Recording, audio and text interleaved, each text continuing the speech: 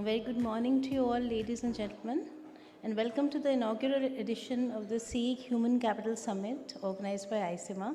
The ICIMA Human Capital Panel, which was constituted recently, is tasked with collaborating on human capital trends within the CE sector and facilitating meaningful discussions on HR-related matters, thus fostering a culture of dialogue and information sharing amongst member companies on all aspects of human resource development.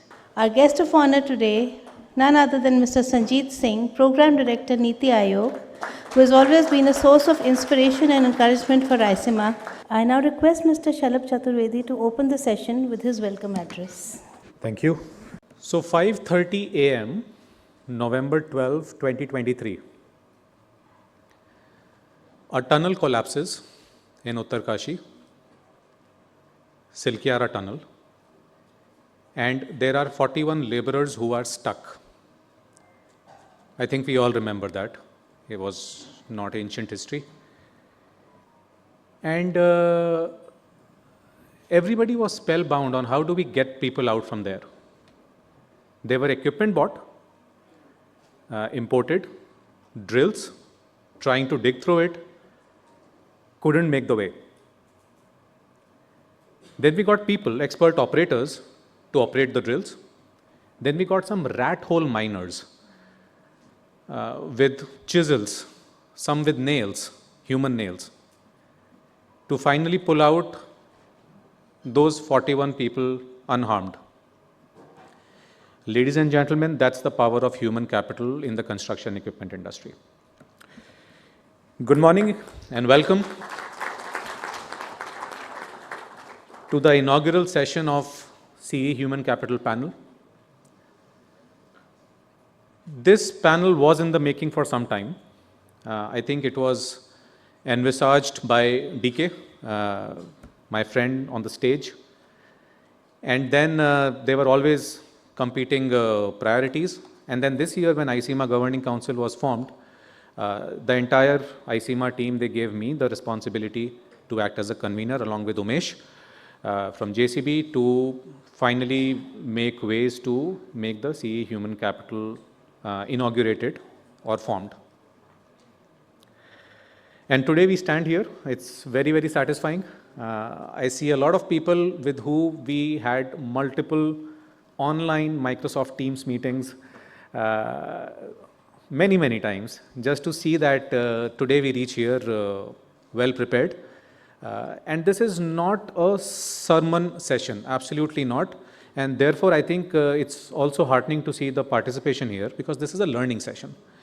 We are going to talk about the human capital industry, human capital in the construction equipment industry, not just the OEMs, but also the component manufacturers, also the supply chain, and not just the supply chain, but also on the demand side, on the operators, on the skilled technicians. We kind of divided it into four main categories of talent attraction and retention, how to skill the talent, how to make career paths, and then how to also increase diversity and inclusion in this traditionally male-dominated space. And these were the things, the four themes that we really worked with. We had Deloitte, our knowledge partners, to work with and who supported us in this journey. Before I proceed, I'm Shalabh Chaturvedi. For all who don't know, I manage Case New Holland Construction Equipment in India. I'm the managing director for the company. CNH is part of a big whole. It's a part of the Fiat group. We do Fiat, Jeep, Stellantis, Peugeot, Citroën. We do Ferrari, we do Maserati, we do Iveco trucks, we do Fiat powertrains, the engines. We are among the top 10 global organizations in the world. We own The Economist magazine. We also do Juventus Football Club, those who are interested in football. So a lot of things under the group. And I'm representing the construction equipment segment of the group. And I'm very pleased and very humbled to present in front of all of you today. It is my special pleasure to welcome Mr. Sanjeet Singh, the Program Director of Niti Aayog today. Mr. Sanjeet is an alumnus of St. Stephen's, and he's a IRS officer, and he has worked in multiple schemes in development of the various policies and frameworks for the Government of India, and he continues to do that. We are really privileged to have you amongst us, sir. Heartily welcome to you from all of us. As we come together to deliberate upon the leverage the people power will drive the future economic growth in the nation, we need to contextualize this. I would say in the past decade, India has been one of the most dynamic and rapidly expanding economy. Construction equipment used to be, I mean, when I was born in this industry, about almost 20 years ago, and when I see the size of the industry then, which was less than 4,000, 5,000 units, is now 1.3 lakh units that we are doing. And then we are also exporting. There is emission convergence. There's a lot of, let's say, excitement, attraction coming in this industry over the years. We have seen this transform in front of our eyes, and it is becoming extremely important in the global scale, in the global scheme of things, on how Indian construction equipment industry is growing. Today, as a sector, we are employing almost 3 million people. We are close to $9 billion as a sector. And we have our plans firmly set on the Viksit Bharat initiative of Government of India, that how we as an industry could treble in size between now and 2047. In the recent budget, there were many interesting, and this happened quite recently, so we still need to see the fine print, but in general, there was a lot of initiative shown by the government for the skill building in this sector, in general in the manufacturing sector. There has a provision of 1.5 lakh crores set aside for education, employment and skilling. As many as 3 schemes were launched focusing on employment-linked incentives. One of the key highlights that the government will provide 1 month salary to all newly entering employees via direct benefit transfer. This is expected to support an astonishing 2.1 crore youth over the next 2 years. The second scheme of particular interest in the manufacturing sector, where the government would support 24% of the newly hired employee salary up to 4 years. This monetary benefit will pay huge dividends in the future, as the raw gems would be transformed into polished diamonds over the 4 years. As a direct result of this scheme, 50 lakh new jobs are expected to be created. The third scheme provides a massive subsidy to the employers. The government intends to reimburse the EPFO contribution towards new hires up to rupees 3,000 per month. This scheme would run for the next 2 years, investing in youth skill development, creates a skill workforce ready to harness emerging technologies. This will encourage businesses like us to prioritize skill building. And then there is a long introduction note which I will skip, because I feel the emotion that is there is that today all of us spend time here to learn from each other. I would again repeat, is not a sermonizing session. This is a session, is more of a workshop where all of us deliberate together on how to make this particular sector attractive for the youth of tomorrow. Thank you.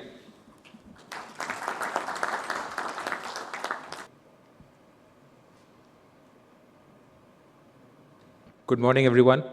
And thank you, Mr. Chaturvedi, for setting this context in such a fantastic way. I welcome all of you and welcome everybody on stage for coming into this event. I specifically say for setting the context in such a fantastic way because, like Mr. Chaturvedi, I saw you had a printed speech. I have one as well. And I will do exactly what you did, which is of not referring to it. Because I think 2 things what you said, which I felt very strongly in the last 5 or 7 minutes that we heard here. One is, as a firm, we obviously work with a lot of industry bodies. We participate in a lot of these events. But from the time that I've come into this conference today, the conversations that we have heard so far and the tone that you set with regard to being this not being a sermonizing but a genuine session for conversation and debate, I think that's very different for what you are trying to do here versus whatever we see in a lot of other industry bodies that I'm not trying to compare this as say good or bad. I'm saying this is a very fresh way of looking at things, which, I mean, being a knowledge partner to this, it feels really good to be a part of this, of the session.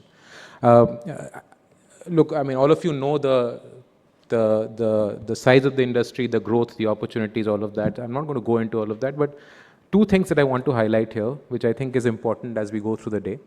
Number one is obviously this entire aspect about using this platform to identify ways in which the industry could improve. I mean, in every industry there is competition within players, which is natural, but it's important to also see what are the best things that the industry could adopt, because growing the pie in industries that are actually growing fast, growing the pie is more important than dividing the pie. And that's one thing that I think will be useful as we go through this through the session today. The second thing is, and this is for all of you as you think about it for next year as well as this year, is it's great that you are coming and doing this, but as someone who's looking at this from an outsider's perspective, it's important for you to tell the world outside also that you're doing this. Because the world outside probably does not associate the construction equipment industry with the nature of initiatives that you're taking for these kinds of events or for these kinds of conversations. The fact that you have done this for the last two years, am I correct? For the last 2 years, the fact that we are today also releasing a coffee table book that captures best practices in HR across organizations, this is not something that the world might be aware of. And so as you become stronger in your HR practices, it's not just important for you to yourself know, but also the world to know that of the differences that you are bringing into your organizations. So with that as the objective, I would again thank you all for participating here. As I discussed, we'll come up with the coffee table book in some time, but look forward to this being a very meaningful day for everybody who's spending time here today. Thank you very much.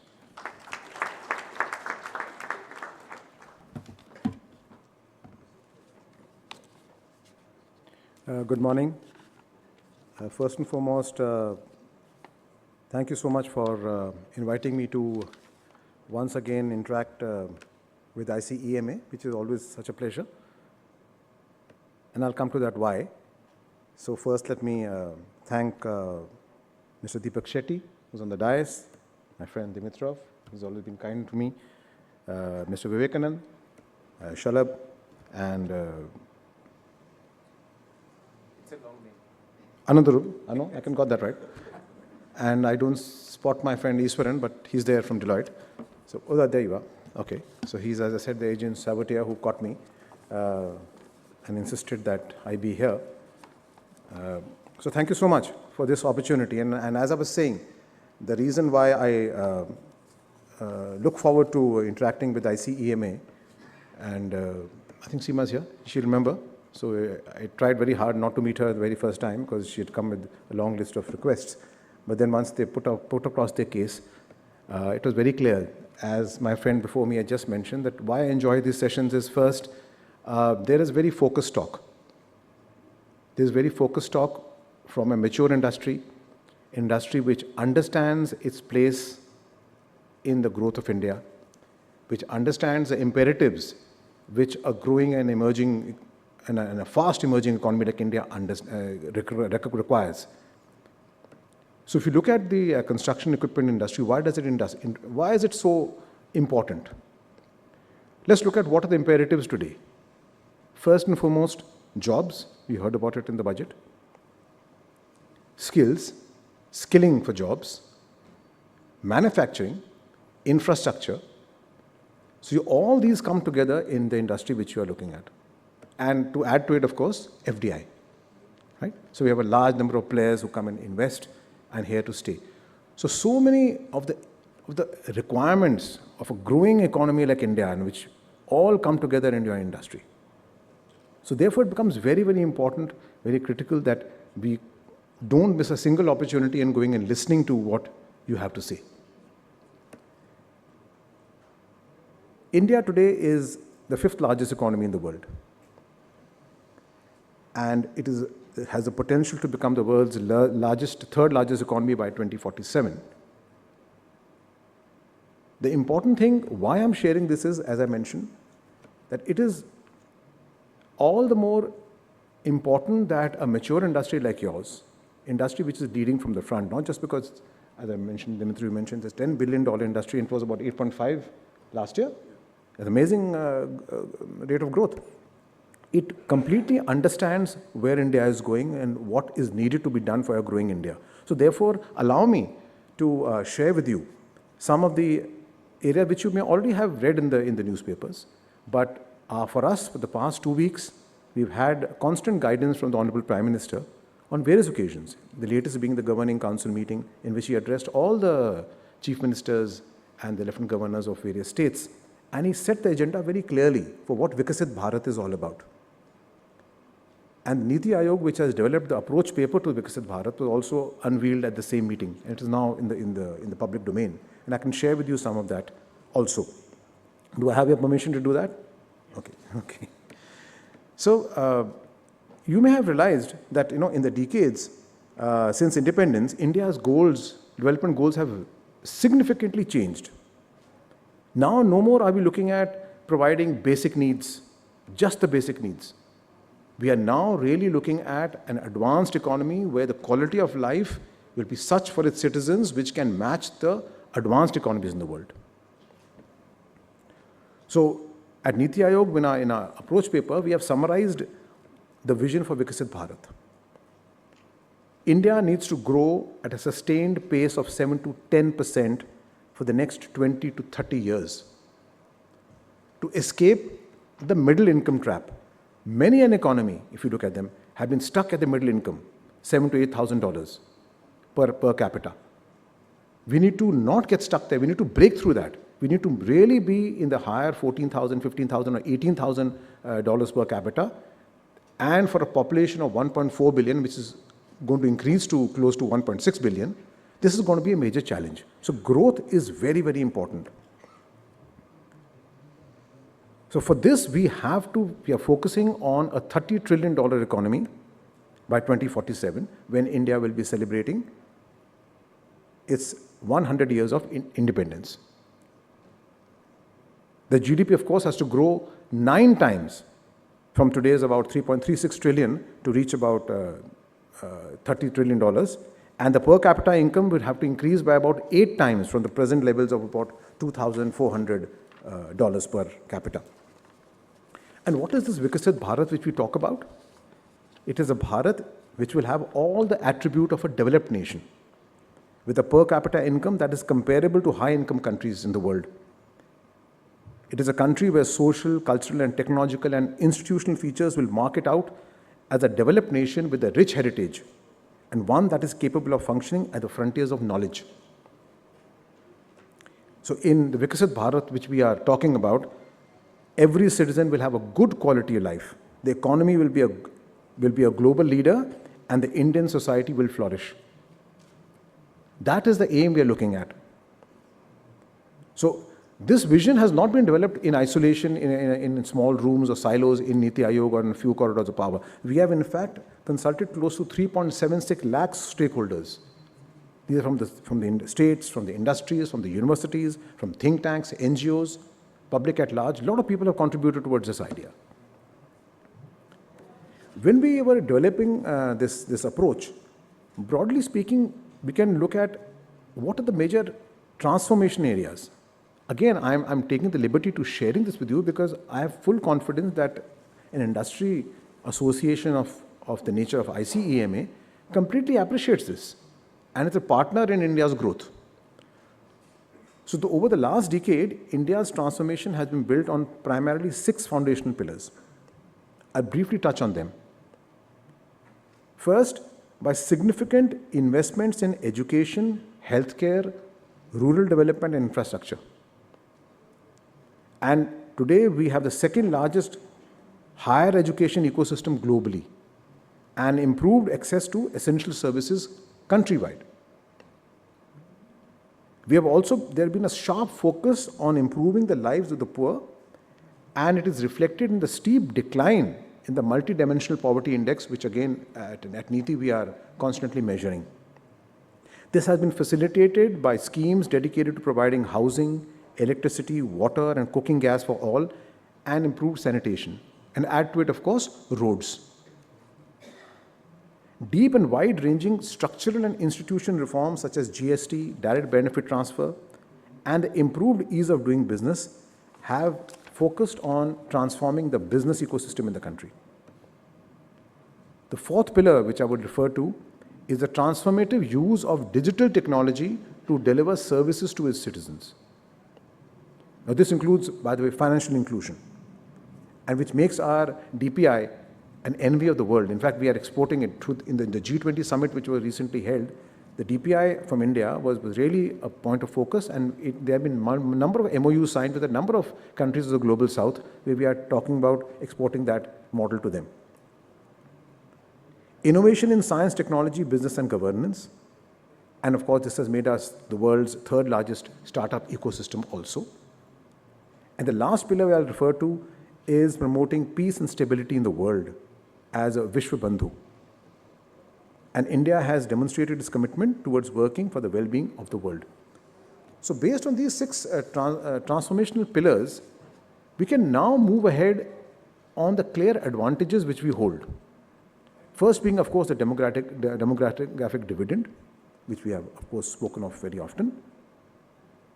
In fact, India will be soon the source of the 92 million workforce which the world will need, will be provided by India, provided that they are in good health, they are appropriately skilled. Apart from being, India hosts the world's largest diaspora, which is spread across the continents. India boasts of a cultural diversity with a rich heritage, which is at our roots.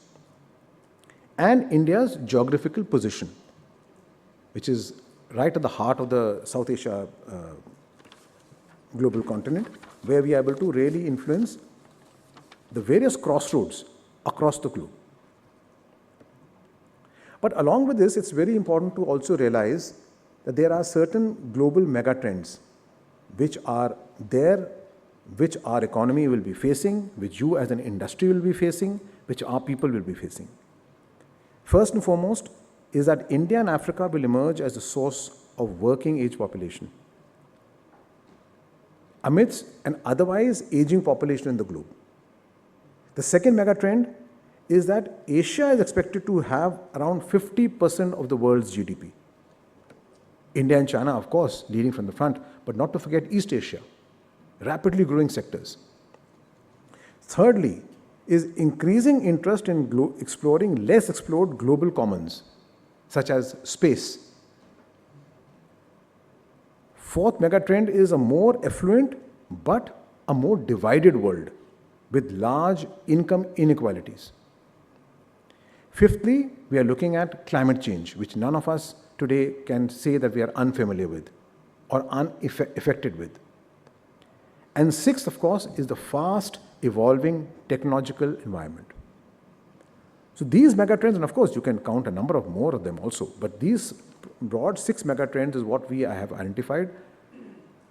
We have to take them into account when we're looking at Viksit Bharat, when we're talking about the next 25 years or 30 years or beyond.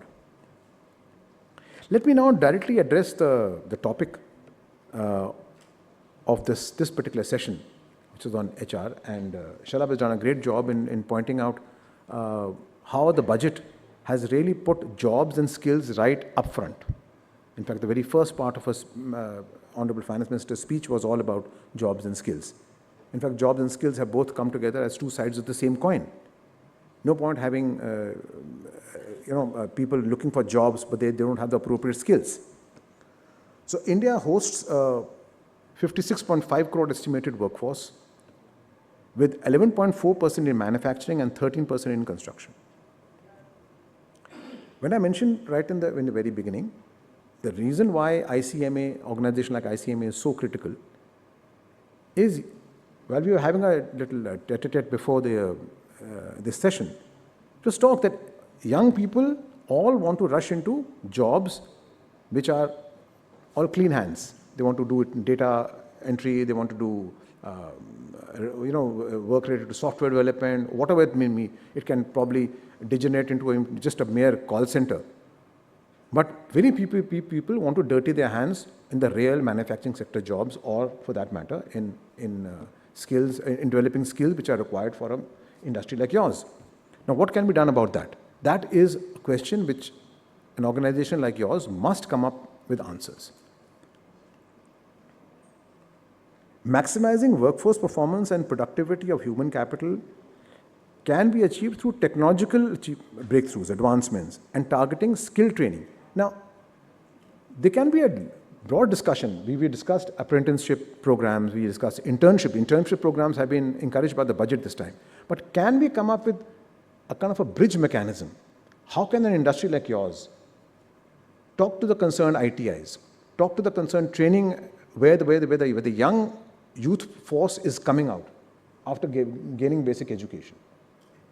Can we tell them that you don't really need to be, let's say, a graduate in some subject which really doesn't make you more employable? But can we, for example, the Koreans have a model which they are discussing with us. We'll be happy to involve you in that discussion. So they are saying that, look, right after class 12, we need to go into the vocational training.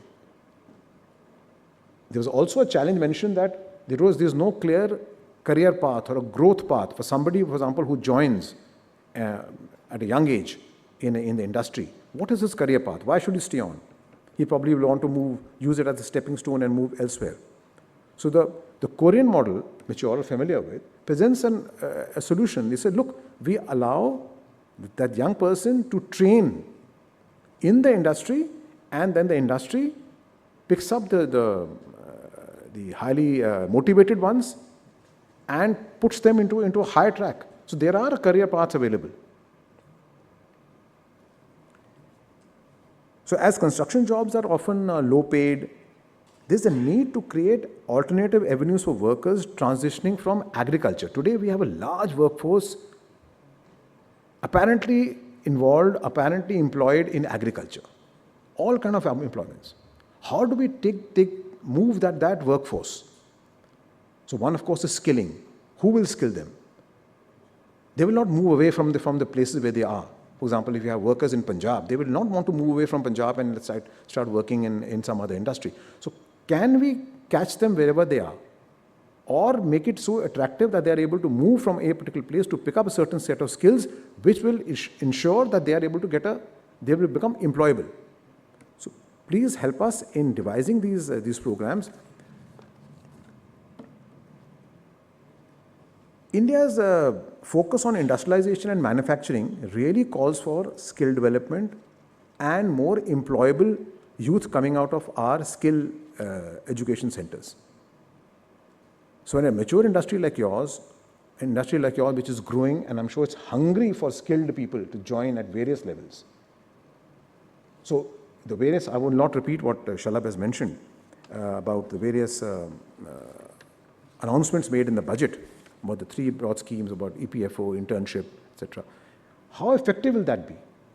Is there more to be done? So you will have to advise us on that. Please let us know, let this industry let us know that, look, this is not enough, this more needs to be done, this is good. Now, for example, I can share with you that a couple of days back when we had the Governing Council, the Honorable Prime Minister spoke about investor-friendly charter to be developed across states, because that's where most of the investment is going to go.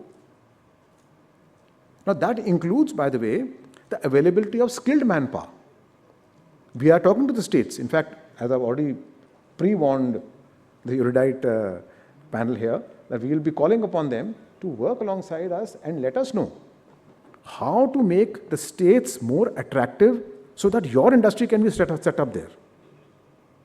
What will make the states really be able to attract industry like yours to come and set up their base there? So among other things, of course, law and order, governance, availability of power, availability of land with least friction, skilled manpower. So can we start talking to the state governments that, look, this is what you need to do. You have ITIs, you have a lot of engineering colleges, but the kind of courses which they are teaching are of no use to us. Or rather, they do a bit of engineering, after that they are again unemployable. So can we engage with them? So this is a discussion we would like to have right at the state government level. In fact, the Prime Minister urged us that the concept of Viksit Bharat has to be taken down to the districts, and let the panchayat level discussion also take place. why our people from my village are not being employed. So let that discussion take place at the lowest administrative units in the country. That is where the real ideas will come up. So I urge you to please join this campaign. And one of the major reasons, of course, is this, so that I can come and really get some fantastic ideas from this particular sessions. And of course, to meet a lot of friends. But the idea is the conversation will not end today. This is only the beginning. And we would request that please, let's carry on this conversation. This is a very important topic of jobs and skills. An industry like yours has to really step up, not just in terms of employing more people, but telling us why you cannot employ more people, or what the government needs to do, what the state governments need to do to make people more employable, right? So thank you so much for patiently hearing me out, and thank you for this opportunity. Thank you very much for your inspiring words, sir. And now over to you, Mr. Ghosh, for the panel discussion. Sir, actually, I know Mr. Singh, you've just finished his speech, so, but I'm still getting into starting off with you, if you don't mind. You spoke a lot about this whole, I mean, not just you, everybody's been talking about the entire skilling infrastructure, etc. From your vantage point, what do you think are the top 2-3 things that needs to be ironed out at a policy level for this to start seeing effect on the ground very soon? From developing the skilling infrastructure or smoothing any parts of the infrastructure, what would be the top 2-3 things that you think needs to be ironed out?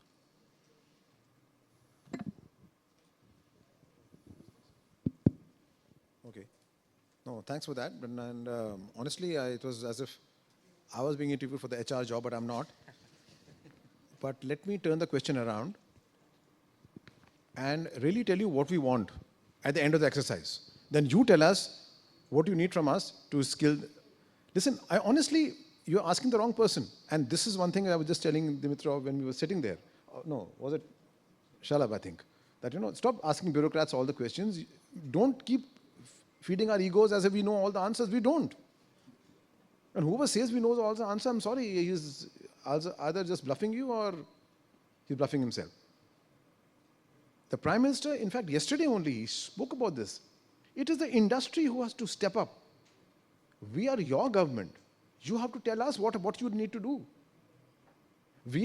That's why I used up my airtime to basically lay before you the broad picture, that this is where the India is, what the Prime Minister wants India to go. This is where we are working to make India go. Now, we need your help. You are a partner. You are the ones who have to really ensure that how do we reach those goals of Vikasit Bharat? How do I create those jobs which are required? I need those jobs. I need jobs in the manufacturing sector. I want my infrastructure to grow. I want a skilled manpower. So now it is for the industry, which is really, I mean, for the lack of a better metaphor, I mean, that's where the shoe pinches, right? So if you don't like a scheme, for example, that's what I was just sharing with Mr. Vivekanand also, that look, the budget has announced a couple of schemes. You test it out. I'm sure they have been there after consultation with the industry. But you test it out, you tell us, will that work? Will the internship program work? Is the national apprenticeship scheme which we have, is that working? What improvements are required in that? So my answer to your question is very straightforward.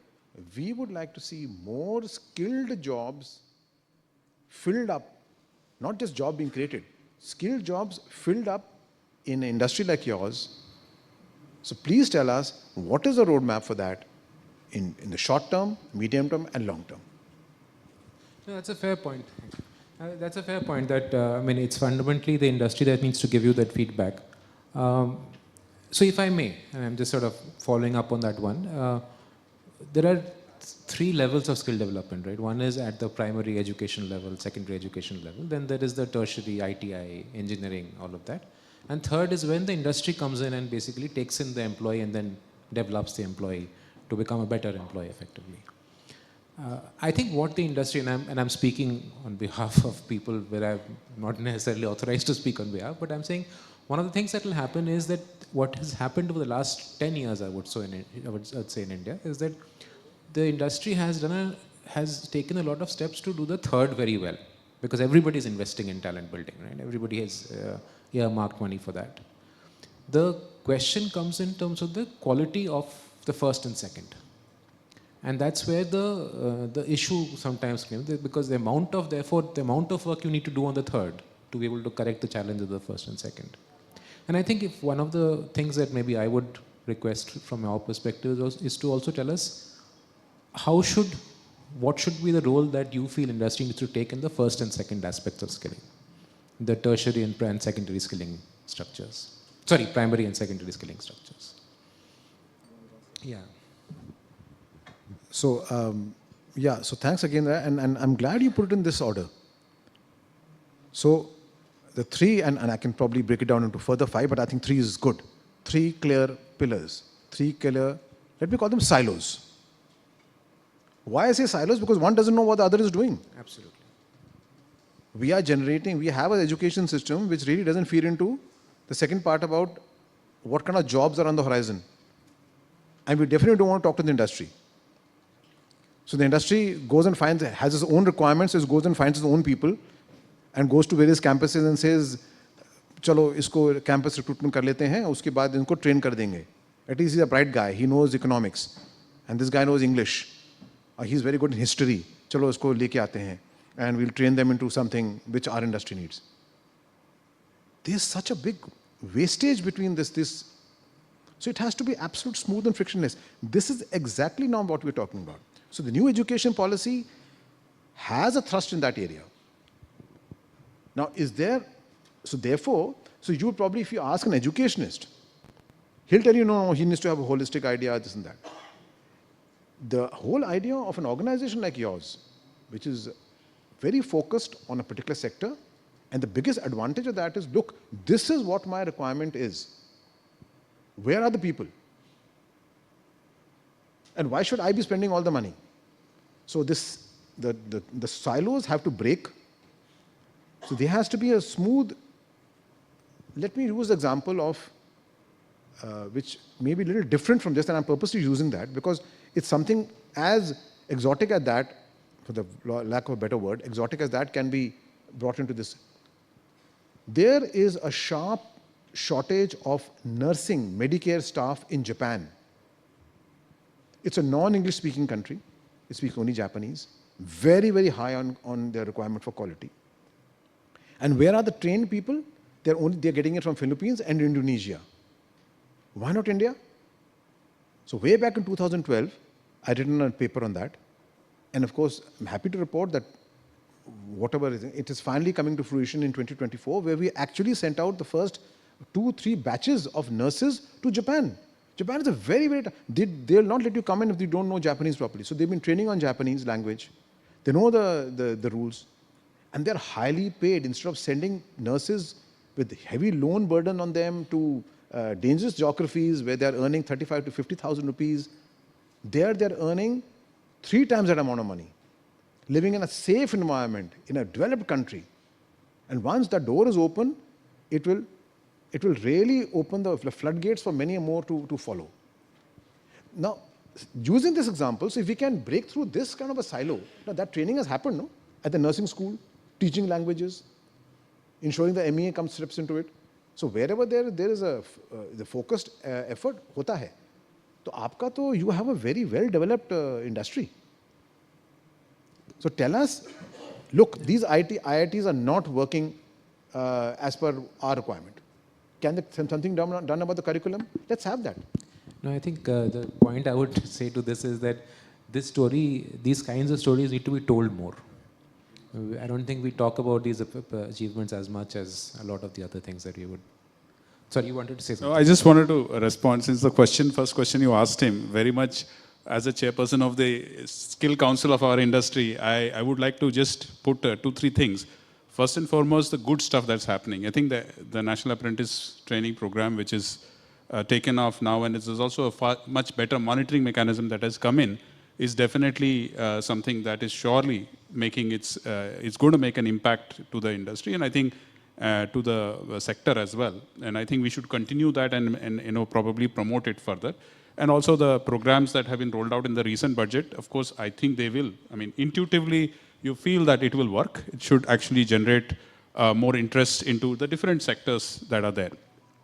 I think as an industry, of course, one of the areas that the Prime Minister actually focused from his first term was the Skill India movement, and for which a certain ecosystem was created, and the National Skill Development Council and all of that, which is today in place. One of the challenges with putting all kinds of skills under one umbrella is that it also does not get the right specific focus that it needs to. So one of the challenges we have struggled from a skill council is to be able to be understood that the cost, for example, of skilling a resource for our industry compared to, let's say, a beauty sector or something is totally different. But somehow when it is being viewed, we do not get the full understanding of the policymakers. So one of the things is that how can we make the current skilling ecosystem that has been created, the governance mechanism that has been created, a little bit more effective by connecting to the respective ministry, and the respective ministry, let's say, for example, heavy industries or road sector. These are the two ministries with whom we have a highest traction. Can we get a little bit more direct involvement of these ministries for our skilling area so that we get the right understanding and support? This could be one specific area where we can see that things can move in a much better way.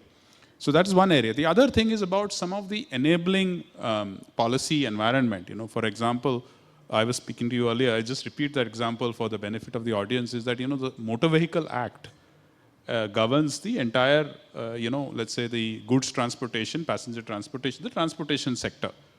For the infrastructure sector, Motor Vehicle Act also is impacting from the perspective of those products that are defined as motor vehicle or equipments that are going on the roads.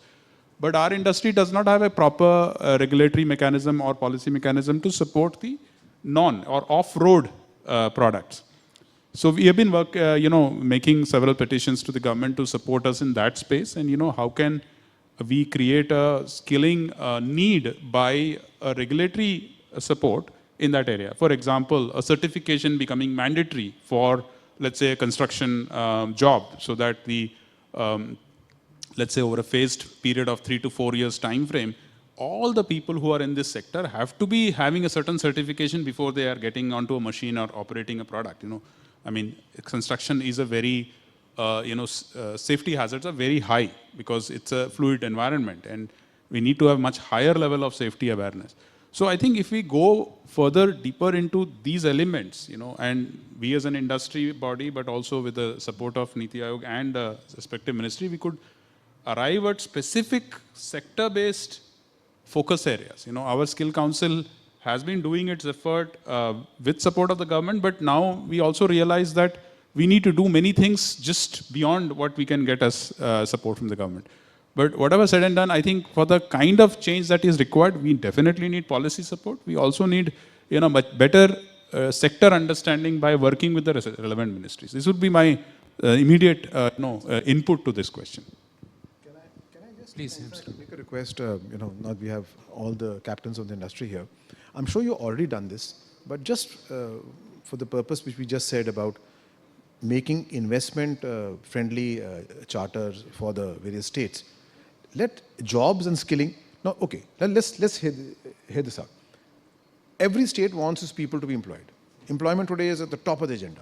I need to create jobs, I need to create jobs. You are saying, look, give me employable people and I will employ them. And then we pressurize you, no, Deepak ji, you must give more jobs. You say, yes, sir, but where are the employable people? So this discussion, who will break it? You looking at the government? No, it's not going to happen, right? The way it will probably be, if you are heading the Skill Development Council of this industry, if you can work out, look, my industry needs the following list of people. We need this person with the following 3 or 4. I'm not asking you to lay down 20 basic qualifications. Basic qualification, ye 3 hona chahiye. And I'll be able to employ 1,200 people in the next 1 year, estimated. I need these people with this much qualification. We can employ 5,000 people. this much population, I will need 100 managers. But this, for example, I'll give you one example. In the Capacity Building Commission, and the quality, is headed by Adil Zanubhai, and he's got fantastic ideas. There is a concept that where we are saying that, look, even for project execution, there are not enough managers.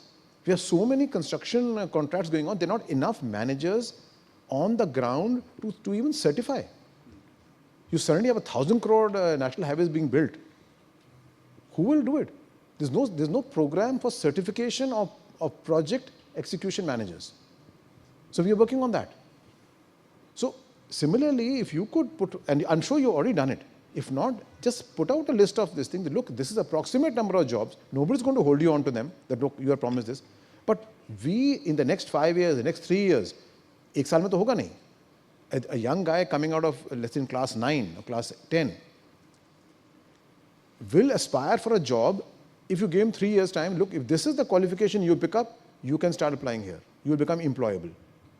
And make sure that, this is a stage 1. Stage 2, make sure that the state governments become aware of it. And here, I raise my hand and tell you, if you, once you're ready with that, you let us know. We will make sure that every state government comes to know about it. And we'll make sure that they push it down to the lowest administrative units. Look, please skill them in this manner. And then third discussion can start. How do you link the dots? That look, आपका ITI है, उसमें course ठीक कर लीजिए अपना. आपका ITI में course हो रहा है, उसमें सर्टिफिकेशन ऐड करवा दीजिए.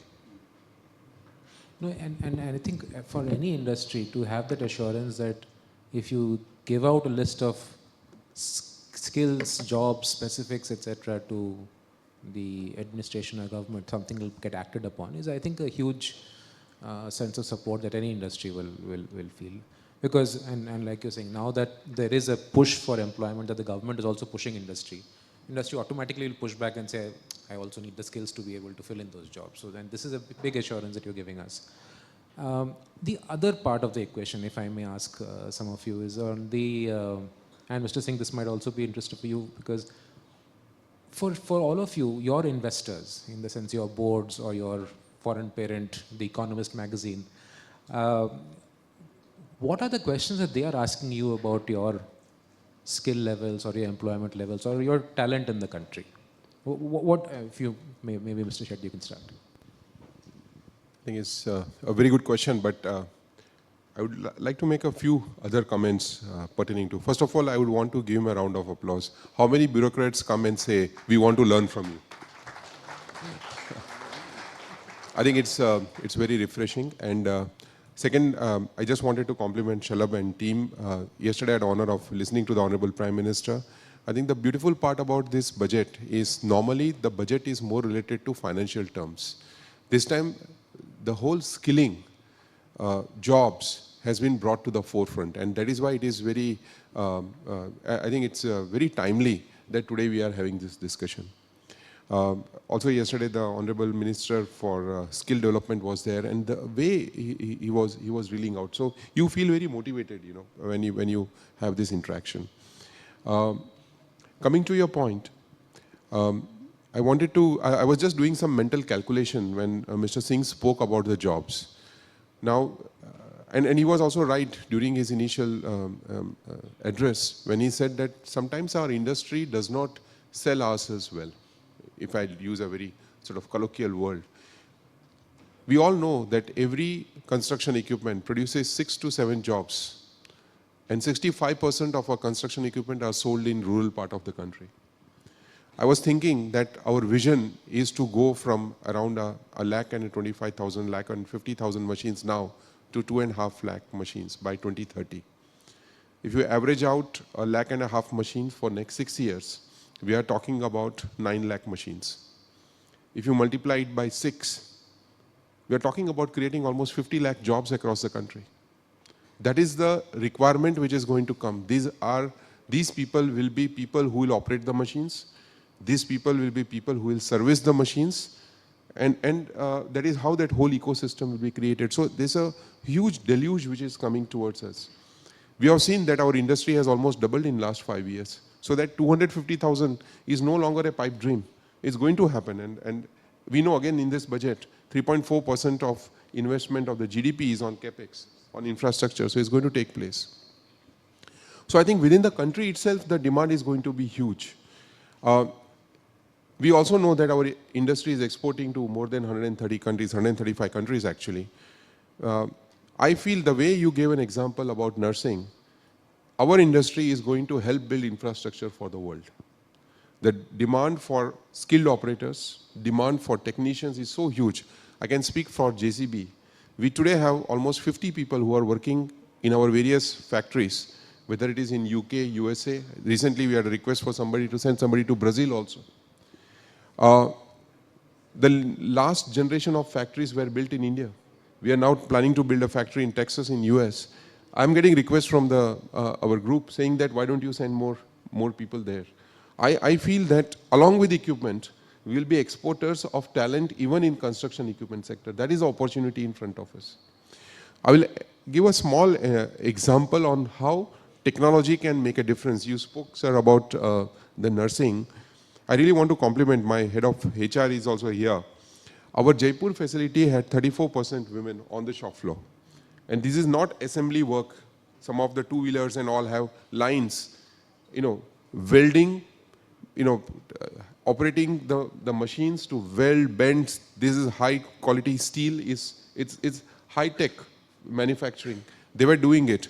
But when we set up the Vadodara factory, we said we'll take a challenge of 50% diversity. And I want to compliment the team. They have actually delivered 52%. But what is the key? The key is that we went to the ITIs in the tribal area of Gujarat. We recruited these young ladies who are 18, 19 years of age. We used AR, VR technology to teach them how to weld. And let me give you one more data. In last 1.5 years, we have exported 30,000 tons of steel fabrications to our factories in UK. Only 3 components have failed. So you can use technology to skill very quickly, upgrade them, and they are trained so well that you get the world-class quality. So I feel all these things are right there available with us. It's just that we are not sharing this, and we can be more aggressive. Point which Dimitrov made, Mr. Singh, is very important. If we have to train an operator on our machine, it is minimum 2.5 months of training. Now the cost of diesel is very high. Now this is where again we are working on looking at how we can, today the simulators which are there are costing around 10 to 15 lakh rupees. We are working on how to create a simulator for 2 lakh rupees. And we can have those simulators and which can really impart skills. But if there are schemes from the government where you can support, it can make a huge difference. This is, I would say, a low-hanging fruit, that if you can allow people to buy these simulators at a subsidized rate, we can really skill up, and we can skill up people not only for the Indian market, but for the global market. I was in Dubai over the weekend, and I was talking to some of our customers.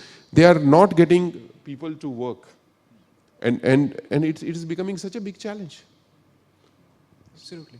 Sorry, Mr. Yeah. No, just to add on to what we just spoke, right? And I know Mr. Sanjeet Singh talked about working in silos. I think one thing which is going to be really important is to really see how the demand is working on a silo and supply is working on a different silo.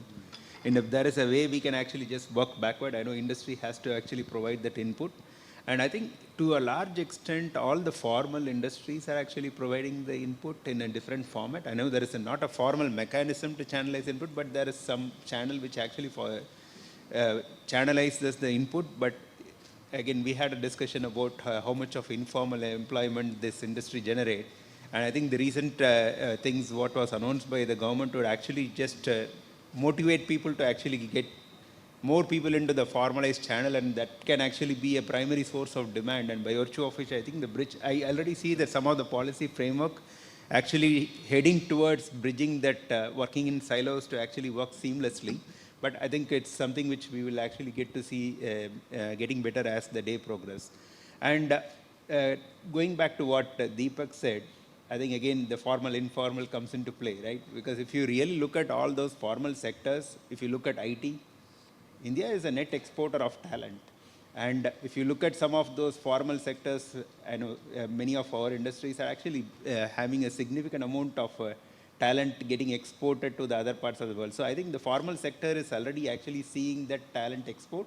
And it's not necessarily the talent needs to be exported to the other countries. So if you have to really just attract the jobs to the country, it's also actually a sort of an export, right? Because we are migrating, having a reverse migration of the talent which is happening.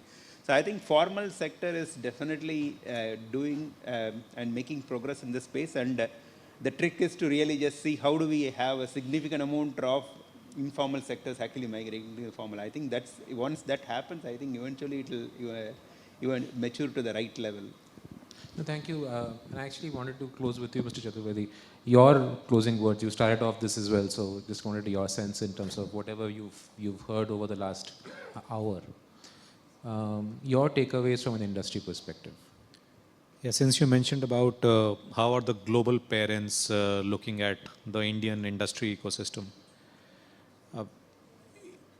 I mean, about a decade ago, most of the equipment used to be designed in Europe or North America and then adapted to India.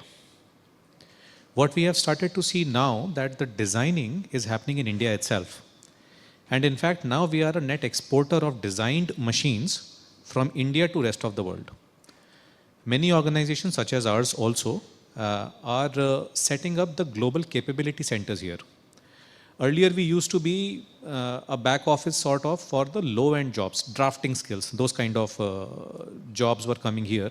But now the real R&D, the number of patents being filed. We, for instance, have recently set up a GCC in Gurgaon, employing almost 700 engineers.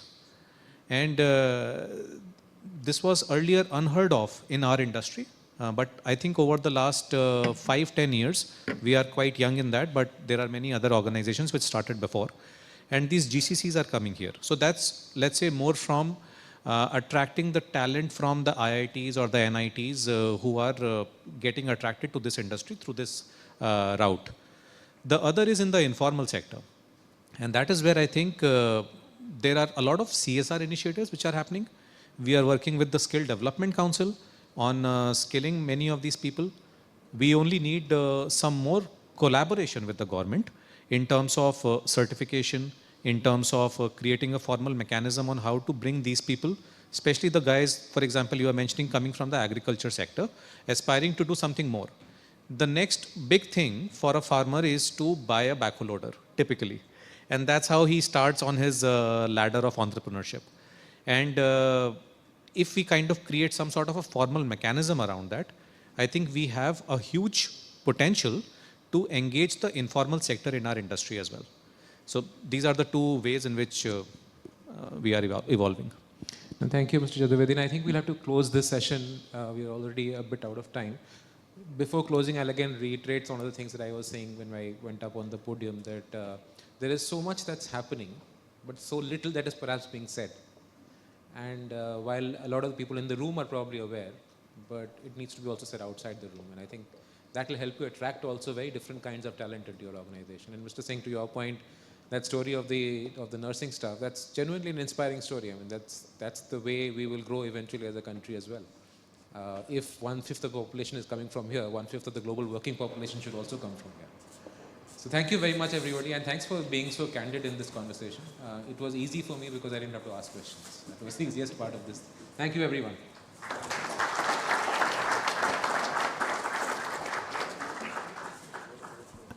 Ladies and gentlemen, it's now time for the highlight of the session, the release of ICIMA Coffee Table Book 2024, Human Capital Horizons, Elevating People Prowess in the CE Industry. I'd like to invite on stage Ms. Seema Gupta, Director General ICIMA, and Dr. Nilesh Gupta, Partner Deloitte India, to join the dignitaries on the stage in doing the honors.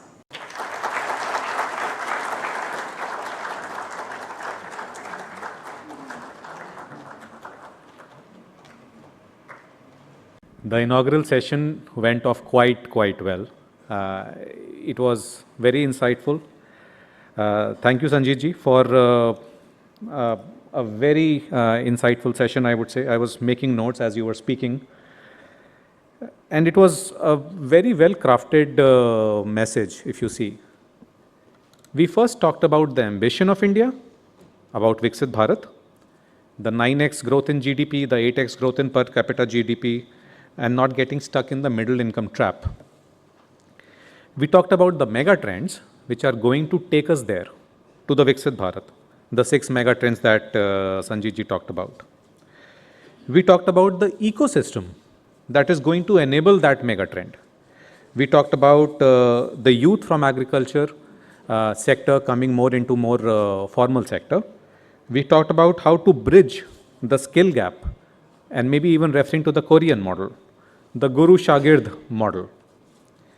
We talked about the enabler for that ecosystem, where the government and industry come together for a partnership and at least start a conversation. And I think that is the most important and the first step. So, thank you a lot. Thanks a lot, Sanjeev ji, for a very, very nice and insightful session. As we conclude the inaugural session today, it is clear and evident that the CE, the construction equipment industry, is all poised for a quantum leap as we grow towards the next decade or so. It is not a slogan, because if you look at the recent history, the industry has demonstrated, it has doubled in the last 5 years from where it was. So there is no reason to not believe that it can continue to grow on that trajectory. On behalf of ICMA Human Capital Panel, I wish to express my gratitude to all the government bodies who have represented and taken out their valuable time for this summit. Their role in fostering innovation and conducive policy environment for the CE industry growth is highly, highly appreciated. We shall always strive to live up to the expectations and excelling in our endeavors. I also wish to thank the panelists for their willingness to share their insights and expertise and thereby enriching the discussion and making the summit a success. A very special thanks to Deloitte, both for being a knowledge partner for today's event, as well as for lending their expertise and support in establishing the ICMA Human Capital Panel and enhancing its visibility. The coffee table book, The Human Capital Horizon, Elevating People Prowess in CE Industry, which has just been released on this occasion, showcases HR best practices in this Indian CE industry and highlights the role of human capital development in supporting the growth of the industry. So is not just I think it's a book to treasure. Is not a book which you keep on the table and forget about it. It's actually a manual which you can go back again and again to refer on how different industries have come together. And personally, I was very pleased to see that all the members of the construction equipment industry, the supply chain industry of construction equipment, they came forward in a very uninhibited way to contribute. As all the case studies you will see in this book, it is extremely enriching for anyone who would like to see that. We will proceed to the first session of the summit, which is a panel discussion with Chief Human Resource Officers and HR heads for best practices on strategic HR solutions and tech-driven talent development, after a special presentation on advancements in the CE industry, technology growth and its impact on competitiveness by Dr. Nilesh Gupta, partner, Deloitte India. The summit presents great opportunities of networking as well, so as to actively engage with upcoming discussions on key industry topics. I'm sure we all would look forward to the insightful sessions. I was talking to DK in the morning. The heavy lifting post-lunch session is rested on his able shoulders to keep all of you engaged. But I am sure that it will be very, very engaging and very interesting. Last but not the least, I would like to express my heartfelt thanks to everyone involved in organizing this summit. Your collective efforts have made this highly topical event possible. And to the enthusiastic attendees for their presence, we will commence today's proceedings with the hope that the takeaway of the summit will pave the way for empowered workforce as well as implementation of HR best practices in the industry. Mr. Sanjeev was talking to me in the morning today that did we plan this summit right after the budget because of so much of focus on skill development? And my counter to him was that we anticipated that in the budget and therefore we planned in advance. Thanks a lot. Thank you, everyone. request Mr. Vivekanand to felicitate Mr. Sanjeet Singh now.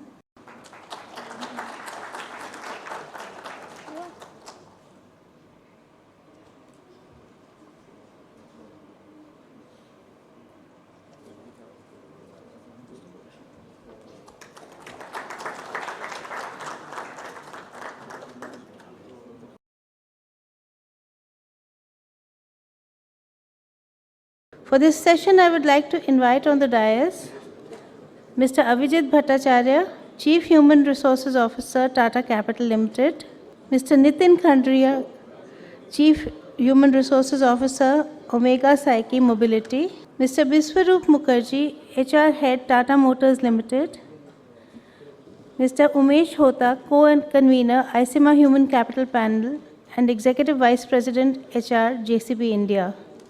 The session will be moderated by Mr. Anand Roop Ghosh. I now call upon Mr. Umesh Hota for the welcome address. Good afternoon. Looks like a post-lunch session. Good afternoon. Much better. It's a great pride and pleasure to be standing here and welcoming all of you, my brilliant set of panelists who are CHROs and HR heads of companies in construction equipment industry and the related industries, and the fabulous attendees or delegates from various companies, primarily from construction equipment industry. I'm very proud when I see all of you. It's because when we started talking about the first conference of this nature, we expected the audience size to be around 50 to 60 people, and we said 50, 60 people will make us happy. But when I see the registration, it has crossed 150. This itself indicates that we all are focused group of HR people. We are interested in learning. We are interested in connecting with others, and we are open to experiment. The kind of leaders that we had in the first session also indicate something. The message is very clear that HR is important for construction equipment industry. And that's a great source of pleasure. My request to all of you is to stay invested, be present physically, intellectually, and emotionally. Please keep your mobiles away. The plants and the operations will run even if we are not there, even if we don't respond to the messages.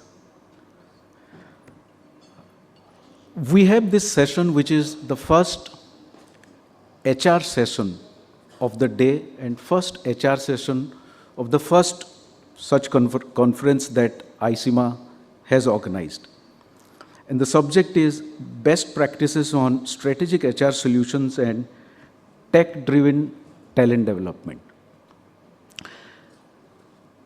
Last couple of days, a picture and a video clip which was doing the round, which is Kevin Pitt, a paraplegic sportsman who was wheelchair bound, carrying the Olympic torch. And I'm sure most of you must have seen that. What is interesting is the wheelchair which he was using for years and decades was folded, and the person who is carrying that is eagerly watching and looking at his face. And this gentleman, Kevin, is nonchalant. He's so happy. He's so happy to be standing. He's so happy to be walking. He's so happy to be carrying the Olympic torch. What made it possible? If you have read the entire article, you'll realize this is the power of AI. This is the power of technology. This is what AI has done to bring smile to one sports person. And the application is huge, not only in our social life, but in our industrial life as well. 3 years back, when we talked about AI, we used to talk about a chat bot. You know, you ask a question about your policy, what is my entitlement in terms of insurance, and you get a response. This used to be the kind of comprehensions in our mind when we were talking about application of AI into industry or into HR. Today the world has changed. Today AI tells us, give me data, I'll give you decision. You want a HR strategy? You don't have to apply your mind. You give me data, enough data, correct data, so that I'll give you a HR strategy. You do your meetings, I'll write minutes for you. Right? So, while we always thought that AI will replace repetitive nature of job, it has transformed into a platform which says, I will make decision for you, and possibly that decision will be more reliable, more accurate than what you people have been taking thus far. A little risky, but that's true. We don't know whether the decisions will be reliable in future or not, and we'll hear about it from the panelists. While I say this, I'm also mindful of another set of information which is floating, which says that the investors are withdrawing their investment or reducing their investment to AI or tech-driven organizations. The companies are now running short of money and their share prices in the market is reducing. So possibly it's a period of doing some adjustments. Coming to pure play HR field, we do a lot on talent management, we feel so. And we request government to give us employable students. Someone who passes out from an ITI should be able to do welding. Welding is our most important skill, right? He should be able to do welding.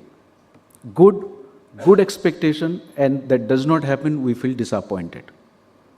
Now let me give you another example.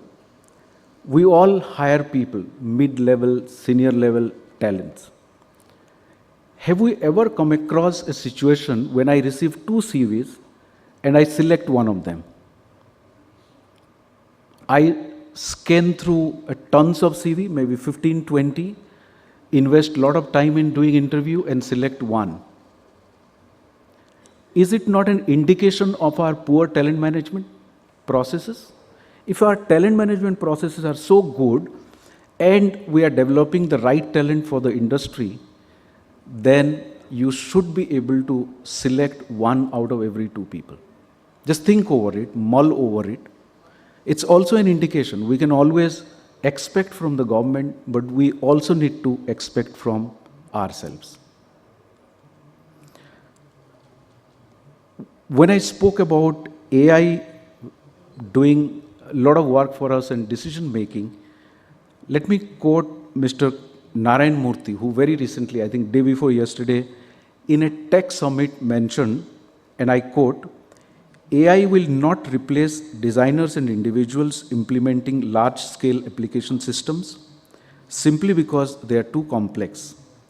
There will have to be huge data dictionaries, data programs, and interconnectivity between all. And this sentence is very important. The creativity and power of the human mind are superior to this system.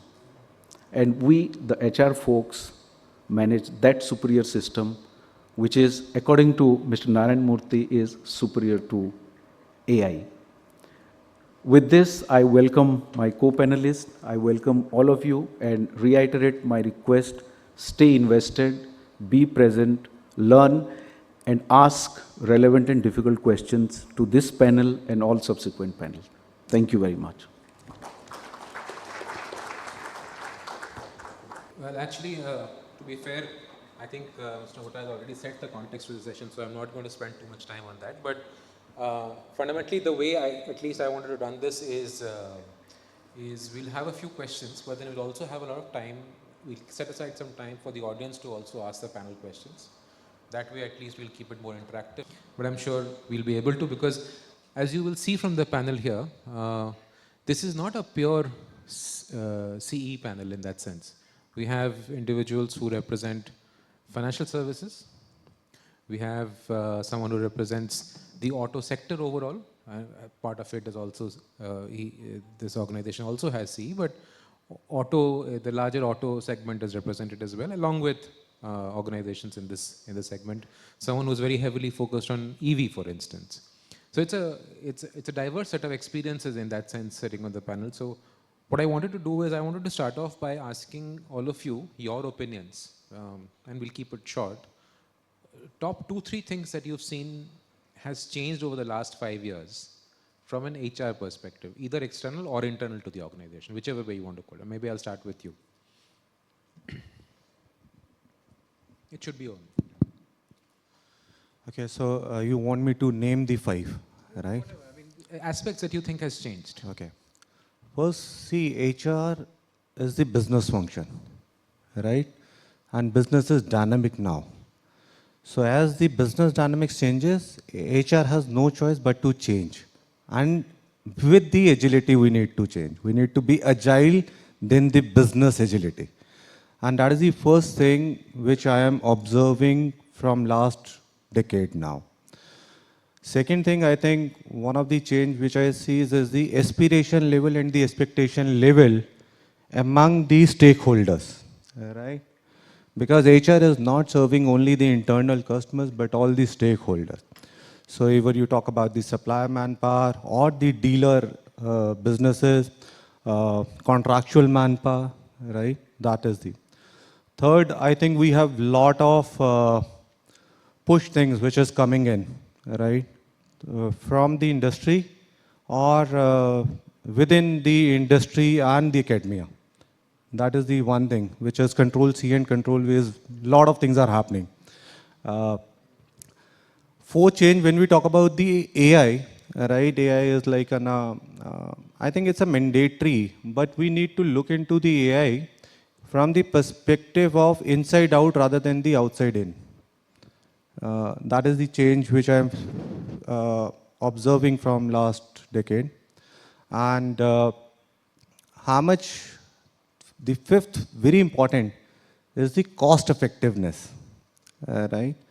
And if you see the last 1 week, Financial Times, Economics Times, right, and the reports which is coming in, out of the 1.2 million startups which have started in India, hardly 0.2% is doing business. So I think integrity and the basics is missing, which is my real fear where I love to work a lot with the number of people I meet. So this is my say. Abhijit, your thoughts. Yep. Hi, good afternoon, and thanks to ICMA for having me here. So Anandrup, first, HR was a strategic function, but I think over the past few years, it has even become more strategic. So the seat at the top table has only become stronger, as even Nitin mentioned. But along with that, there are a few other pieces. One, in terms of people, what I see is that the patience of people has obviously dwindled. So people who come into the workforce want to grow faster, want to earn faster, and get there faster. So there is this inherent sense of pace which has hastened, and this has happened mostly across industries, surely in the financial services. Second is that we are now as HR using a lot of data to take decisions. There is availability of data, and HR folks have understood how to use data, and they're using it to take decisions related to people, related to business, using data. The third, which I would say in terms of HR, is that the generations that are coming up recently, or the recent, are more, they are more purpose-driven. At least they're looking for a purpose. For example, the concept of loyalty is coming down. So it cannot be just loyalty. There has to be some meat in the work, some purpose in the work. The environment has to be a friendlier, more conducive, growing environment. And this is a trend that we are seeing, that they're ready to give up their jobs if these pieces are not in place. Broadly, I would say that these are the three trends in my top of the mind that I see that's happening right now. But again, my view is mostly from financial services where I come from. It may be different. And I think in the last panel, the fourth one, is that there is this tendency to move away from so-called jobs which gets your hands dirty. And it's a big challenge. Most people want to do those, as they say, 24-degree jobs, or 24-degree centigrade jobs. So you're basically in an office, in an AC environment, and those are the price jobs. The other jobs which are there, and in financial services, there is a very large population which is on the field. It's a tough job there, but very few people want to get in there. So that's another big trend, and we have to find out a way to solve it. I think the earlier panel dwelt on it. Maybe we'll also dwell on it. But those are the four I'd like to highlight. Thank you. And I think on the fourth one, I think maybe we'll all see that this is a natural course of evolution, right? As economies become more sort of financially self-reliant, richer, people are opulent, you have this thing. But Mr. Hota, your perspective. I think I agree with what both of them said, but I'll just elaborate a little bit on cost effectiveness. So the focus and the expectation is both on cost as well as effectiveness.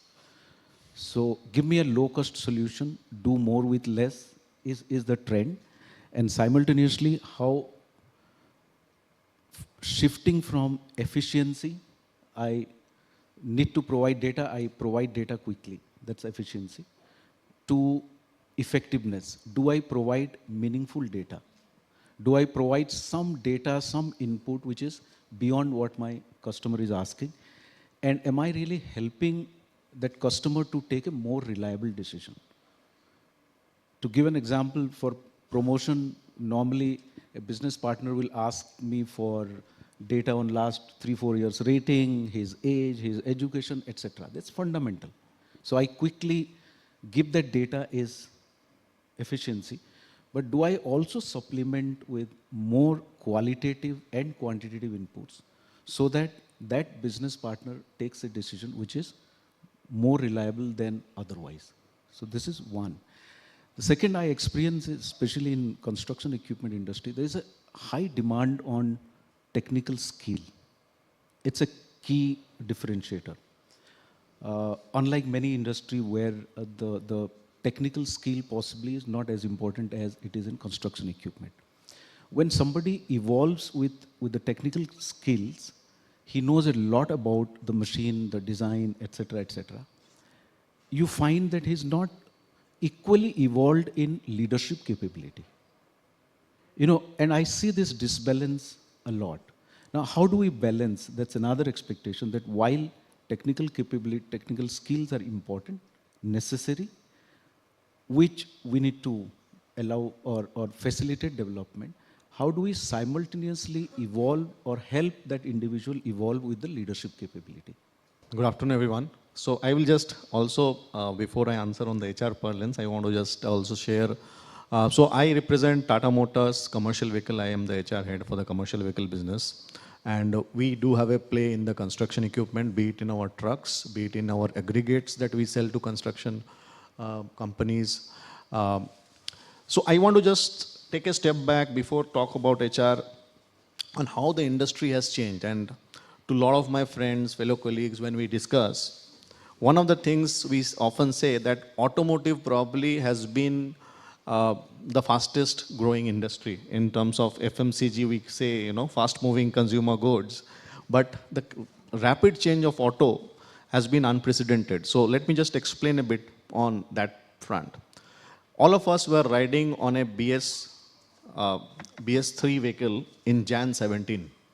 We used to, it was not far off when we used to buy a car and say, this is along with a power steering. Today, ABS is given, airbags is given, power steering though we don't ask also. And cars have become software on wheels.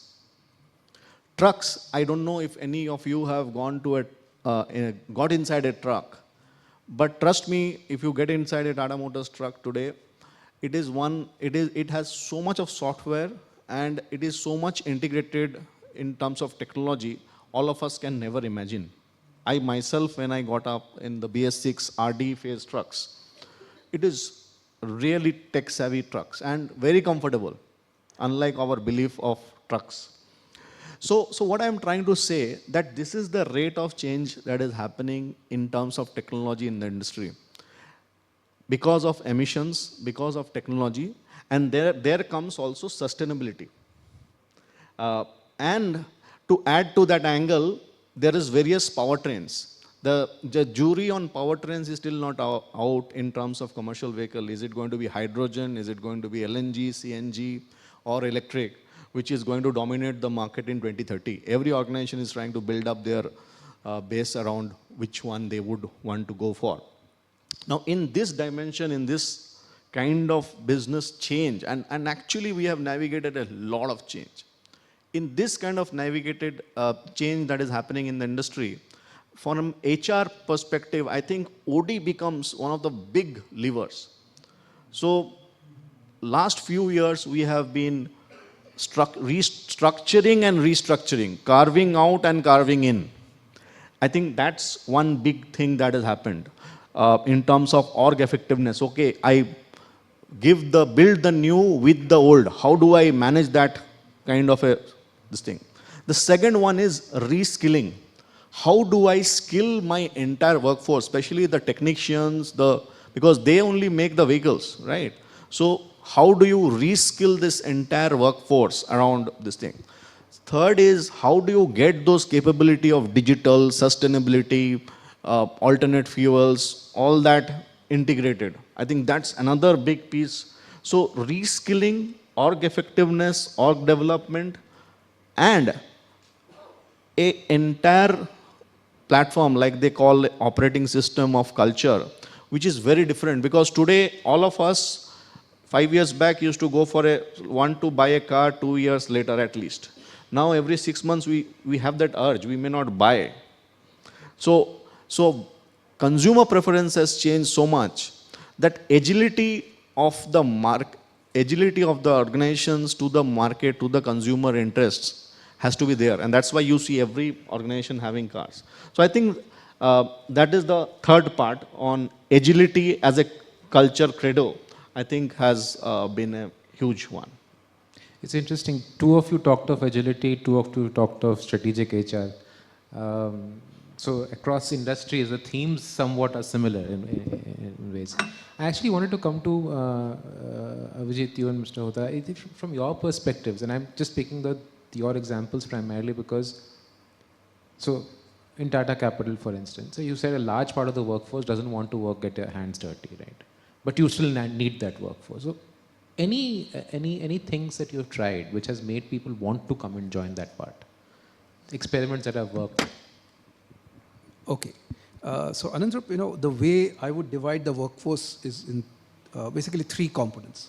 One which is typical to the skilled labor or operators. We have what is called feet on street, or the front end workforce who goes around getting a loan document, or talking to a channel partner, talking to a dealer.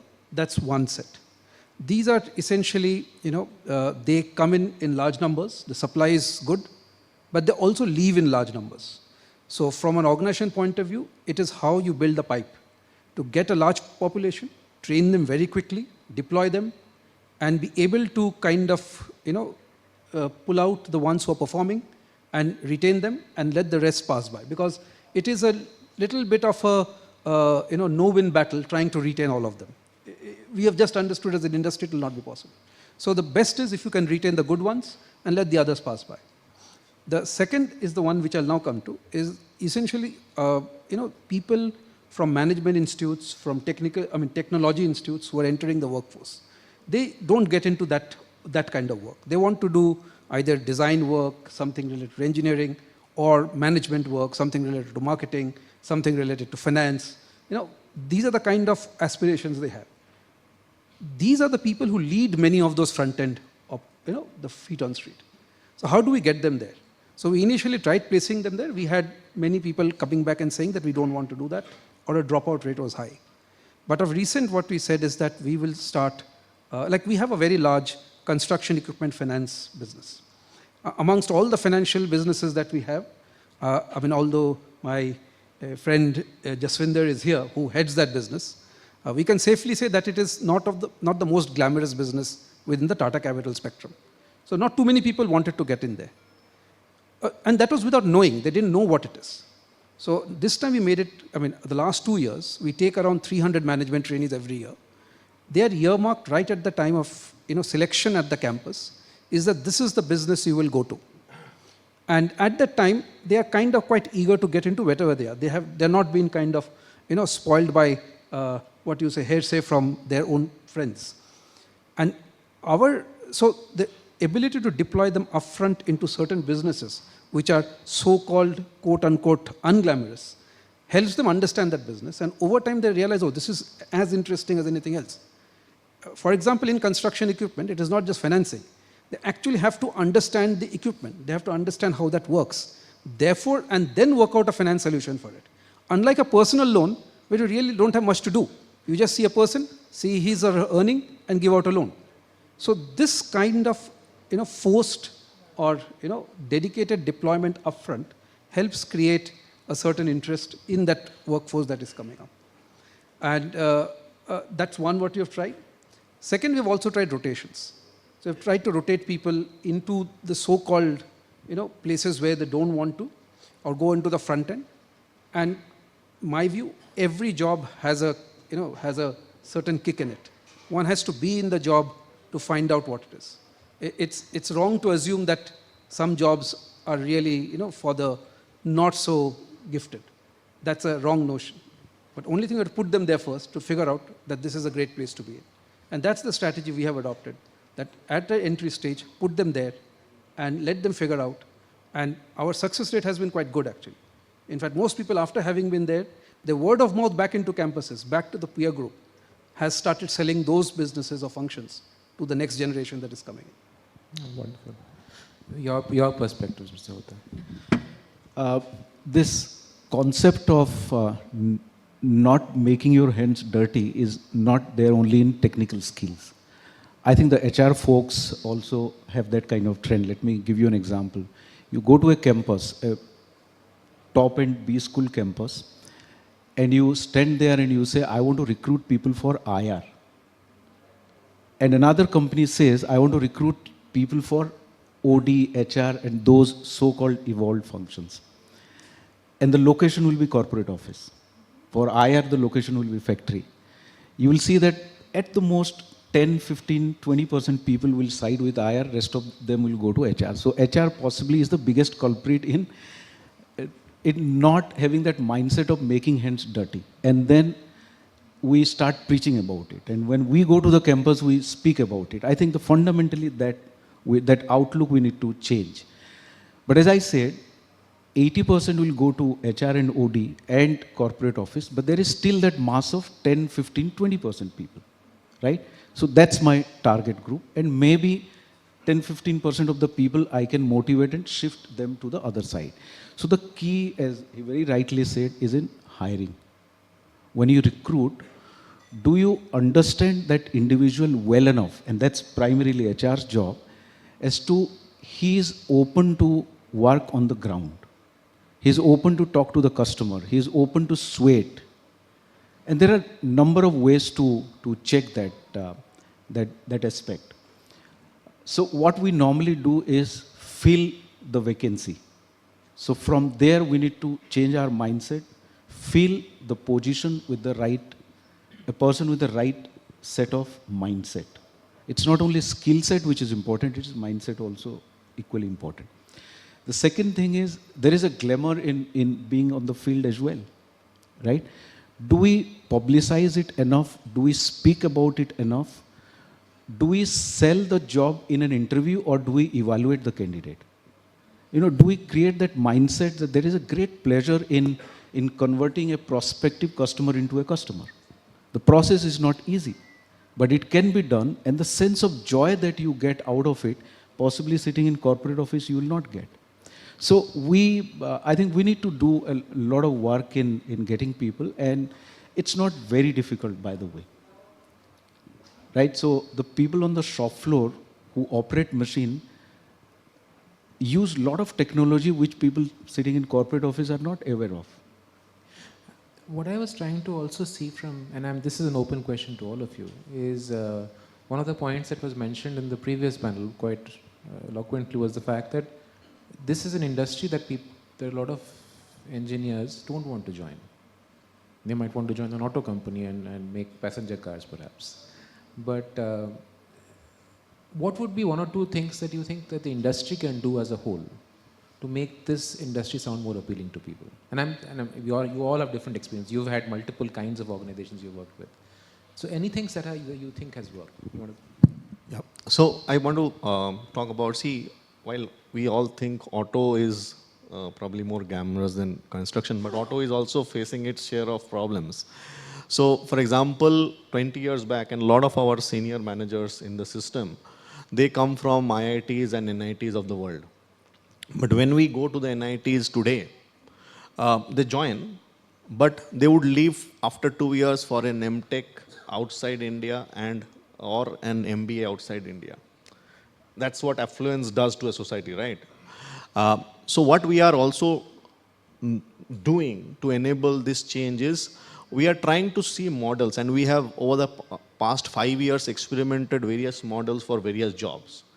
And what we have evolved to now we are more or less understood which one clicks, which one doesn't click. See, for example, for our engineering folks who are into design engineering largely, there we take MTechs.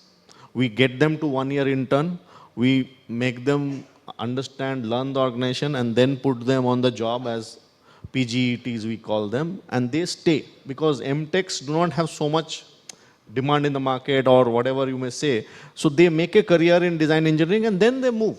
But at least they give 3 to 4 years and some of them actually stay. The stickiness is much more. Similarly, jobs which are de-skilled, where I have a bit of a manual requirement, there I hire an ITI, put them in my shop floor, put them through a diploma program. After 3 years of diploma, I give them a white-collar job, which is a de-skilled white-collar job. And that's my model of ensuring I have enough in the shop floor, they learn the shop floor, and they also are needy and want to build. For engineering jobs, which I was going to NIT, today I'm going to tier 2, tier 3 colleges, but I am taking the best ones from there because there the stickiness is higher. And last but not the least, you may still want to have some of the movers and shakers as well. Hence, we have this Tata Administrative Services kind of a thing, where we take people from IIM and they come and get groomed. And we hire TAS also in our businesses, where we need fast movers, people are more agile, who can lead, who can develop. So this is how we have developed our curriculum overall and we have learned, by the way, this is not evolved over a period of 1 or 2 years or 5, 6 years. We have learned that this is how we.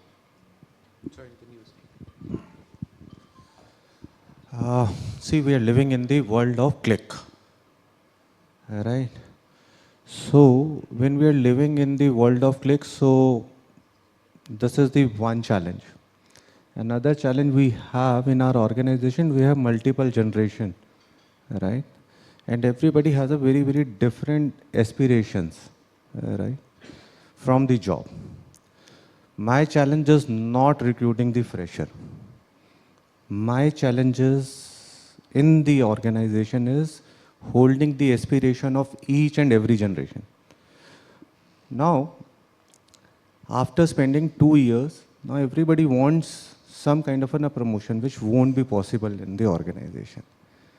Now at the age of 40, if somebody is leaving me or somebody would love to join me, let's say because Tata is the good brand name and somebody at a 40 years of age after spending 10 years in Tata and says that I would like to join your startup.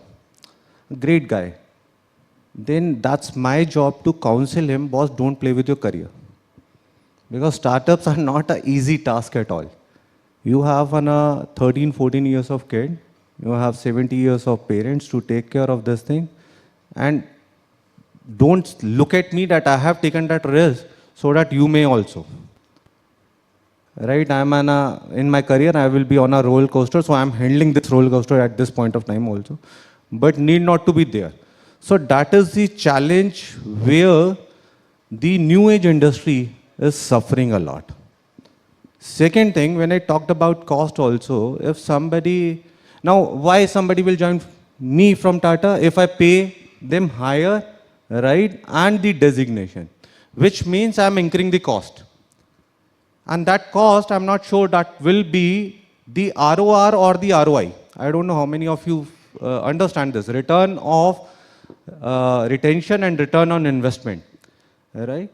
And one more word I may give you, that the rotation of retention and rotation of investment, right? Because I think you come from the JCB and the Tata Motor. So inventory management plays well when you have rotational business, right? How much days you are, retail cycle time, I think that is the figures which we talked about in our time.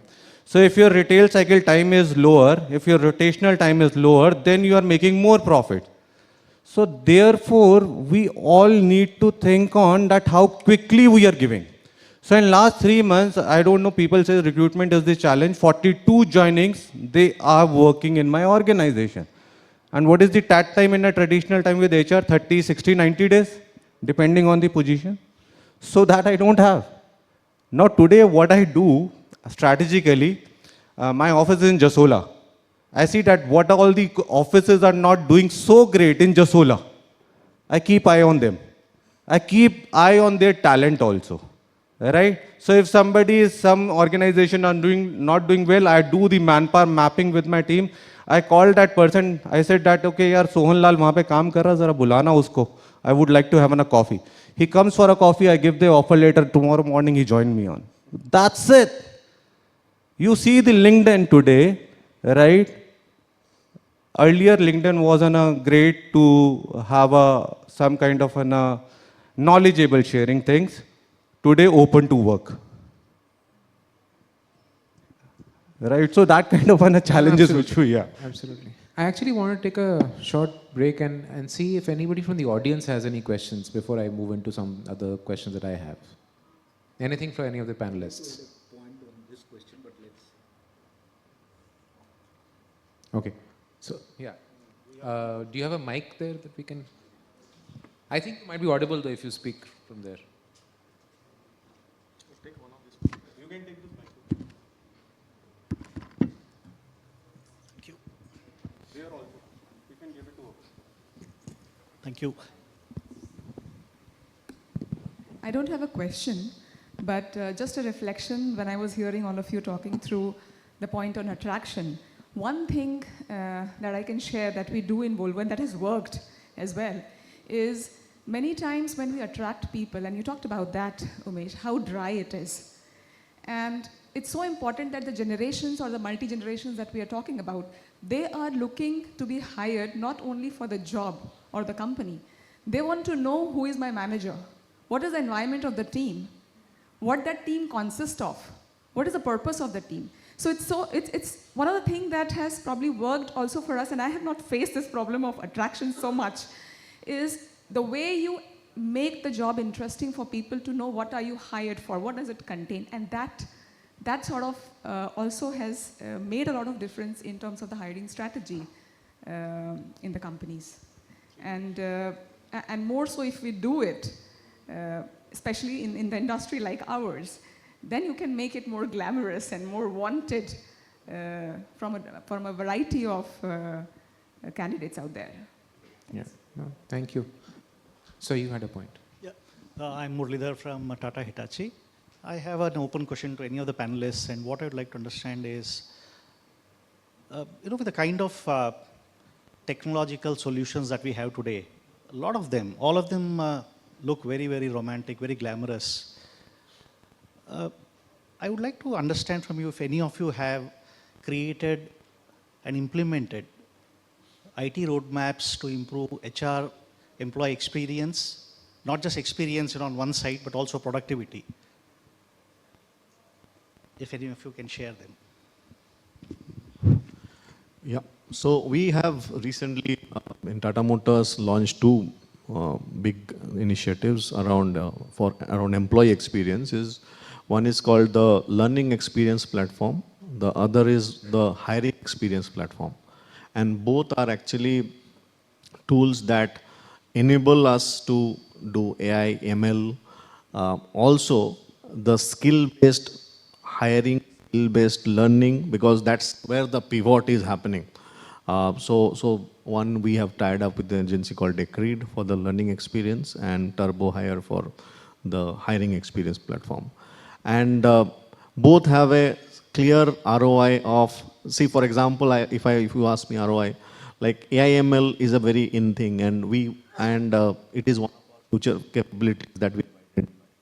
Similarly, SES, which is the connected shared platform, mobility, electric, all that is another clear future skill we have identified. So now, for example, today, we curated programs which are for in both these basic, intermediate, proficient, and it helps to curate across the globe the spectrum of learning things are available. Not only online learning, it is YouTube, it can be a master class, everything. You set to based on skill requirement of the person. So I think that is the power of technology. So, and the ROI today, if you have to do this for, say, 8,000 people, it would be very high costly. My costs, because of the technology, because I have invested here, is much lower.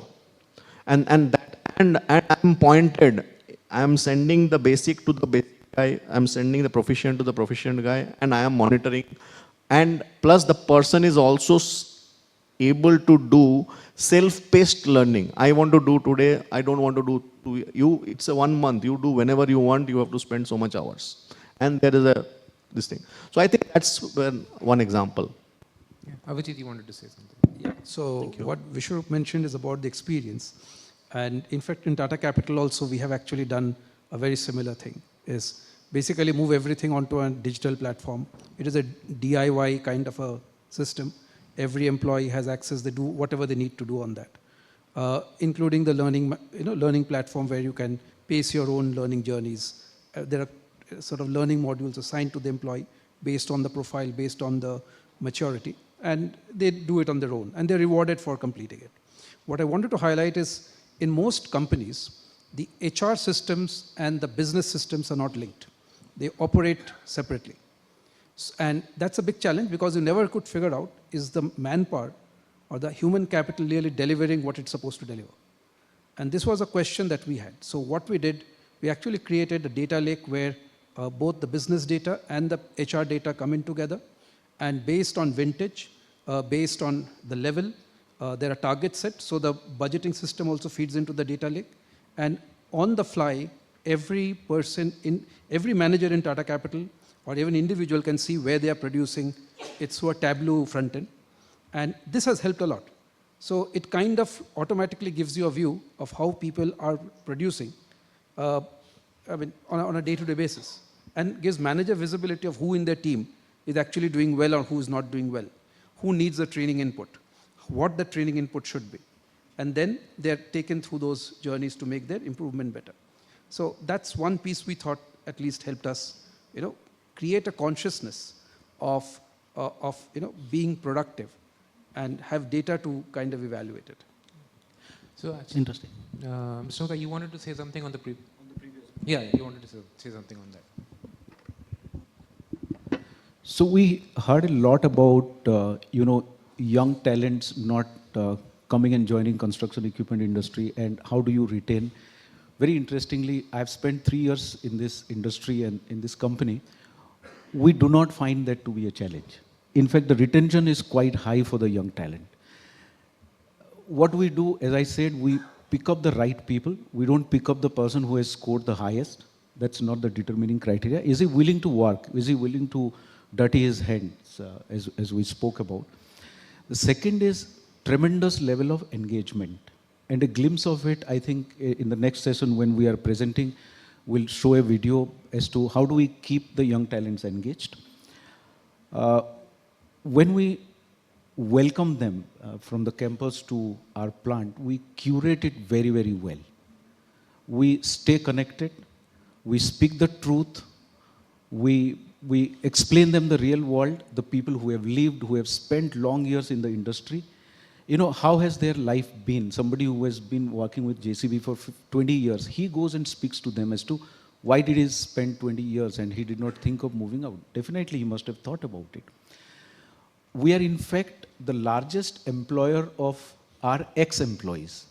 JCB happens to be the largest employer of ex-JCB employees, right? This is something which is very unique and unusual. So when so many of my talent, they are returning back home, you know, there must be something with JCB, right? And what are those? And those people who come back, they speak to these young talents, and it resonates very, very well. We keep them not only engaged, but also loaded. And this is the key. We continuously monitor as to whether we are giving them enough and more jobs. Are we trusting their capability, or are we saying, ye kal ka bachcha hai? You know, the moment you treat them as kal ka bachcha, which many people think, many managers would like to think, then you have smashed his engagement with the company. Absolutely.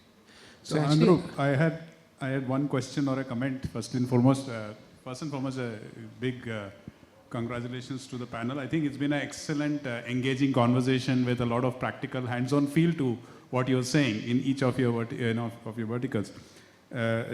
Great points. From the perspective of sell the frontline jobs better. I mean, that's something we hardly are doing today, right?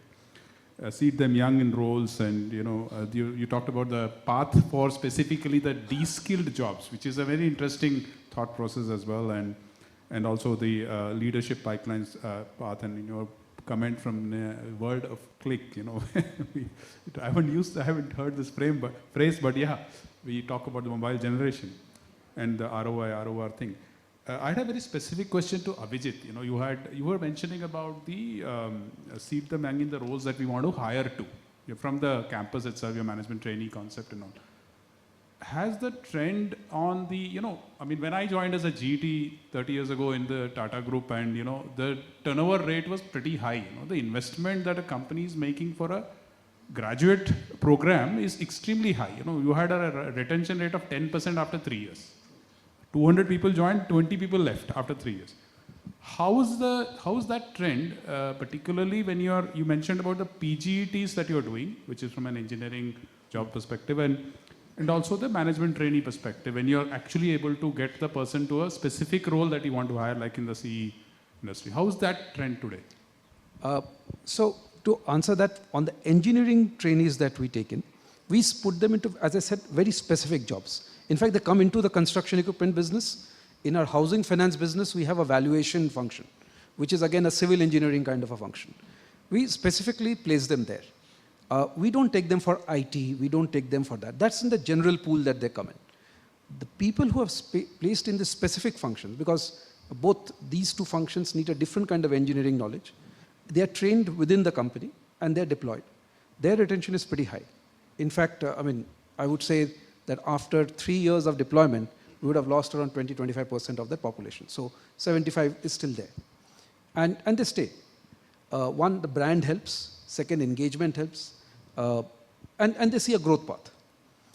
On the management trainees, I must say that the initial experience with management trainees when we randomly assigned them functions was very poor. Like you mentioned, we at the end of 3 or 4 years, we would have probably some 5 left or 10 left. And it was quite a waste of effort and time. So, but next we started make the intake larger. So from a batch of 80, we have made it to a 300 batch. And we started deploying them in groups right from so there is no common, you get trained for a month, not even a month, actually it's a week to understand the company. And after a week, you get trained on the function and then you're deployed. And they're deployed not alone, they're deployed in a small, what I would call gangs. And there the retention of the last 2 years have been pretty good. In fact, we have lost around 12% of that population so far, over 2 years. I hope it continues, but again, initial signs are encouraging. Okay, so I think you and ma'am has asked the same kind of things, right? Uh, when we talk about this kind of campus hiring, so organization has a very, very specific objectives, right? And with due regards and respect to all, sometimes number of organization do this for the employer branding also, right? And we call it, so we, in some of the organizations, we hire campus and we have a freshers hiring outside the campus. And then we have an infant attrition rate also, right? So infant attrition rate is there. And now, I think, personally, I believe in this. When you are hiring person is joining, when you talk about the dirty hand, not dirty hand, today everyone is joining for money. So I've been to so many colleges, right, in last 1 year. And if you talk to the professors, if you talk to the students, they only ask about one thing. Sir, what will be the CTC package? If you go to the lower colleges, ITI, they will say, in hand कितना मिलेगा? अभी दिमाग ऐसा चल रहा है ना कि मतलब वो ट्रांजेक्शनल हो चुके हैं. We all are transactional. Construction equipment, right, is very close to the agriculture industry, farm equipment sector. I worked closely for 7.5 years in the farm equipment. Now, why construction equipment is not the great industry? Till last year, we have done only the 70,000 units, right? The cost of the average unit will be 17-18 lakh rupees, right? Profit margins, I may not discuss it here, right? But if you talk about that industry having not a numbers, right? And we Indians love numbers. At one point of time, agriculture industry, which is the tractor industry, was 6,50,000. Today it stands at 10 lakh. Now if you go back to the tractor industry, this year, coming year, prediction is it is going to be the same.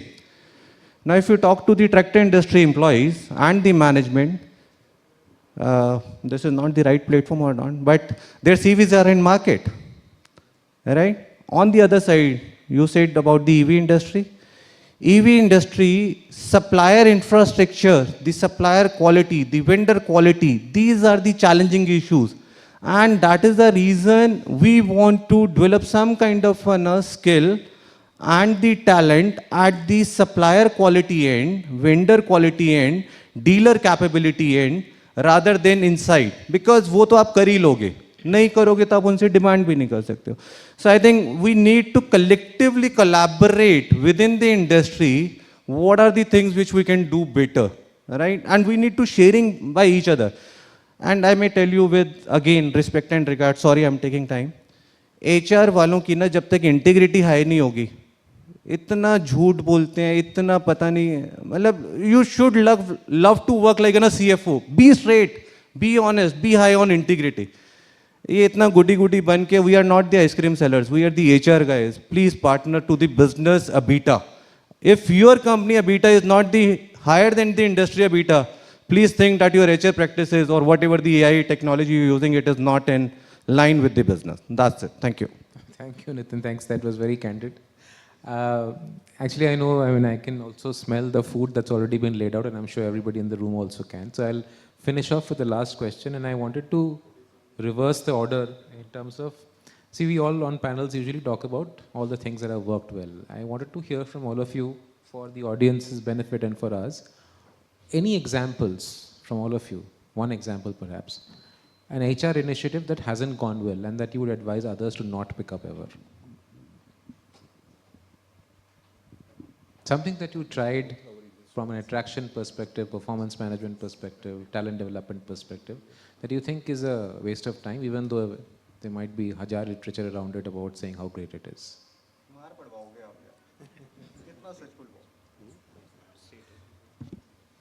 Okay, I will take this first of all burden on me. All right.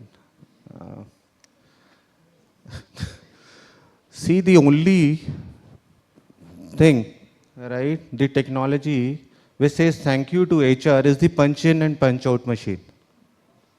right? And note this, right? Rest all will question mark on you. They may be on the dais there or the number of the occasion, but the daily, only the punching machine will say thank you to you or accept it. These are the two inbuilt words are there. So when we talk about performance management system, right, the only thing which I feel that it should not be linked with the appraisal. When you are actually appraising the performance, do not link with the increment, right? 5%, 10%, 8%, 15%. And over the years, right, this is the one thing which I would love to change it, that I'm not discussing the increment. I'm only discussing the performance management. Please keep increment apart. We will discuss.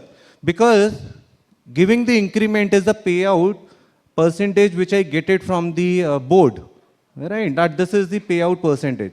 So it can't be the part of the performance management system. Performance management system is to build the organization for the sustainable growth. That's an interesting point, absolutely. So we, because of the high churn in the front end, there was a suggestion that we should keep on, giving increments. So we have an annual increment cycle. Instead of an annual increment cycle, let us have it kind of a rolling increment. So we have a bunch of people, we give an increment and retain them. Honestly, it doesn't work. It is a slippery slope. And if anyone is thinking about it, one should definitely not go down that path.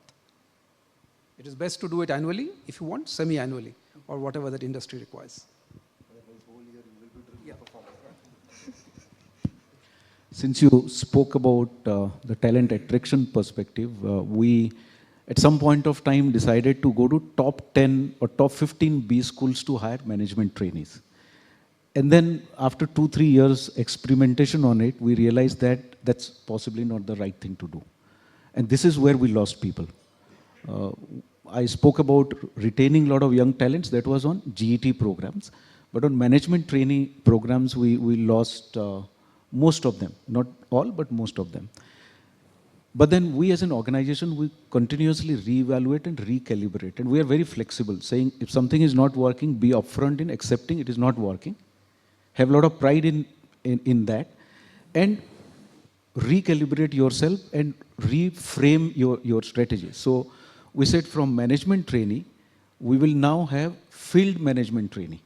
And the field itself means the trainees that I'm taking are from B schools, management trainee, but they will spend their time in the field, not in corporate office. And then we redefined, recalibrated the kind of B schools that we'll visit in the country. And this scheme is working very, very well. So one failure, learning, recalibrating, creating success for the organization. Absolutely. We shouldn't be sort of pressure. You don't No, have to have I know. I'll just, because we are ending the session, I want to also end on a lighter note. I think one thing we have not been able to do, and not only any in Tata Motors or anything I'm saying as an HR fraternity, is leadership bias on performance management. I think that is the bosses, the closer to the boss the person, that person still gets a bit better performance pay. I think that is a challenge we all face, and how do we make it more objective, how we drive that. But it will be a battle we'll have to do, but human bias will always be there. Anandrup, I want to make, I just wanted to respond. First of all, the average price of the machine is not 17 lakhs. A backhoe loader is minimum 34 lakhs. This industry has grown much faster than any other industry. Last few years, the CAGR is 24-25%. This industry has a Vision 2030 document which talks about growing from 1,35,000 to 2,50,000. This industry is now exporting to USA also, which none of the car companies are doing. I can go on and on. Introduction of IoT was first in construction equipment sector before passenger vehicles. Our 10th pass operator is able to use on his mobile phone the data which as a car operator, car driver, sometimes you are not, because it is not easy to use. I feel we should not end on a despondent note. This industry is, let me complete. I think this industry has a lot to offer to people. I'll give you two examples. We talked about global GCCs. Our GCC, or we call it Design Center in Pune, has 700 plus engineers. 75% of engineering across JCB in 23 factories around the world today is being designed in India. And this is not AutoCAD drawing. It is hardcore engineering, structural engineering, and this investment has taken place over the last 10 years. So for a young person, and again, I was a GT of L&T, I worked there for 17 years, I've grown in the system.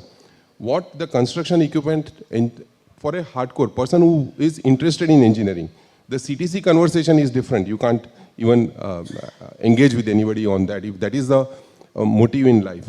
But if somebody really wants to develop a career on a management side, I don't think there is anything less that the CE industry is offering. So we should not be despondent. I'm sure so, you'll be motivated also when you hear these numbers. I'm really sorry, but I got this point from Andrup only, that if we are doing so much, right, we must showcase to world that what we are doing. Second thing, I have a great respect and regard because I sold my old tractors with the backhoe, dozers, right, all kind of things, with having a partnership with the various players, right. I will not name here anyone, but at the dealership level. So I have traveled across India to the each and every village of India, I think, right. And being a HR, I have sold the vehicles, right, to the villagers. So what I'm saying, that applaud to the industry, but in the mindset, when I go to the colleges, they don't talk about it. So for example, textile technology, at one point of time, is a hot cake selling career. Today, if you go to the textile colleges, they don't have enough courses and the students for the technology or engineering. They have for the chemical and therefore have a design. So textile has a 4 wings because everybody would love to join textile in the weaving section or in the process unit or in the printing section. Nobody would love to join in the spindles. So spinning industry is losing. And somewhere as an industry person, we need to contribute. If the post spinning you talk about and the production of spinning, post spinning, today after the 10 years of working, right, what will be the average salary there? Please search it. Right, and what kind of textile designers is getting this? What I'm saying, this is the responsibility of all of us to take it there where it has a worth. So this is my only submission. No, fair, and thank you very much. Again, in the advantage of this entire thing is that there is a lot of candor in the room, which is what will get you to think more. But what I'll do is, I know that we are pretty much significantly beyond time, so we'll have to take a pause here. Sorry, you want to say something? A few seconds. So I'll just borrow from my MD who spoke about construction equipment world. When I meet many of my colleagues in HR fraternity from CE industry, I find that they themselves do not believe that it's a great industry. First of all, that mindset needs to change. It's not a cut and dry industry. There's a lot of romance in the industry. Right? So do we believe in that? Do we speak about it? Do we sell that? That's the key. It's not only your product which has to be marketed. The culture, the concept, the life in your organization also has to be marketed. Do we do that job enough? That's the key. If a graduate engineer leaves you and joins IIM, so why do you creep? Why don't we compliment? And I'll give an example. Mr. Deepak Shetty is here. We lost a talent. She joined IIM Shillong. And Mr. Shetty sent her a letter and a book congratulating her. And we feel proud and happy that we selected a good talent. We selected an intelligent girl who got the best young talent award of the year in JCB. And she gets picked up by IIM Shillong, so why should I feel bad about it? And this word of mouth spreads. Well, thank you very much. And the problem is there is a lot of passion in the room, so if you continue, this will continue endlessly. But thank you very much for being such a great audience. Thank you.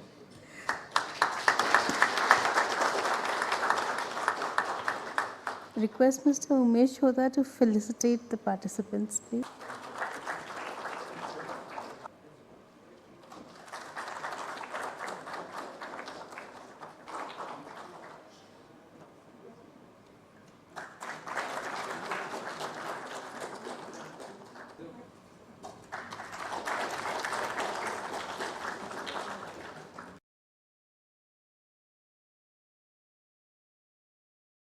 Welcome back for the post-lunch session of the inaugural CE Human Capital Summit, driving a culture of innovation, leadership, and skilling in the CE industry. The first part of the session is dedicated to deliberations around driving a culture of innovation and leadership in the CE industry, and I request the participants to take their places on the stage. Mr. Kashi Vishwanath, Head HR, Larsen & Toubro Limited. Ms. Shweta Singh, Head HR, Volvo Construction Equipment India Private Limited. Ms. Deepshikha Vande, Associate Vice President, Human Capital Development, JCB India Limited. Ms. Gunjan Barjatia, Human Resource Business Manager, Case Construction Equipment India Limited. And Mr. Yagesh Singhania, Associate Director, Deloitte India, for moderation of the session.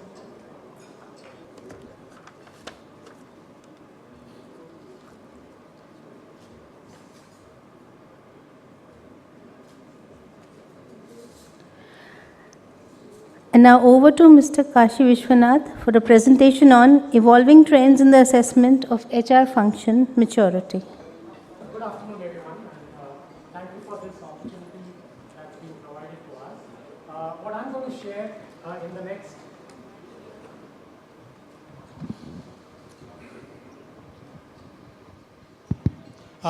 to share in the next next 10 to 15 minutes is our own experience about implementing what we call as the HR excellence model, a model which we have borrowed from several, some of whom are also there in this room. So first, let me acknowledge briefly, people from whom we have borrowed this model. So Malcolm Baldridge, the TBM, Tata Business Excellence Model, PCMM, these models we have used and created our own model, which is what we call as the HR excellence model. How this model is linked to HR maturity and how we could probably deploy it with some ideas from our side is what I'm going to share in the next 10 to 15 minutes. The PDCA cycle, that is the development cycle where you carry out and then learn from your implementation and then put it back into your process, is something that we always had because of our TQM journey in L&T. But we also got a lot of insight from the radar model of EFQM. For those of you who are not familiar with EFQM, I think it is the European Foundation of Quality Management. And I think they have done a lot of work, especially in the excellence journey. For those of you, and since our industry, the construction equipment industry is growing at such rapid pace, I think excellence is something that we all need to adopt at some stage. And therefore, the radar model comes from EFQM. Radar stands for nothing but results, the approach, the deployment, and then, you have the assess and refine. So, acronym of all of this is what is called radar. We have borrowed a lot of our implementation through EFQM and the radar model. So, I'll share some of that with you as we progress. A little about our journey at this stage. So, we started in 2009.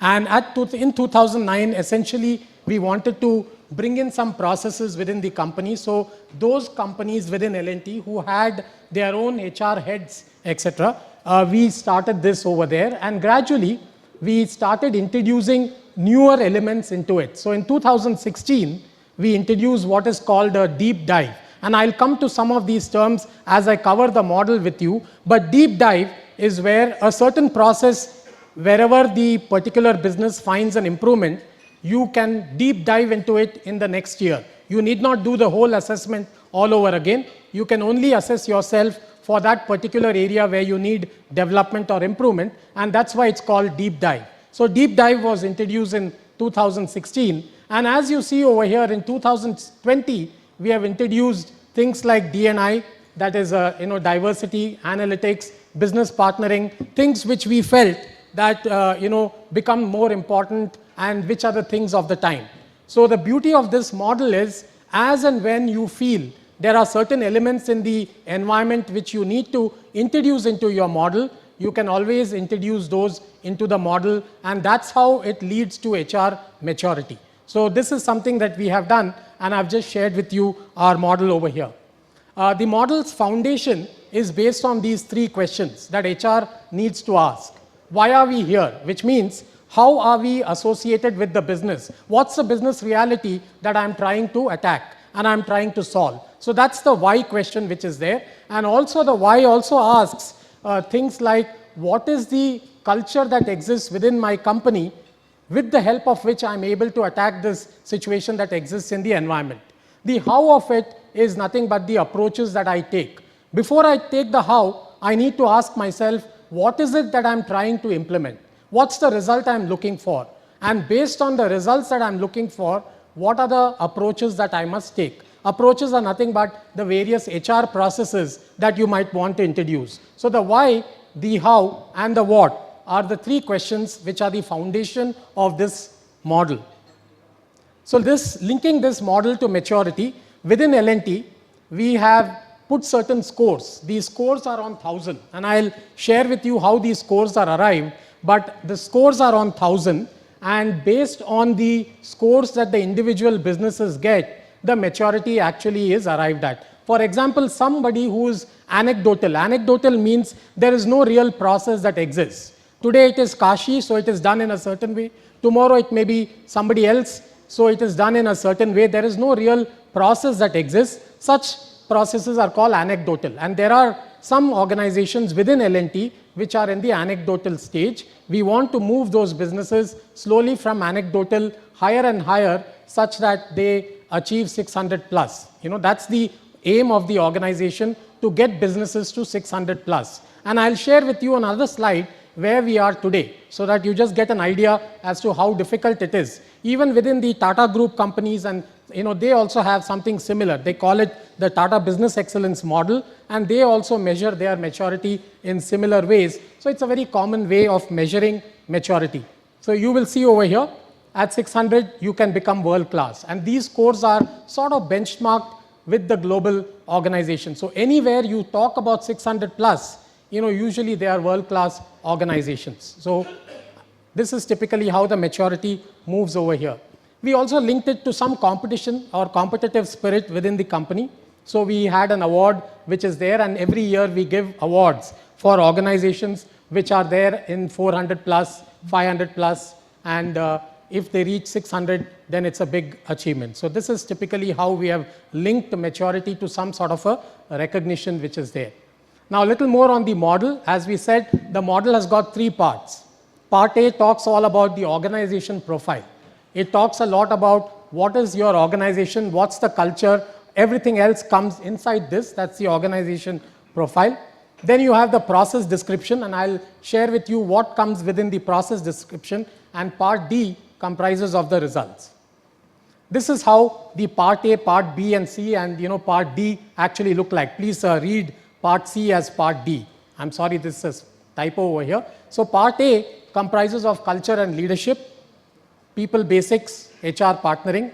Part B comprises of all these recruitment, performance, capability, and all of this. And part C will comprise of employee experience, process excellence, business results. These are the results that you are expecting out of the,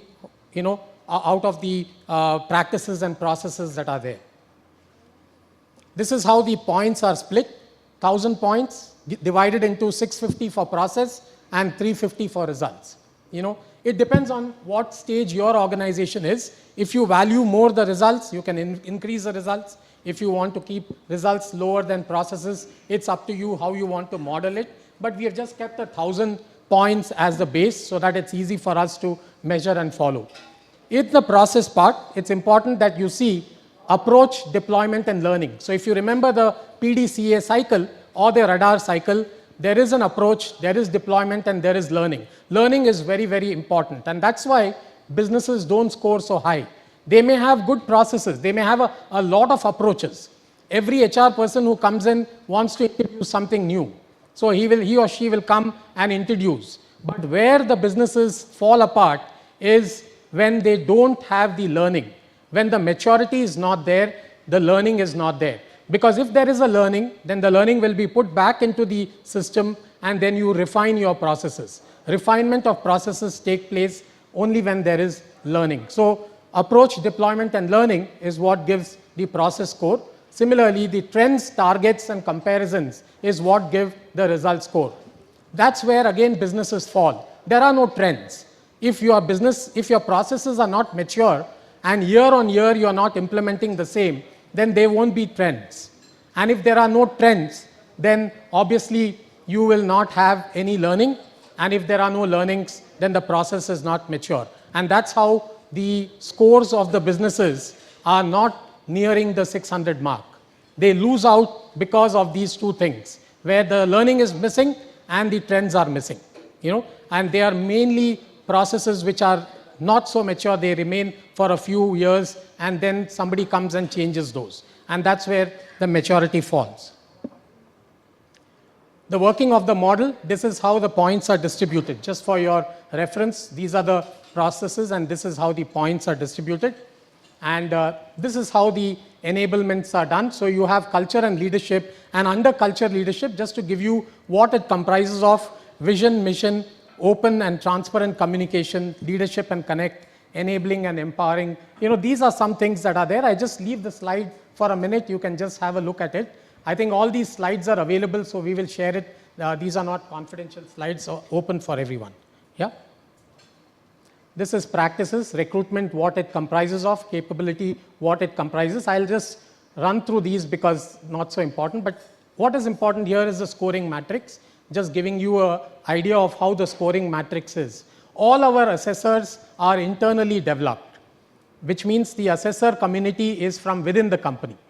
So I will assess another business, somebody else from another business will come and assess me. I have my colleague Malar, who is here, who used to be part of L&T, and he got assessed for his business, and someone from my business was part of his assessment team who assessed him, and so on and so forth. So we are that way. The learning is also by assessment. When I become an assessor, I learn by looking at other organizations, and that overall increases the maturity in the organization. So this is how the results are measured. I have just pointed out over here the results. This quotation is important because this is an ongoing journey. Maturity is not a static activity, it's an ongoing journey, and we continuously need to improve. So if you look at our application and how it is, so we started in 2009, 8 applications, and if you look, the applications, this is how the number of applications are year on year, and this is how the average score is moving. So you see the scores are moving, and today the average score is 492. As I said, our ambition is to become 600. We want every business to become 600, but today if you look at the average of all the businesses participating, it's about 492, 492.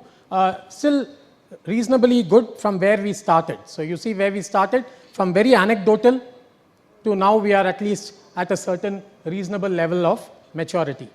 And I'm happy to share, last year we had one of our units, which is the L&T Technology Services unit, which achieved a score of 600 plus. After so many years of journey, one company within the L&T group has achieved. And to really see whether this means something, they are also in the global standings. They participated in the global scores. They were also part of the CII assessments within India. And everywhere they were there in the top 5. So you can see that there is a direct correlation between how these scores stack up here and how how they stack up from a worldwide perspective. Yeah. So I think that's all that I had. We'll be open for questions as we have an opportunity to have those. Yeah. Thank you. A very good afternoon to all of you. I have a tough job here. I'm talking on culture, which is very fluid, and everybody is just after the lunch. So bear with me, I will try to do as much as I can to keep you engaged. Talking about culture transformation, this is what I'm going to share today. But there was this very interesting dialogue that was going on in the last conversation, and it was about what creates a pull. To me, personally, I believe that industry that we belong to is secondary, but what creates a pull really, if we can make our people love what they do. I really love what I do. And I think I'm here a decade, 12 years, and I really love the industry, I love the people, I love my job. So I tried to go back to my topic, the topic on culture transformation, and what is the objective that we have been working with is You know, here we wanted to unlock the full potential of our people and run our company in a more empowered and sustainable way. That has been the objective for us. I take you back to this thinking that we are today in a very ever-changing world.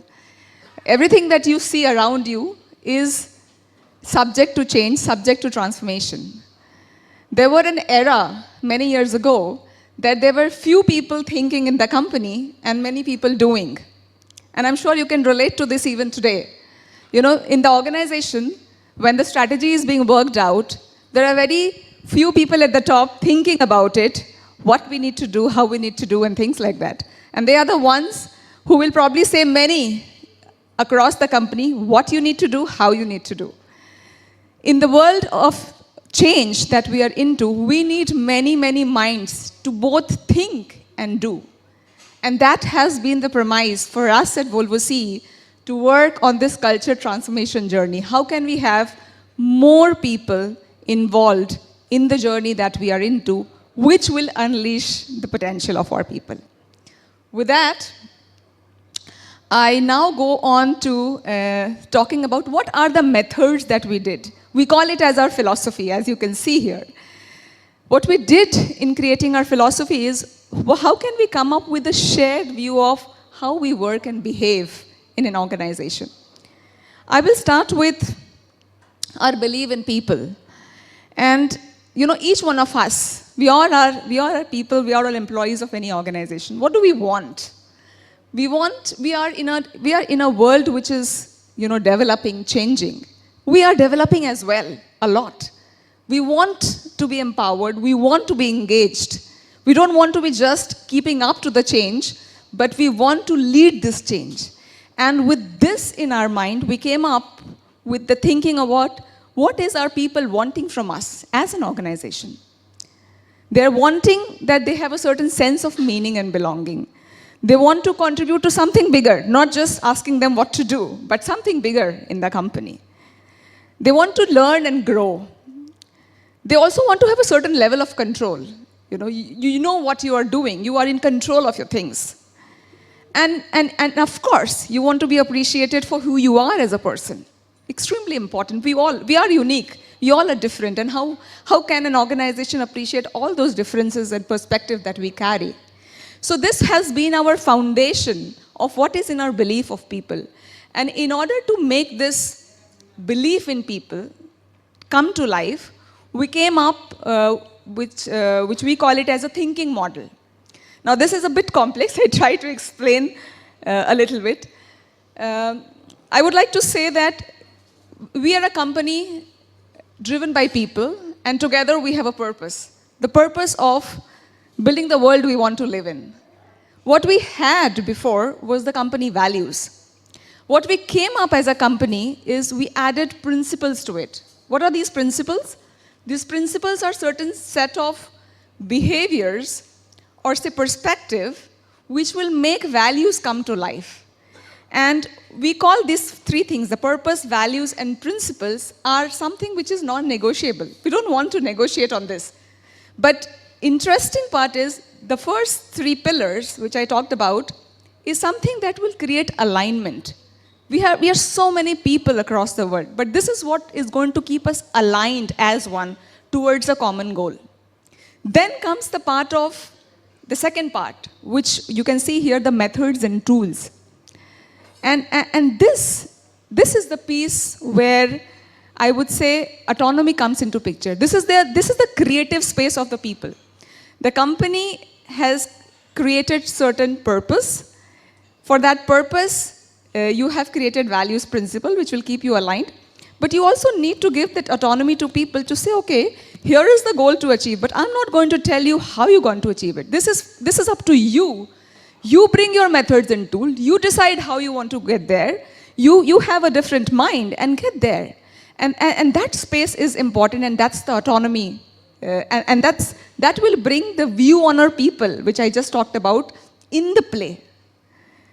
And to this, what it will make is, it will help as a company balance this autonomy and alignment. These are like polarities. I don't know whether you understand polarities. It's contrary different perspectives or two different very opposite things in the play. And when the things are in play, you need to bring a balance. And this thinking model of us helps our employees make these decisions of where you need to align more, where you need to have more autonomy, and hence their skills, unique skills are in the play.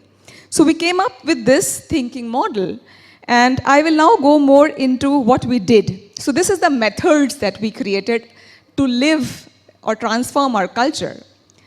We did many things, and I'm now talking about the strategies. What are the different things that we did in our company to make our thinking model to life, to build the culture that we wanted? The first thing that we did is change in the titles, from status to content of the role.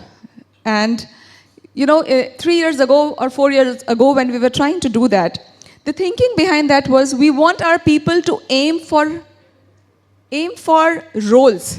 We don't want our people to aim for titles. The craving for title never goes. It can just keep increasing, and the content will never be with that. So the first thing that we did is we said that anybody, you will be known for the role that you bring in, and hence we created this head of. And it does not matter which level in the company you are head of something that you are owning it up. Second thing that we did is we decreased the manager layers. We wanted to get out of this layer of managers, managing managers, managing managers. Now, it's a very important saying that, why did we do this? So when you have many managers, managing managers, managing managers, it also creates a burden on our thinking of balancing autonomy and alignment. If you have many managers, they will not give you autonomy. What happens? You get into the micromanagement. You want to know everything, how you're doing. When are you doing? How are you doing it? Are you done? Are you doing this or not? So there is no autonomy or space for people, and people might become frustrated in what they are doing. You can never exploit or explore the potential that they have. And if you have also lesser managers, then it's also create the other fallout of the system. So we went with this decreased manager levels, and we also said that we want to have what we also created only. We said that we have only 2 maximum levels in the organization that we will create. And the reason behind that is it's extremely important that the management teams in the companies have their ears on the ground. You are listening what your customers are saying. You are not getting filtered information through the ears that you have in the company. That was the intent behind it. Decreased manager density was another thing that we did. 8 to 15 people per manager. What was the intention behind that? The intention is when you have people who are lesser, for example, than that, the micromanagement comes into picture. But when you have more people per manager, say more than 15, it also means that there will be a loss of alignment. The manager will not know what my people are doing. There are so many of them. So this was also done based on the research, that what is the ideal size a manager need to have. The other thing that we did is, which you see, was the leadership pipeline. In the way you see that at one point in time in Volvo, we created this vertical up layer, that if you want to become a leader, you need to start with emerging leader, then you will go to leading people, you will then start to lead leaders under you, and then you subsequently lead business. We strike that off, because this is not going to work in the world that we're trying to build it. And we came up with leading self, leading others, and leading through others, which means that you can actually, there is no vertical line to it. You can at the same time be leading yourself, or you can be leading a group of people through a projects, or you can also be leading others directly. You can do all the 3 at the same time. There is no one before the other. So we changed the way we looked at leaderships in our company. Again, on the leadership, we also created a lot of competencies around transformational leadership. And we asked this question on who are these leaders? What kind of leaders we want? We didn't want leaders to be doing change. We wanted our leaders who can create conditions for change to happen. But that happening has to happen through teams. We wanted leaders who can nurture the collective intelligence of the people, for them to own their own development. So that sort of leadership profiling we started to create, but we also are creating leaders as coaches, and we are doing many trainings around it so that they are able to become more change facilitators than being the change themselves or doing the change themselves. And lastly, what we did is we also looked at the way we were doing the talent creation. Earlier in Volvo, we had about 10% of people, we call it as key talents. We moved away from that. We moved from calling it as a talent review to the people growth. And it meant that we are not only discussing the 5 or 10% of the top talents, we are discussing many, many, many talents in the company. But it really depends on what stage of the career you are, and then you can contribute in many different ways. And hence the people growth. No matter where you are, you can contribute back to the business, and hence that 10% is not important. It's all of them who are important. And then there are many things which is written. I will not go in detail, but these were the large 6 changes that we did in the last 3 years, I would say, in order to change the company that we wanted to become, in order to use the full potential of all our people in our company. Now, what did it do? What impact did it create? And I will talk very specifically about one impact that I see it today, and I'm sure many of you also hear it. From really relying on few managers and few talents to carry on a lot of work around what we wanted to become, we at this point have gone to a new ways of working, and we are able to utilize a competence of all our people in many different areas. And we call it, one such method that impact was created was, we call it as a mission-based teams. What you see is a little bit of representation, and what you see vertically up is the function. So for example, in Volvo you have functions like sales, you have D&IT, you have technology, operations, purchasing. These are the functions that exist in any company for that matter. In our earlier method, people are seen in these silos. They will work only in these silos. In today's world, in the last 1 or 2 years, what you see on the horizontal line, for example, EMOB, services and solutions, we tried to find out as a company level what is our larger strategic priorities. These were some of the priorities. And because now we know the competencies of people across our organization in many different parts, we were able to work with people like mission-based teams. So you can belong to operations, you can belong to supply chain, you can belong to sales. But if you have a competence that you can work on, say in e-mobility or in services and solutions, they come together and work like a mission. So you have a mission in the center, you have people around it. It's more cross-functionally than you come together and work on strategic priorities of the company. It's not only that the management teams are working, but as long as you have that competence, you raise your hand, the managers knows the competence, you bring that into the play. And with that, we were able to connect people to the business needs or the highest business needs of our company. Very recently, the projects that I mentioned here, 20-ton for India, 20-ton GTM strategy, EMOB competence, you are hearing a lot of 20-ton from Volvo these days. The product which is designed, manufactured, and now going to be sold in India is all done through management, mission-based teams. We never had an organization under technology who did this. We never had an organization under operations who did it. It was done through the mission-based teams. Even the GTM, the go-to-market strategy, I was so impressed in the way it was done, and you could not see the marketing face in the front. It was all people in the regions who were doing it. It was consistent in many, many cities that we did, and it was an effort by these mission-based teams that we created. Even EMOB, it was not done by people from the product organization. It had people from many different parts of the functions that they came together for this competence development work. So this is the value creation which is happening through this diverse way of working, where we are using many different competencies of the people in order to use their full potential. So at the end, I would say that when we started this journey, we had few involvement of people.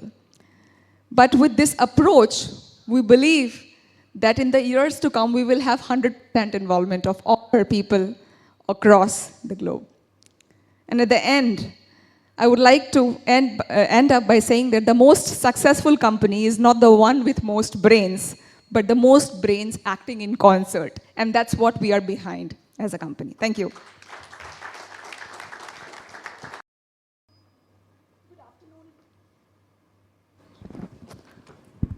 Good afternoon, ladies and gentlemen. It has indeed been a learning and enriching experience across the day. My name is Deepshika, and I'm proud to present JCB, the leading construction equipment manufacturers in India. With people at the heart being our core value, and that has been and we have been committed to contribute to the development of leadership pipeline. We believe that strength of an organization is its workforce, and thus building leadership pipeline has been out and out a focus.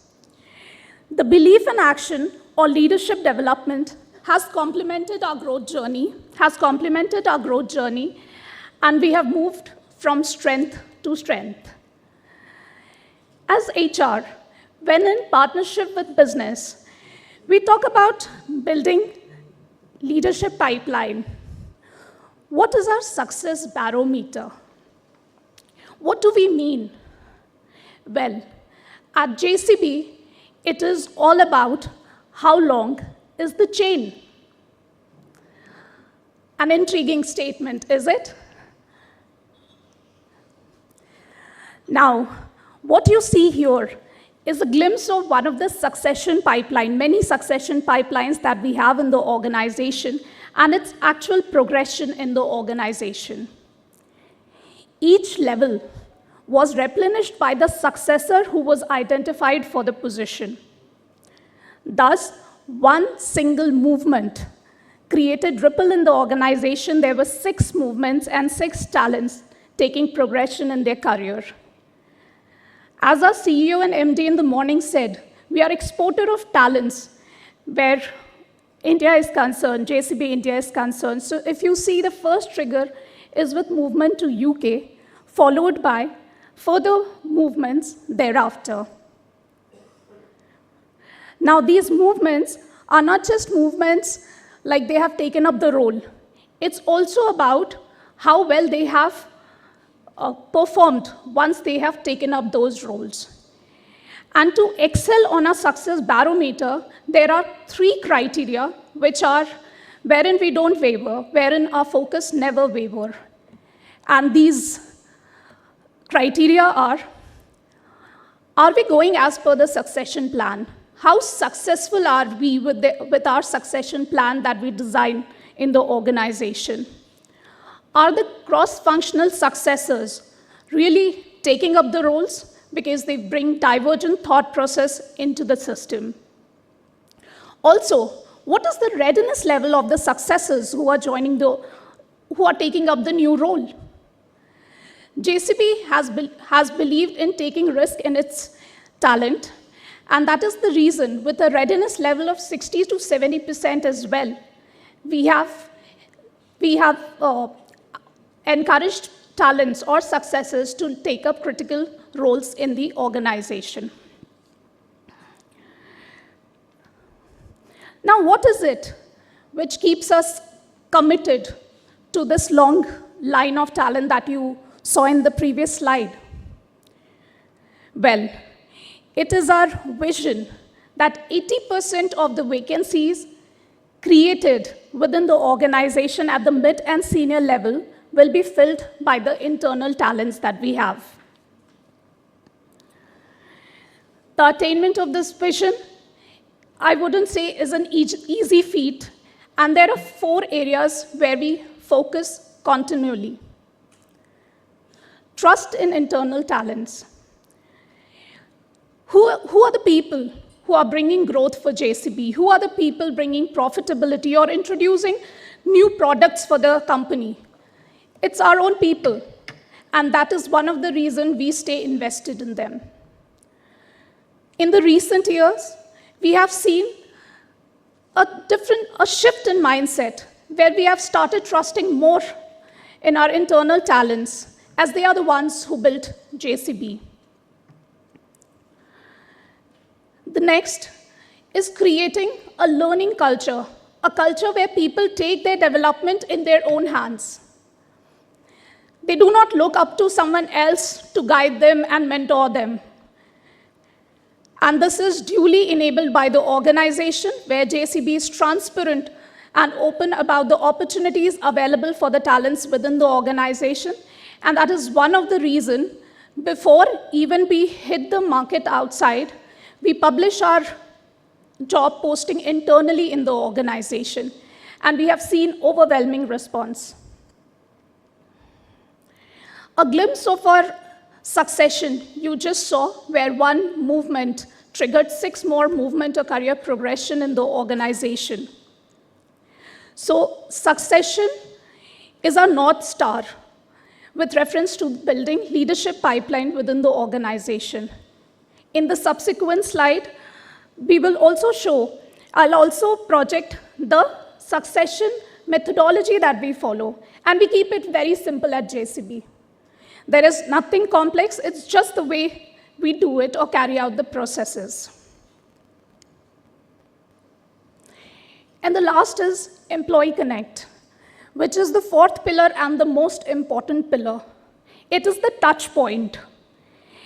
While we have multiple employee connects, there is one unique intervention that I will talk to you about. This intervention is about leadership inside conversation, where leaders get an opportunity to interact with cross-functional talents. By this particular intervention, leaders not only get to know about talents in other domains, but even the talents gets anchored within the organization. This particular initiative has multi-pronged approach. Since leaders have visibility of the talent, they provide inputs on succession planning, choosing successor from cross-functional domain. And we have seen it faring very well in the organization. If you would have seen in the previous slide where I presented the steps or the succession or the progression, you would see people have moved from quality to manufacturing. People have moved from Jaipur to Pune, and this is an outcome of the leadership inside conversation that we do. We are breaking silos, and people are coming closer to each other.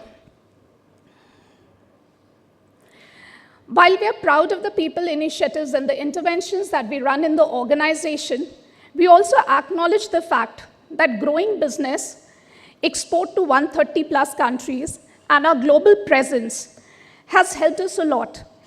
And because of this, we have been able to continuously leverage the outcome of the people practices that we have within the organization. And there are multiple avenues opening for the talents within the organization. This has also created a win-win situation where a talent feels that their growth and JCB's growth goes hand in hand. And this has also helped us in retention of talent big way. As I move further, what are the interventions that we have undertaken for building capability within the organization? I'll take a pause of 10 seconds here. You may peruse the slide.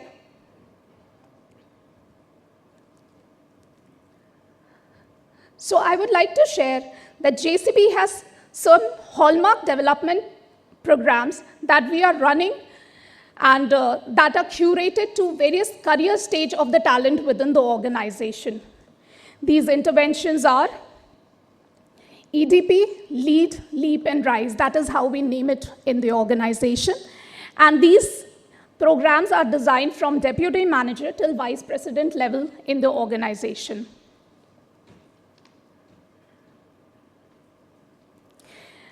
I told you I'll be showing the succession methodology in the subsequent slide, so we have kept it very simple.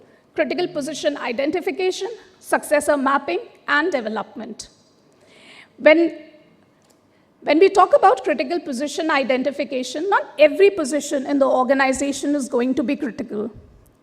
And we have a structured process for the identification of critical positions. And there are determining criteria like immediacy, uniqueness, demand, and strategic impact, to name a few. We have a detailed description of each determining criteria that we have in the organization, and you don't need an HR person to sit with the manager and explain what are the critical positions. They themselves can identify the critical position. This particular activity we do till N-3 level in the organization, N being our CEO and managing director level.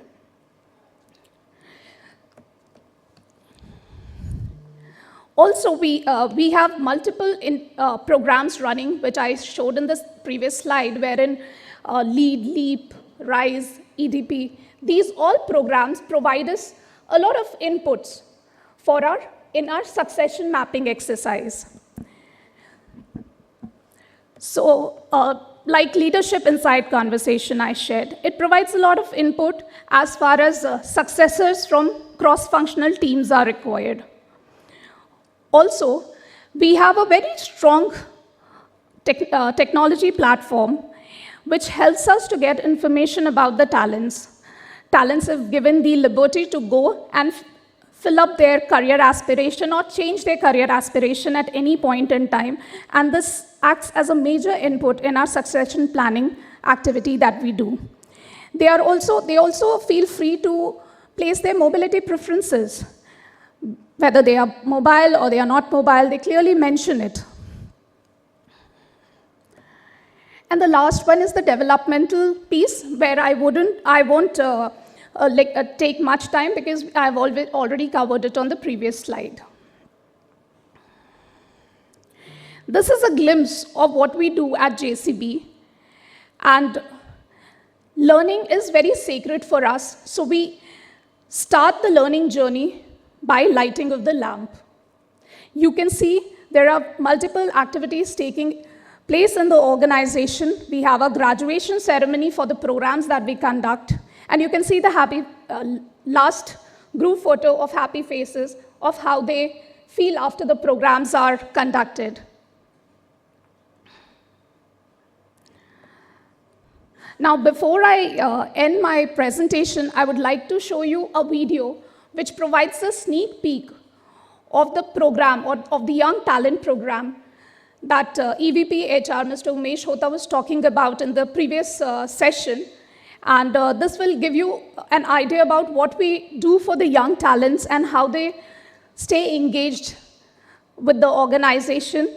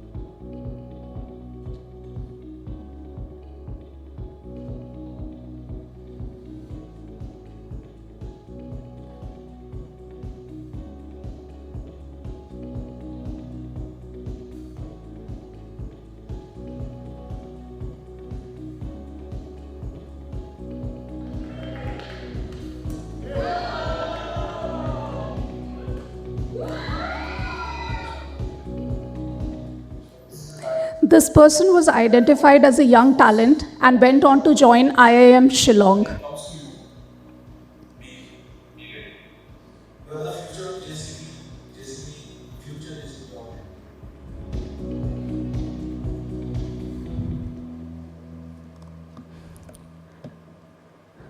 Thank you so much. That's all from my side. Thank you. Hello, everyone, to all ladies and gentlemen. Are you all alive post-lunch? Can you hear me? Okay, that's good to hear, and I'm very, happy and pleasure to be part of this particular first C, summit. And this shows, and I think it's a shout out to all my HR colleagues who are doing a great job every day, from entering to a company till the exit, about the whole employee cycle. And it's like a thankless job, which I feel. And every HR who was sitting must be, feeling about it. But today, when the leaders are creating a platform and a summit where, we can talk about the best practices and how we care about individuals' growth, I'm honored about it. So thanks to you all for recognizing, I think, and especially to Shalabh also, for, giving me a platform also to speak something about, our best practices in CNH. So myself, Gunjan Barjatia, I am the Human Resource Business Manager for Case Construction, closely working with my business here. And I'll talk a bit about business because here I am also a part to sell what we are doing because, construction is not meant for everybody. And we were talking a lot, in the previous sessions that we need to brand ourselves a lot. So let's talk a bit about business in initial two slides. Then I'll talk about what we're doing. So the theme is Indo-Western Culture Integration for People-Led Innovation by CNH. So as CNH, you all know, is a multiple brand working together. So we have Case Construction, for which we are here together today. We have New Holland, who is the agriculture brand there. Then we have Case IH, which is the harvester and that segment particularly. And we have New Holland Construction. That's something which we export more to the market. It's a different branding altogether for the exports. Okay, moving next. So about Case, so it's a 180+ year old history. We have three brands altogether, 2,600+ sales point. We are exporting around 180 countries, and we do have our regional offices there. As a total for 2020 through 23, it's $4 billion profit, I'll say. 8 plants across all the regions, so we are spread across all the continents. So I'll start first with the Pithampur plant. If you all know Indore, it is near to it where we are producing our case construction machines here in India, and we have a New Holland plant which is for the agriculture in Noida, and the other one for the harvester in Pune. But here I'm only talking about Case, so it is in Pithampur, then followed by Lecce, then we have one in Burlington, the rest is there in the American side. One is in Fargo, one is in Bello, and San Panio. Okay, so these are the plants which is there across all the continents in the world. Next, now about the product portfolio which is there here in India also. 4 products are being manufactured here, 2 are being exported. So in the Pithampur plant, we are producing backhoe, excavators, skid steers, compactors, dozers and graders are being exported from here. And we are almost exporting to 150+ countries from Pithampur plant. So that's one of the greatest things which is there. And we are evolving well in the domestic market as well. We are the market leaders for the compactors here in India. And if you talk about the construction portfolio there, since 2012, we are there into the real estate and road construction. In 2018, we are there in the mining site, and from 2024, we are there in the quarry site as well. So in the soil, when I say we are the leading in compactors, we are almost there for the soil portfolio. For the landscaping and aspects, we are partially there. Okay. Moving next, now coming to the theme, which will, you'll connect more with the people and the culture of the company. Here first is the Indo-Western culture integration. So I'll just talk about the journey since 1989, which is not written there. We were only L&T was there, and they were buying out the technology from Case at that time. Then later on in 99, we got, merged with L&T as a brand, still 2011. Onwards that, we became Case Construction individually, part with CNH, right? So till today, we are there as Case Construction with CNH. About our journey here, when I'll talk about the integration, I'll talk about the Global Matrix organization, because it's a very different kind of organization, which I'll take you to the next slide in detail, that how we are, placed in a segment form, how we are placed in a, in a regional form, and how we are placed in a central department form as well. Then we talk about our culture journey, which is, very unique in nature, and we started 2 years back about it, and it's going pretty well. And it is united across all the regions and countries in the globe. Not only India is following that. Then we talk about Great Place to Work certified. So we are a Great Place to Work since last 5 years, and we are going to enter the survey since August 20. So let's hope for the coming year also that we are a Great Place to Work. Then about the policy unification, which will come with the regional organization. Then I'll say that we are a versatile, inclusive, and attractive workplace because of the organization structure we carry.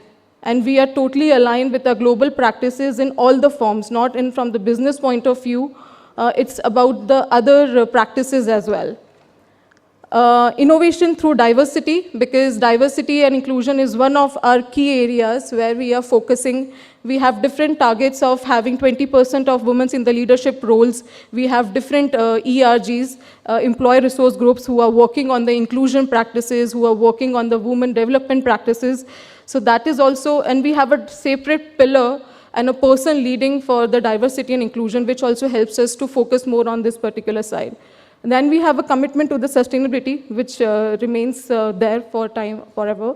And then supporting young and rural youth through CSR activities. So I think Shalabh also mentioned about our few initiatives, which is Hunar and Lead, where we have created a training center near to our Pithampur plant there in Dhar district, and where, it is a 12-month course, training course, where we pick up, it's a voluntary as well. So youth across the districts joins there. They have a training over a technical training, a machine training, a system training for our construction backgrounds. They learn how to, operate machines, and with that particular training, they are able to get jobs in the market. It could be an operator job there. So we have given, 70% of employment with the total batch which is there. So that's a part of our, supporting the rural youth. And with Lead, it is about campaigning the whole thing. We are having our different campaigns across pan-India, all the regions, where our dealers is also supported, where we talk about the, our initiatives, which is there to train the youth. And with that, they also encourage to join this particular industry. Okay, now about the matrix organization, this is a little interesting because it should be not, there for the other companies here. As we say, we have one CEO there, so we have three kind of structures. One is segment, where we talk about agriculture segment, which is for the tractors, and we talk about the construction segment, right?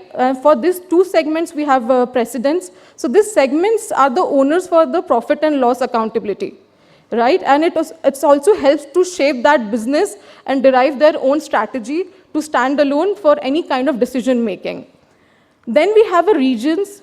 Regions will be as per, all the continents, as per the countries across. So that helps us to have a local stakeholders. That helps us to have a common, policies because a policy which is running in India cannot be running in the other countries there. It cannot be running in Italy in that case. So this region structures helps there to, have a more better execution and coordination for the people. Then we have functions which helps us to have global standards, having common synergies, and which is deployed across all the segments, where they have a metrics reporting, which we call as a dotted reporting. So functions like, central functions like HR, finance, IT, legal, and compliance in that form. About the regions, we do have a regional heads, which help us to, get the things executed and have a common unifications across all the practices which are there. So this is about the structure, and in this way, I'll say it can be complex in a good form that all the individuals here, we are very well connected with the global teams, and we do have dual reporting here. One is our, direct reporting with the manager, and the other one is the matrix reporting, which helps us to align with the segment initiatives, which is what are the global, strategies around. So this is about the structure, and that's why we say that it's an interwoven matrix structure, which helps us to run this MNC successfully, right? Okay, then talking about our culture beliefs, as I said that, 2 years back, we start with our culture journey, where we say that we intentionally have a customer at the center. That's our focus 5, which is quality, delivery, profit, and safety. So we say that customer is the major focus. A customer could be an external customer or an internal customer. So like business is my internal customer, and for the business, the dealers and the buyers are the external customers there, right? So that's something which every individual in each the department is following. Then we do have our culture beliefs, which say customer first, one team, grow together, let's make it simple and be the best. In this, we do have a cultural champions across all the countries and region. One of them is today present here with me, is Ravindra Ashtekar, who is heading our network development. So voluntary, we had different campaigns where people volunteered to, run this culture journey. And we have hundreds of culture champions who have given, trainings to each individual. So our each employee has been gone through the culture journey trainings, and they have been certified with our culture beliefs. And we do have a 3-to-1 weekly model where we say we give 3 focus recognitions to the employees who are doing well. So that's also a part of a reward and recognition, module. And then followed by 2 focus stories, 3 focus stories we're talking about, 2 focus sessions, and then 1 focus story sharing. So that's the 3-2 model, which we all internally practicing every week. Some of the functions doing it in a very effective form, some needs a push, and the push is given by the champions here. Okay, now about the second part where we'll talk about the people leading the innovation. And when we talk about the people, I like to link it with some of the case studies, because the whole forum was about to relate it with some of the case studies. So we do have some success stories across the India organization, that how it helps them to grow. So first is having a customized technical career path, where there is one trainee who joined us in 2006, and today he is one of our vibratory compactor chief engineer.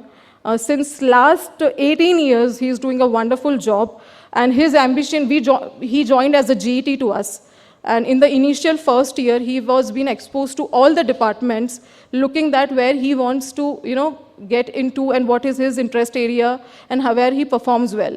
So later on, he came to know that he's doing pretty well in the engineering side, and he started working into that particular domain. And today, he is one of my top chief engineer. I'll say maybe he's present in India, but he's doing so pretty well that India and Pithampur remains the global center for vibratory compactor designing. So that's how he has evolved in his technical career, a journey of 18 years from growth and success at Case Construction.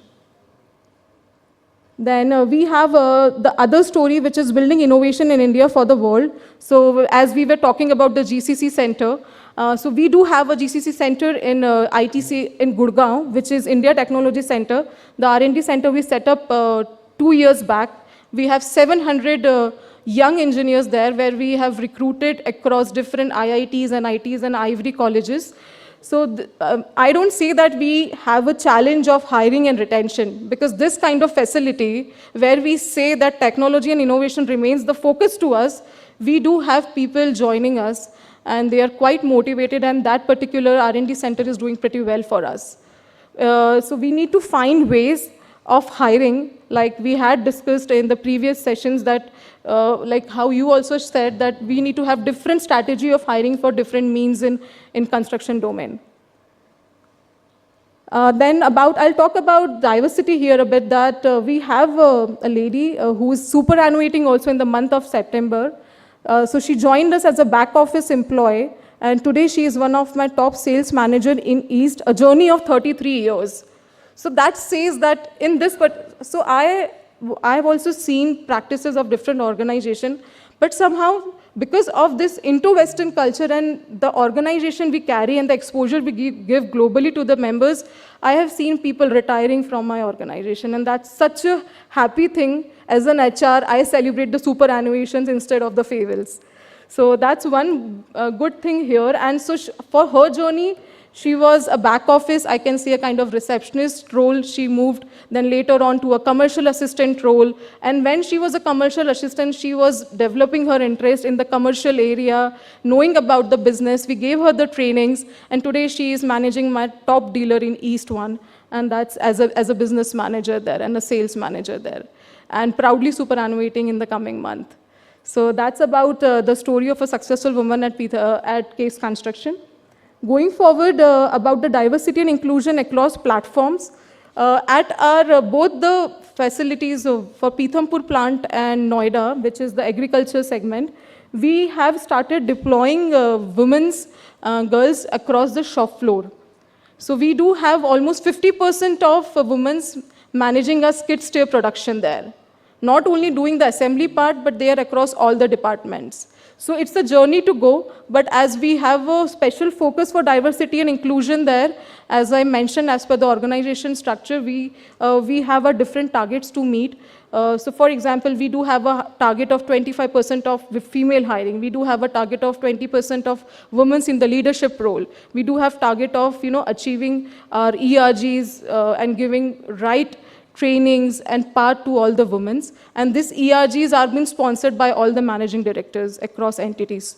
So that's about diversity and inclusion here. Next, coming to the final slide, not taking much, our global presence and broad reach helps us to capitalize on opportunities, growth, and pursue ambitious, become a leader in our sectors. So it's not only the growth story about India, it's about the whole CNH, about the whole globe here. So a strong family of brands, as I shared to you. An operation excellence. When I talk about the operation excellence, we have the policies which are united in nature, starting from the onboarding to the exit. All in between policies of medical, it could be travel portal, it could be, the onboarding process. Everything is there, common for each of the employee, does not depend to which entity they belong. We do have a flexible working. I think this is one of the major part which I didn't talk about, which helps us to retain employees. So as being a construction or an agriculture brand, we provide a hybrid working to our employees. It could not be 100% hybrid for the manufacturing function, but for the other functions, we do provide a hybrid working. And we have some of the roles which are working 100% remote as well. So that's one of the part where people feel that maybe we are not belonging to an IT industry, but we do belong to a manufacturing industry and we have a flexible working. So in a GPTW, that is one of the major compliment we receive from the employees, that we are a flexible we give a flexible working environment as an HR.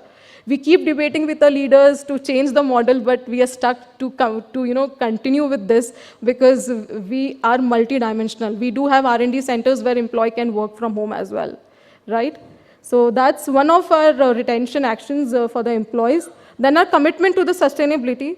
I think when we're talking about human capital, it's about human assets. When we say assets, if you're able to sustain the talents, the people, you will sustain the brand, what I feel. So recently our CEO said that he takes HR as the first defense line to the organization. If we all think in the similar form, because if you don't have a right HR department on place, you don't have the right people joining you. And then the right people are not there, the right work will not happen. So in that way, I think that commitment of sustainability, when I relate with HR, falls in that form. Then the diverse leadership. We do have leaders from India who are directly into the global structures. We do have people getting internal job posting and transfers to different countries and regions because we are a matrix organization there. So in that way, we have a presence, and a proudly Indian presence to different countries of India and CNH. Then people-led innovation, as I talk about GCC there, this GCC is not only doing the R&D for the India plants, they are doing across all the plants which are there for CNH. Then one team, that is one of our cultural beliefs, as I said to you. And similarly, we all are sitting here sharing our best practices to each other transparently is also a part how we see as one team, like the people who are having the cultural beliefs with them from CNH sitting here will understand my thought. Okay, then promoting a more inclusive workplace. Diversity has become one of our focus area, and we will be doing good and wonders with the coming years. We do have our strategies on place. And having different, not in terms of the gender, in terms of having different region people working together, different country people working together. We are also promoting to, give a chance to disabled people if they are able to take up any job. So that's also, we say, diverse workforce. And with a strong global network. I think that's the whole key and the point of success to us. Okay, thank you. So that's about CNH a bit to the people who didn't know till now. So I hope you all get to know something about us. Thank you. Thank you so much for taking out time and presenting such case studies. I've been listening for the past 30-40 minutes, and honestly, it's really heartening to see that such practices are already happening in the construction equipment industry. We keep working with clients across industries, and I can clearly and confidently say that these are some of the challenges across your leading industries today. We spoke about excellence model, role-based organization, culture, and Mr. Umesh mentioned that we have to believe from us inside that we are one of the leading construction equipment and leading industries. And I clearly see there is no doubt considering the practices that are happening already. And there's a lot for everyone to learn from this. It's not just about these 4 companies or people sitting on the dais today, but for each one of you, the kind of information sharing that can happen and the kind of learnings that we can do from each other is immense right now. While we are short on time, what we'll do, while I had a few questions, but it's better to ask from the audience. So we'll take some questions from the audience and then we'll see if we have any time left. Yeah, good afternoon. This is for Deepshika. I'm Ravindra from Case New Holland. First of all, compliments to everybody on the dais for a fantastic presentation. It was very engaging and very enlightening. Deepshika, you spoke about, Employee Connect, where you are able to create, spot talent cross-functionally. That was something very interesting to know. Because in a world where we are somebody spoke about silos, but then spotting talent, creating an environment where people look, at the people around them, not as from a particular function, but a possible talent. How does that environment get created? How do you facilitate that? How does that happen? So any change in culture, be it creating a learning environment, it all starts from the top. So first, the leadership needs to be convinced and should have the conviction that this is how we want to grow in the organization. We want to break the silos and work together. And it started with having purposeful collaboration as one of our core competency in the organization. From there we progressed further. First year was really tough, and we had to request the leaders as well as the talents to come and connect with each other. Okay? But when they started seeing value in this intervention, when they sat on the table for succession planning and they found that basis these interactions, they were actually able to pick up talents from different verticals or different domains of which they did not have any visibility in the past. Okay, so when they started seeing benefit of this intervention, what happened? That second year, when we had this initiative, when we started the second round, there was a lot of buzz. Okay, everybody was happy. In fact, the talents were like, we want to go and meet the person allocated to me, and vice versa. And this is the third year that we are into, and it has been a game changer for us, because now we have actually seen progression of people from one domain to the other domain, and people are more than happy. Like if I tell you, sales team is more than happy to pick a person from manufacturing. Purchase team is more than happy to pick a person from quality. So those changes we have seen. So it wasn't a journey of a year, but over the year we have evolved and matured. Thank you so much. Thank you. Thank you. I think we have a question here. We don't have a mic, but you can ask. Thank you. Yeah, good session. Thanks to all of you. My question to you is to you, Mr. Vishwanath. Having gone through the journey of assessments, how do you validate the assessment scores with the reality? Do you have any mechanism? How do you validate that? Because many times assessment scores, we are very good at cracking examinations. No, it's a good question. There are obviously very visible ways of tracking the outcomes. For example, attrition rate could be one of them. For example, how they are able to attract talent from the market could be the other. Also, certain other things in how they stack up with respect to maybe if they're competing in some international competitions, etc., especially on learning and development. So just to give you an example, when we said one of our businesses is 600 plus score, how does it look to an outsider? How does that 600 plus organization should look very different than an organization which is 300 and 400?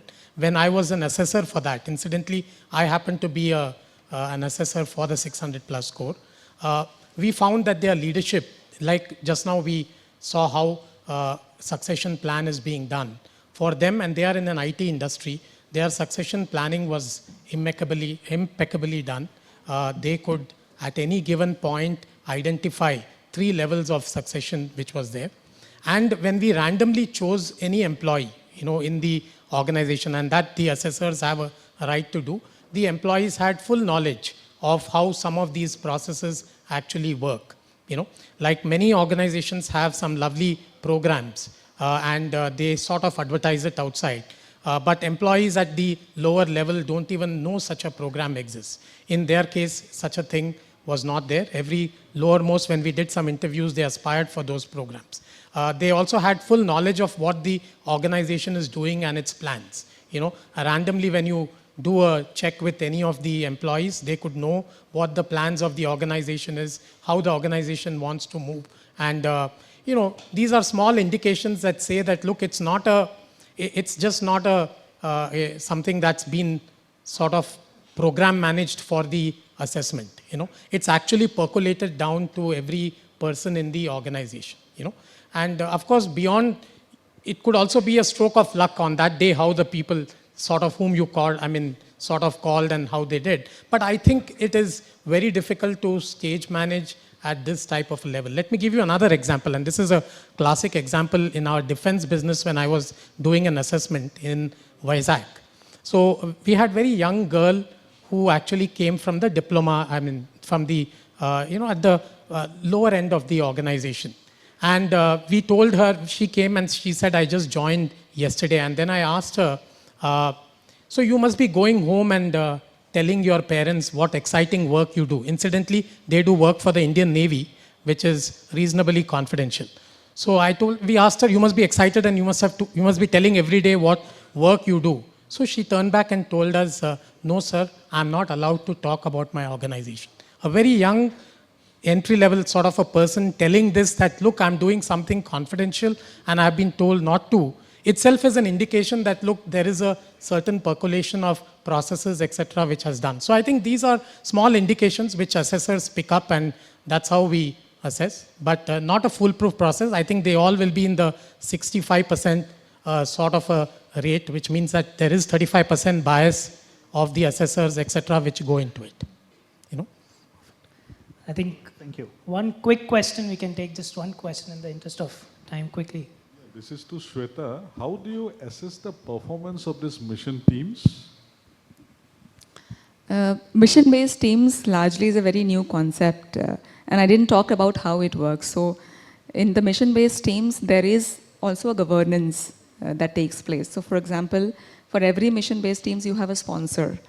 And that sponsor is the one who actually works across the organization to take out bottlenecks that comes into the picture. Then you have something which is the leader. So leaders who is leading that mission. And then you have team members who has these competencies. So you have a governance of many sponsors who are running these missions, who meets, and then there are these questions that they can take and the matrices that is created. So there is this thing about how we work. And in that you have these, we are also trying to come up now with these concepts of OKRs, if some of you have heard. There you define the matrix and those will also tell us how these mission-based teams are working. So, so these are the different ways in which you create measures. And it's also in a very, very forming stage, I would say. If I were to ask it in more basic terms, suppose I'm on a mission team and I have my own KRAs. So when my appraisal gets done, what is the weightage that you would give to my mission KPIs and my other KPIs? You know, how do you basically balance and, you know, assess that? Okay. That's what I was actually looking yeah. at. I would say like this, that people who go on a mission-based teams are also largely the people who have been in a role for certain period of time. So you have a capacity of say 20%. If you are in a mission-based teams and there is a sponsor and a leader, the manager, for example, if I am a part of a mission-based teams, my manager is expected to go and take that feedback from the sponsor and the leaders of that mission-based team and then rate me. So 80% of the time I am in my permanent role all the time, 20% of the time that I have given to a mission, that feedback is from that sponsor and the leader. Yeah.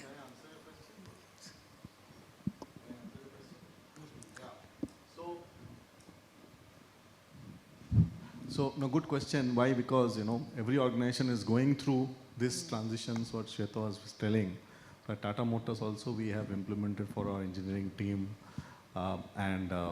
This is based on the concept of, you know, the pod way of working, which is very, this thing. So, if you do not have a legacy, you can completely work on mission-based teams because the COEs are not required. You are young, new team. So what we look at is CTQ, called cost, time, quality. These are the only three measures of mission-based team. You have to do within the cost, within the time, and within the quality.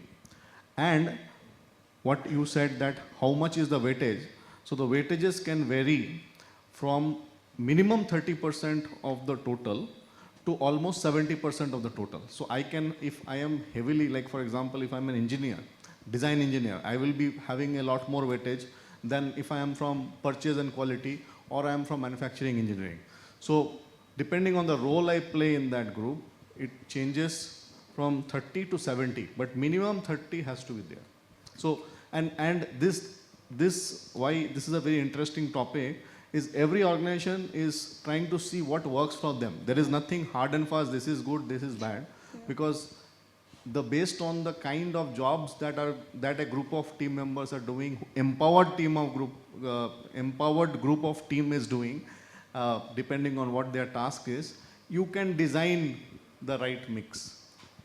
As you said, it's very fluid. Every organization tried to create their own matrix. Perfect. So we'll call it a session, but thank you so much again for spending time and presenting your case studies. I would recommend all of you to have more discussions with the panelists to get more information on the case studies. We are limited by time right now, but I'm sure there's a lot more that has gone into this to see those slides over here. But again, thank you so much and hope you have a wonderful day ahead. I request Yagesh to please felicitate the participants.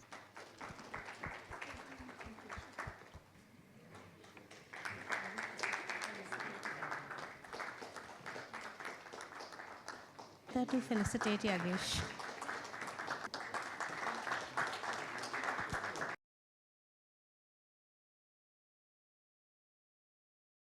We now commence the second part of the session.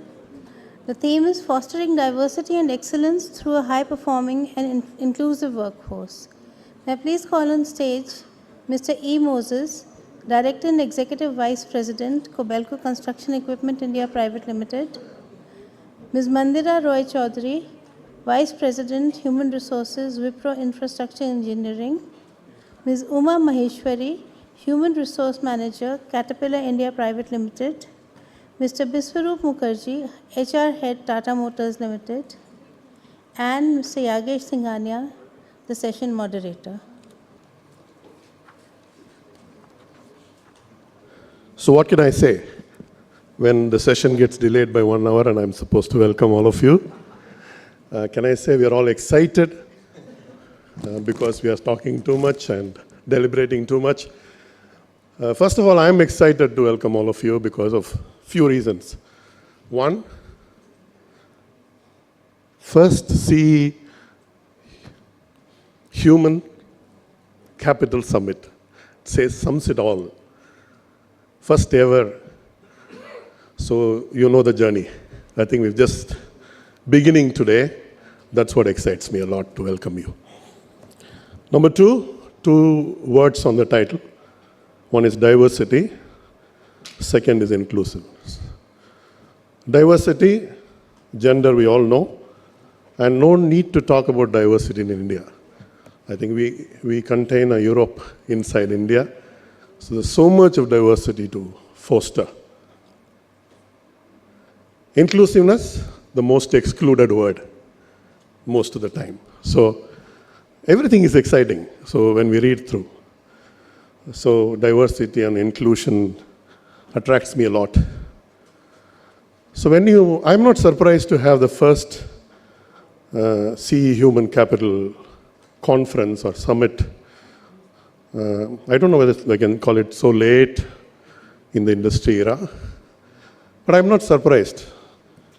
When your percentage of your budget or percentage of your balance sheet is 1/5 or 1/8 of other industries. So naturally the eyes don't go there generally.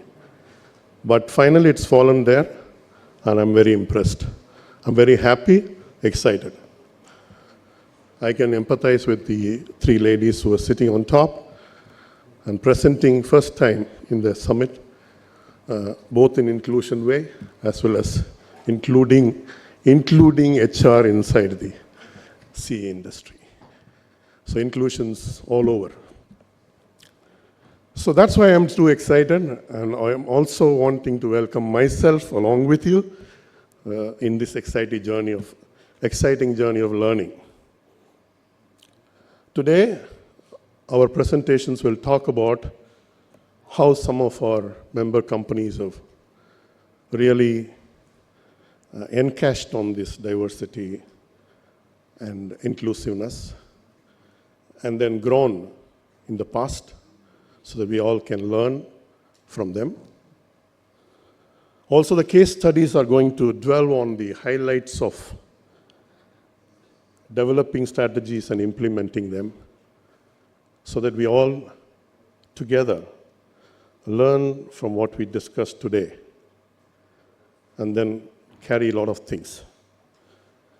As a welcome address, if I take longer time after complaining about late start, it doesn't look nice. But one thing I want to say is in the learning process for our industry, human capital, and the importance is a learning process. That's going to begin today. In the learning process, there are 4 steps, we all know about it. Unconscious incompetence, conscious incompetence. I think we've reached a stage of conscious incompetence by starting this summit. Now we will move to conscious incompetence. After that, we'll go to conscious competence. And then one day, we will be unconsciously competent. I'm waiting for that day. Thank you very much. Hi, good evening, everyone. My name is Mandira, and I represent the human resources team of Wipro Infrastructure Engineering. Is the presentation up? There it is. Thank you. All right, so today I'm taking this opportunity to share with you one particular initiative that we have recently launched. So full disclosure, this is under a year old in Wipro Infrastructure Engineering. And so it's in its nascent stages, but taking the opportunity to share this with all of you because we're really excited about the promise that this program holds. And this is, a program that we believe will require sustained effort from our side. So we are not looking at any short-term gains. We will not see benefits of this coming to us in 1 year, 2 years, or even 3 years. It could be upwards of 4, 5, or 10 years that will, deliver real impact from this program. But we believe in it so passionately, and hence we thought this is an opportune moment to share it with all of you. And since Sitaram is here, Sitaram is the business head of Wipro Hydraulics and chief architect of this program. So glad to have him here as well. So I'm going to present to you, or I'm going to talk to you about a program that we call WINGS, W-I-N-G-S, that's acronym for Wipro Infrastructure Engineering Girls Scholarship. What is the challenge that we're dealing with? It is the low representation of women in the construction equipment industry. That's no secret. I think it is also represented in this room. I think the 8% that we see on the slide is probably the reality in this room as well. And this is not where we would like to be, right? Because if we believe that an organization is a representation or a microcosm of society at large, then at a minimum, women should constitute 50% of the workforce. And we are far, far, far from there. And this is something that we have been thinking about over the last few years, breaking our heads as to what can we really do to move the needle on this one. And we have made progress.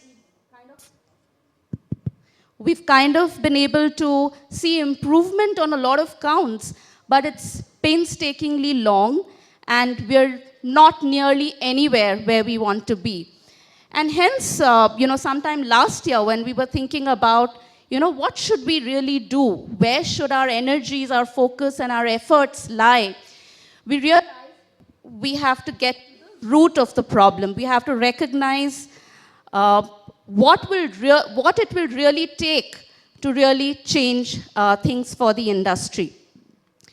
So all of us know that, of course, we are constrained by the availability of talent, amongst women across various levels of leadership or in the life cycle in an organization. But if we really want to make a dramatic impact, we can start at the entry level because, that's where you can choose to probably bring in more women in the workforce and then, kind of grow them over the years in the organization.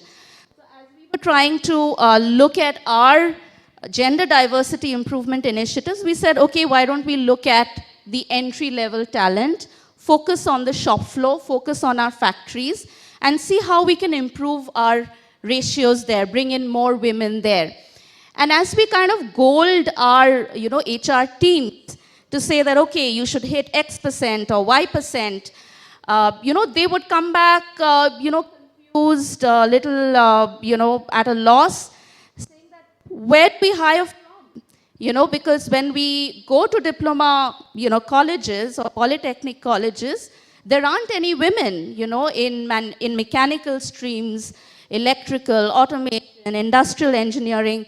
There are no women, and if there are women, like we were speaking earlier in the day, that manufacturing jobs sometimes are not as attractive or as exciting. So how do we really solve the problem, right? So that's what led to the birth of this program, right? So like the challenge is that there is a limited talent pool. So even if we want to widen the talent pool at an entry level, the challenge from, because we don't see enough women enrolling into these streams. And we talked about the fact that there are misconceptions about what a job in a manufacturing industry or in a factory could be like, right? So it's not a draw, for a lot of girls, young girls who are trying to chart out their career. And then when we tried to peel the onion a little more, we realized that, especially the locations where we are present, and this could be, rural areas, could be semi-urban areas, and you have a cluster of, diploma colleges around where we are present, and their, funding or financial constraints plays a big role, because it's literally, a miracle or an achievement for a girl in a family to be able to complete her education without any obstacles. So there are so many pulls and pressures, pressure to get married, probably pressure to start, sorry, okay, thank you. Pressure to probably start contributing to the household income, before completing their education. So that's the challenge that we were grappling with, and that led to the ideation or the birth of this program, which we call WINGS. And we call this a scholarship program, of course, but most scholarship programs are associated with merit, right? So you have to earn that scholarship program based on some criteria. This is not a merit-based program, right? Because it would be counterintuitive to impose merit here, because we are looking at creating opportunities for girls who've not had those opportunities so far. And if I had to paraphrase what, Sitaram once said, that, if you change the life of one girl, it is not just that one person, right? It is the extended family, it is the community, it is the economy and the country at large. And this is not just one generation. You're creating a ripple effect for generations to come. So that's the ambition and the vision of this program. Who are we targeting? We are clearly targeting girls who are underprivileged, who don't have the opportunities, are financially constrained, and without support may either not choose to pursue education in technical streams, or may drop out along the way. So that's our target population. And very importantly, like what we've seen, that we don't have enough women in technical streams. So we are very, very focused on a bunch of technical streams. We've got into conversations with colleges, and we are really encouraging the management of these colleges, the government polytechnic colleges, to open up more and more enrollments for women into these technical streams. So for starters, we've looked at 3 locations. We are looking at Tamil Nadu, we are looking at Andhra Pradesh and Rajasthan, because this is where we have a presence and we want to make an impact in our immediate communities. And in the years going forward, we will kind of take this to other states as well. A quick overview of what the program includes. So of course I spoke about financial assistance. So we do cover the school fees and all of that, but it goes beyond that.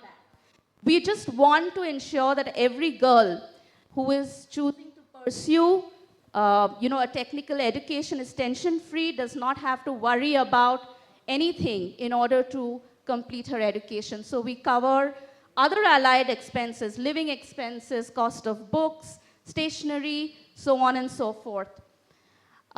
We realize that given the backgrounds that these girls come from, it is not enough to just give them financial assistance. That will not guarantee success. That will not guarantee employability.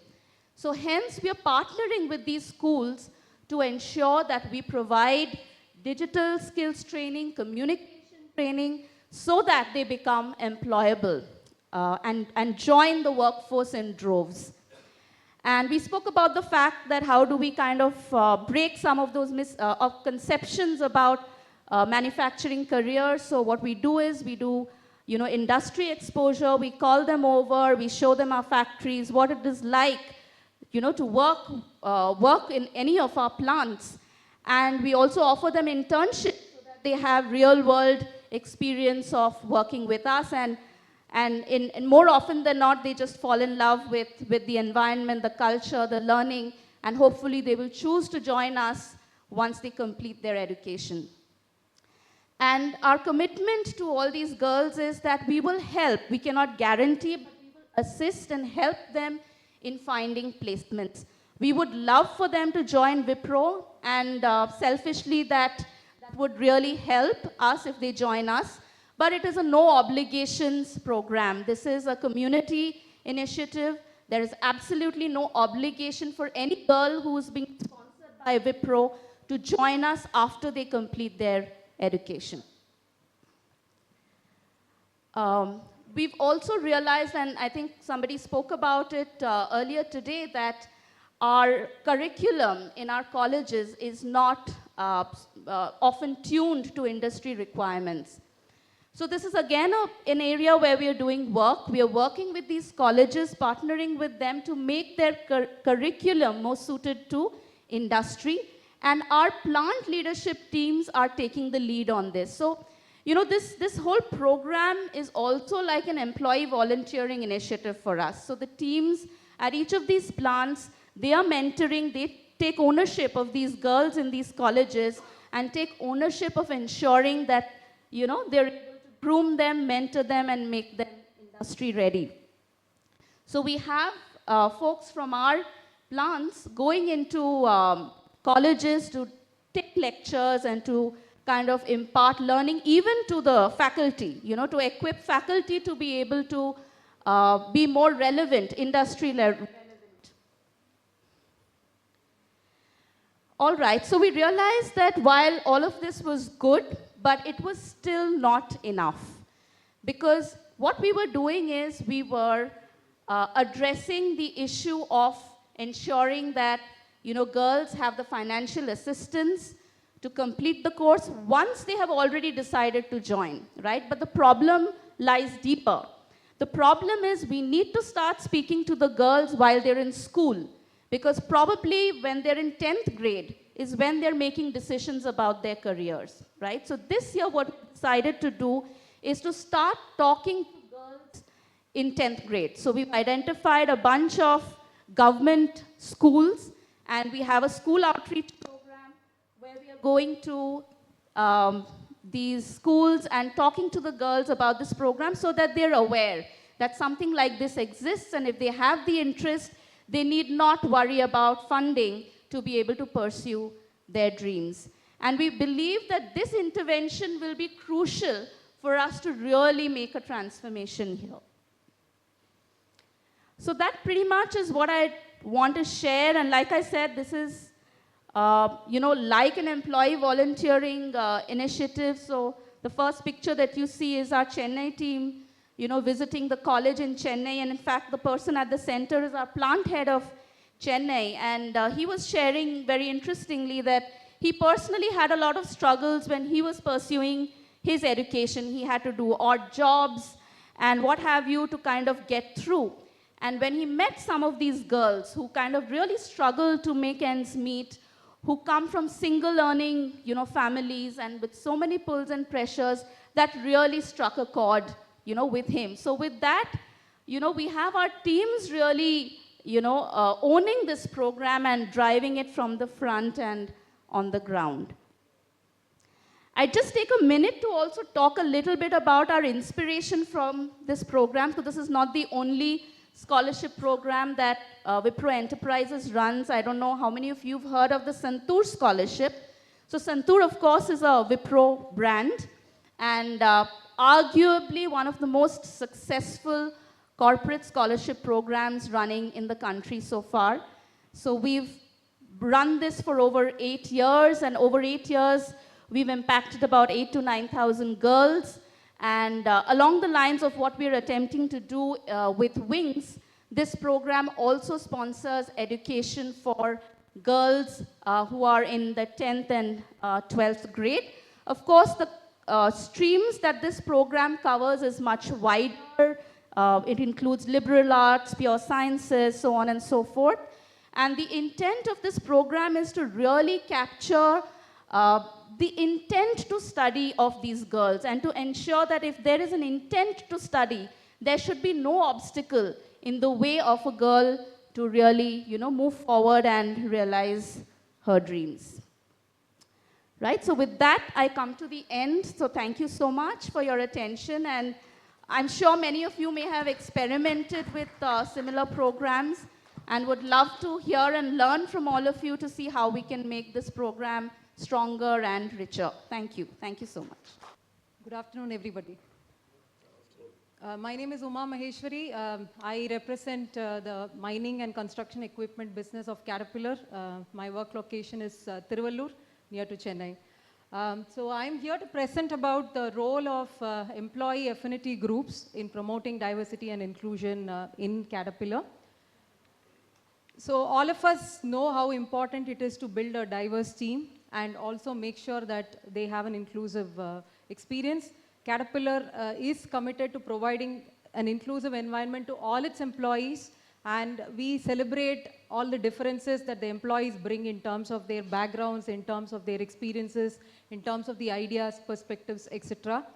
And as we know, this is going to be the key for us to build a very high-performing and engaged team.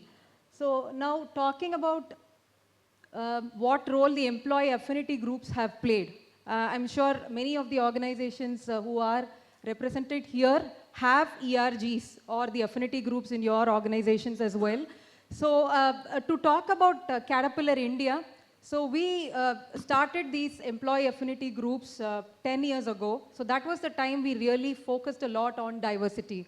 So when it comes to women diversity, when it comes to attracting people from all parts of the country, when it comes to attracting young workforce, the early talent, so we realized that we need to take help of the employees themselves to make the workplace an inclusive workplace. So we cannot do it alone. I cannot, think what they would want, right? So I cannot know the needs of the employees unless we have their voice heard. So that's where we realize the importance of employee affinity groups. Of course, we do have this in Caterpillar worldwide. So these are company-sponsored groups and which are led by employees. And these groups provide a safe space for our employees to identify themselves because they come from a common background. So they are able to identify themselves. So to give you some background in Caterpillar worldwide, so we have nearly 110,000 employees.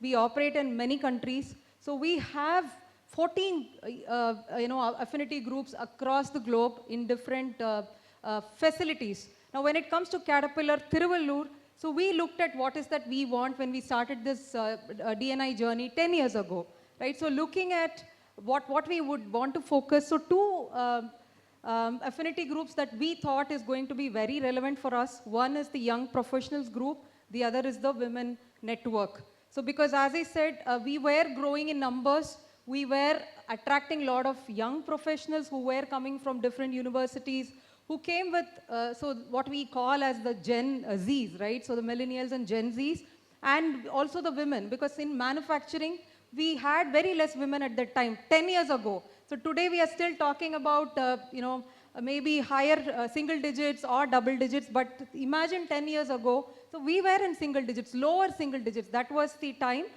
We started this affinity group because even with the few women that joined the organization, we really wanted to make sure that they felt home, they felt valued, because when we are minority, so it is definitely going to be intimidating. So wherever I look around, I'm only going to have men around me. So how are they going to feel that they are represented, adequately voiced, and how their values, their ideas are being heard? So that's when we wanted to harness the power of all of them by starting these affinity groups, the Young Professionals and Women Network.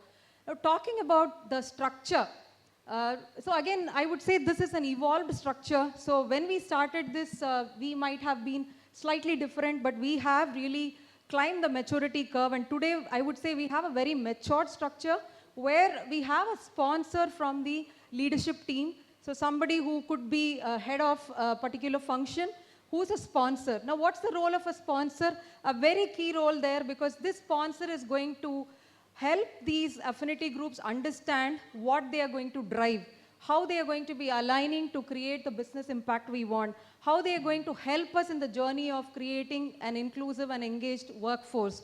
So the sponsor really shares the business strategy, guides them on what kind of priorities the group can set up for that year, and the sponsor will also be reviewing the annual plan and looking at how they are implementing and provide the necessary support for the affinity group to function successfully.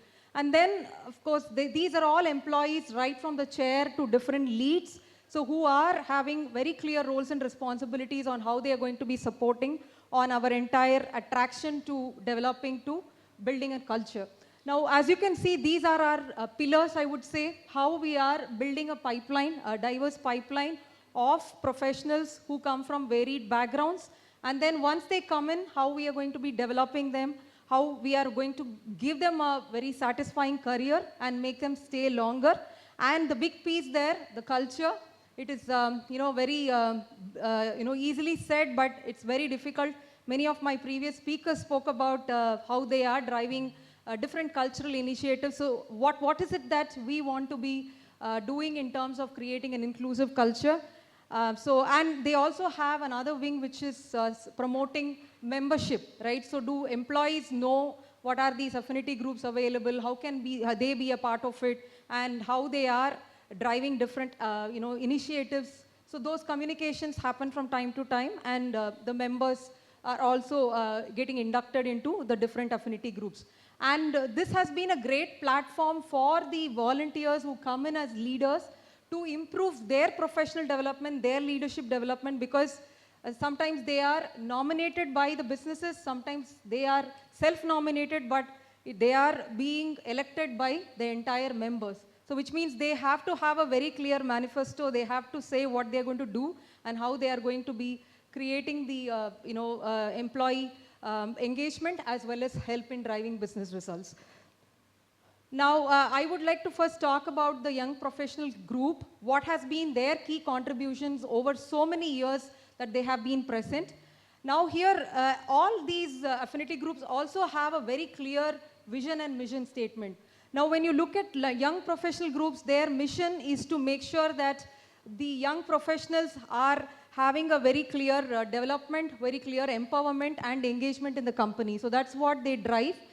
Thereby we are, Caterpillar as a company is positioned to serve our customers better. So that's the mission of Young Professionals Group. Now I would like to talk about some of the significant contributions they have made again in the last several years in each of these areas.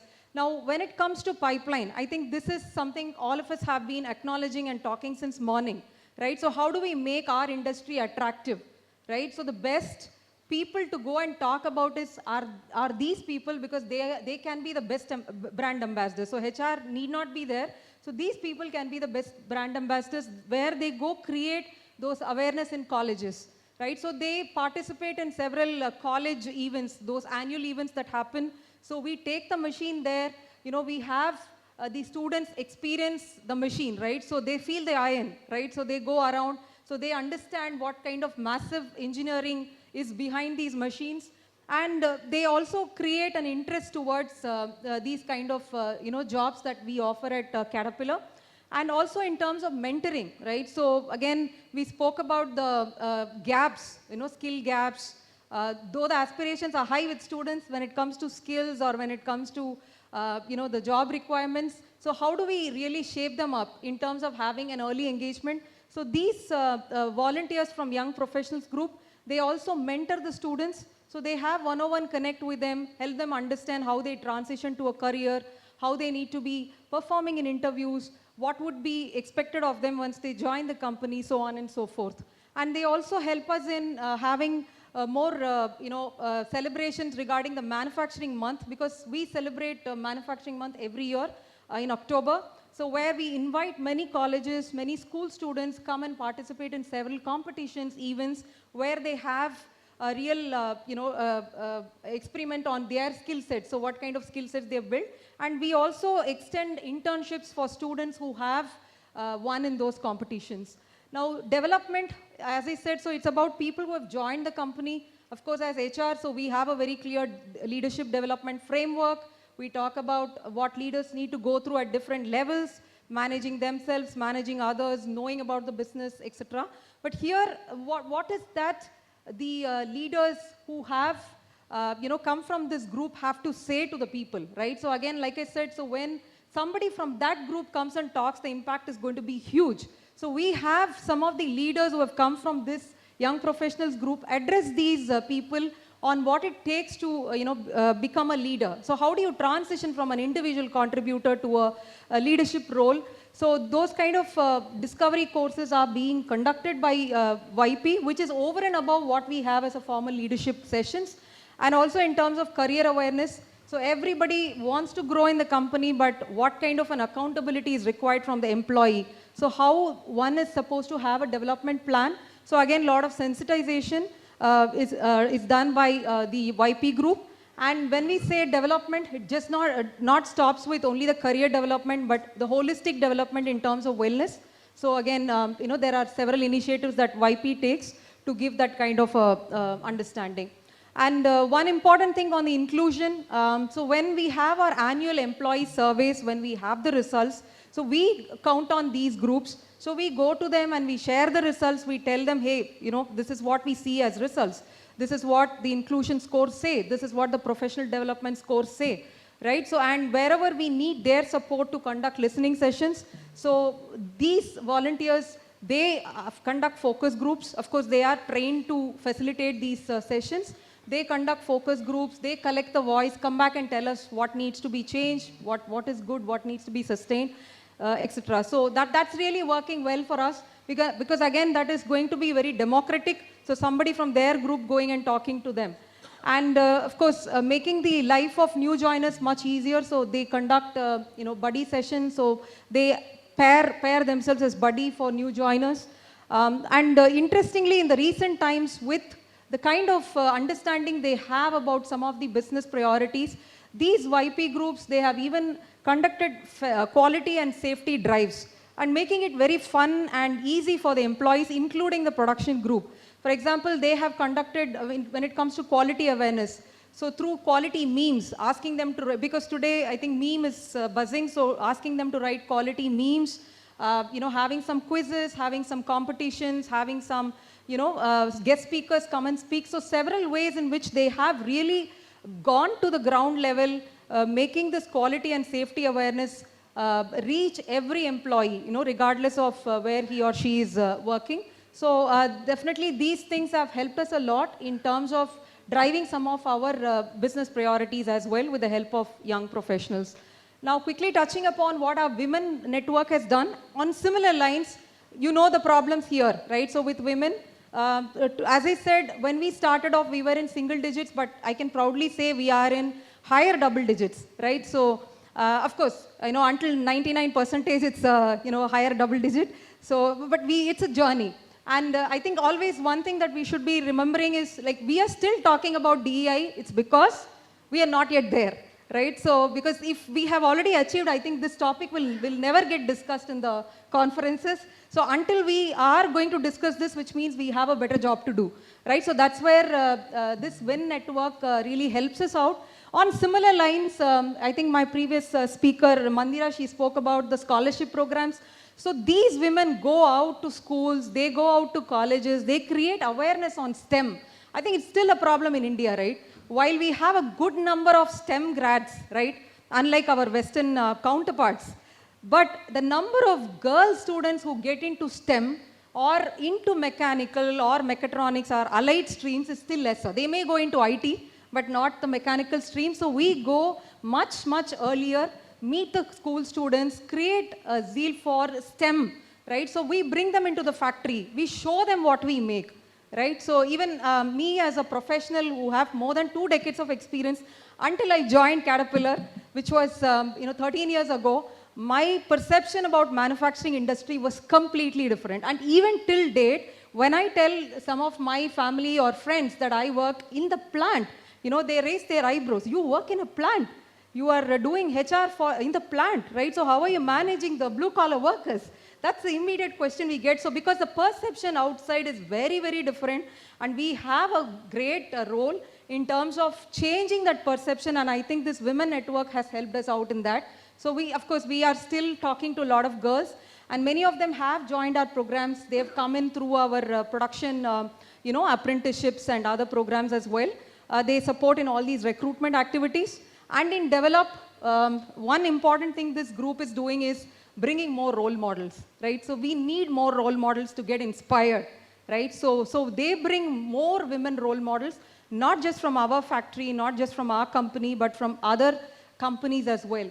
Bring them to the table, forum and ask them to share how they have climbed up the ladder. How did they break those gender stereotypes? How have they built the inclusive environment for themselves? How did they make their voices heard, right? How did they feel empowered? So these kind of workshops and role modeling series is something our network does.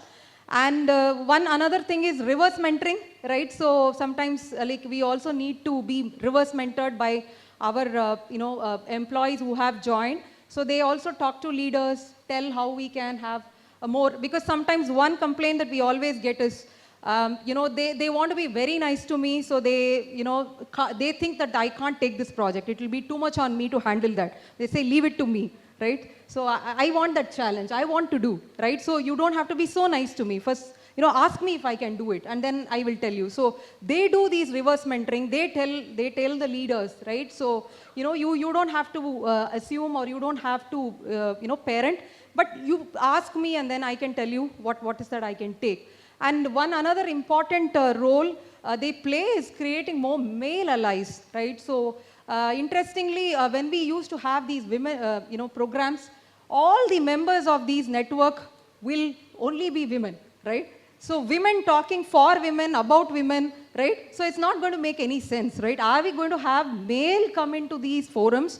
How men can act as catalysts, how they can be raising their voice when they see a lack of inclusion, right? So that's where consciously this group brings a lot of male allies into the network. Today we have a male ally group and a chair for that group as well. So who talk about what role they can play in creating an inclusive environment. So I can go on and on because this group has made HR life very easy, I would say, because we partner with them, we empower them, we take their support in creating the inclusive culture we want.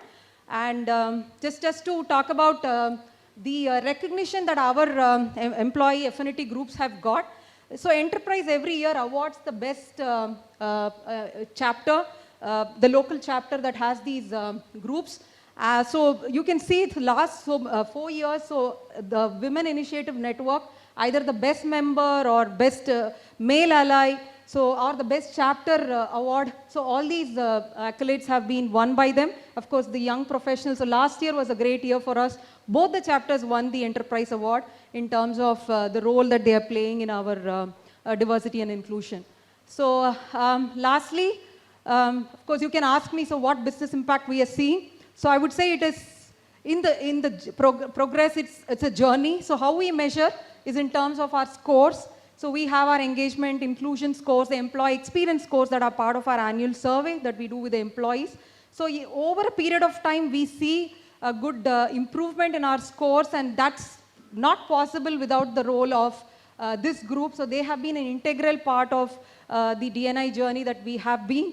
So again, to sum it up, so I think what has really worked well for us is having a very clear strategy in place. Of course, there are questions, so why don't we start a differently abled group, right? Why don't we start LGBTQ? There are other diversity as well, which we are looking at, but I think these are our vital few now, and these two groups have really been laid out with a very clear strategy, and we have a strong structure and governance. We recognize them, right? Because it's not easy, right? Because they have a day's job, and over and above that, they are supporting us on all that.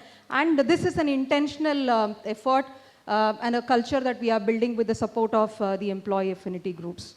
With that, I would conclude my presentation. Thank you.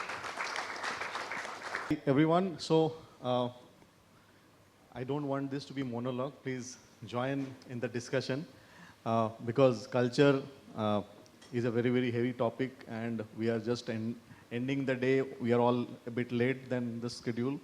So let's make it a bit more interactive. Now, why, can I have the presentation, please? Yeah, thank you.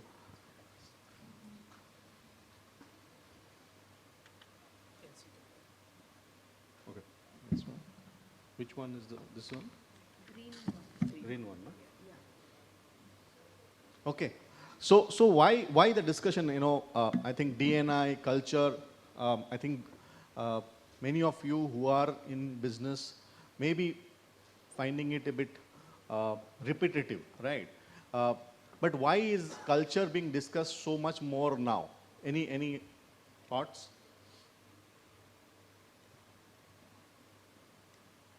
Anyone? Why was it not done 5 years back?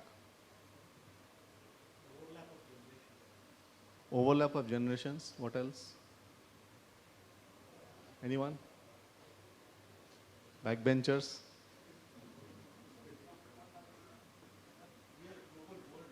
We are global world, that's why culture is being discussed. Speed of change, the speed of the difference between generations, the gap has increased. The difference between generations, gap. Navigate complexity. Navigate complexity.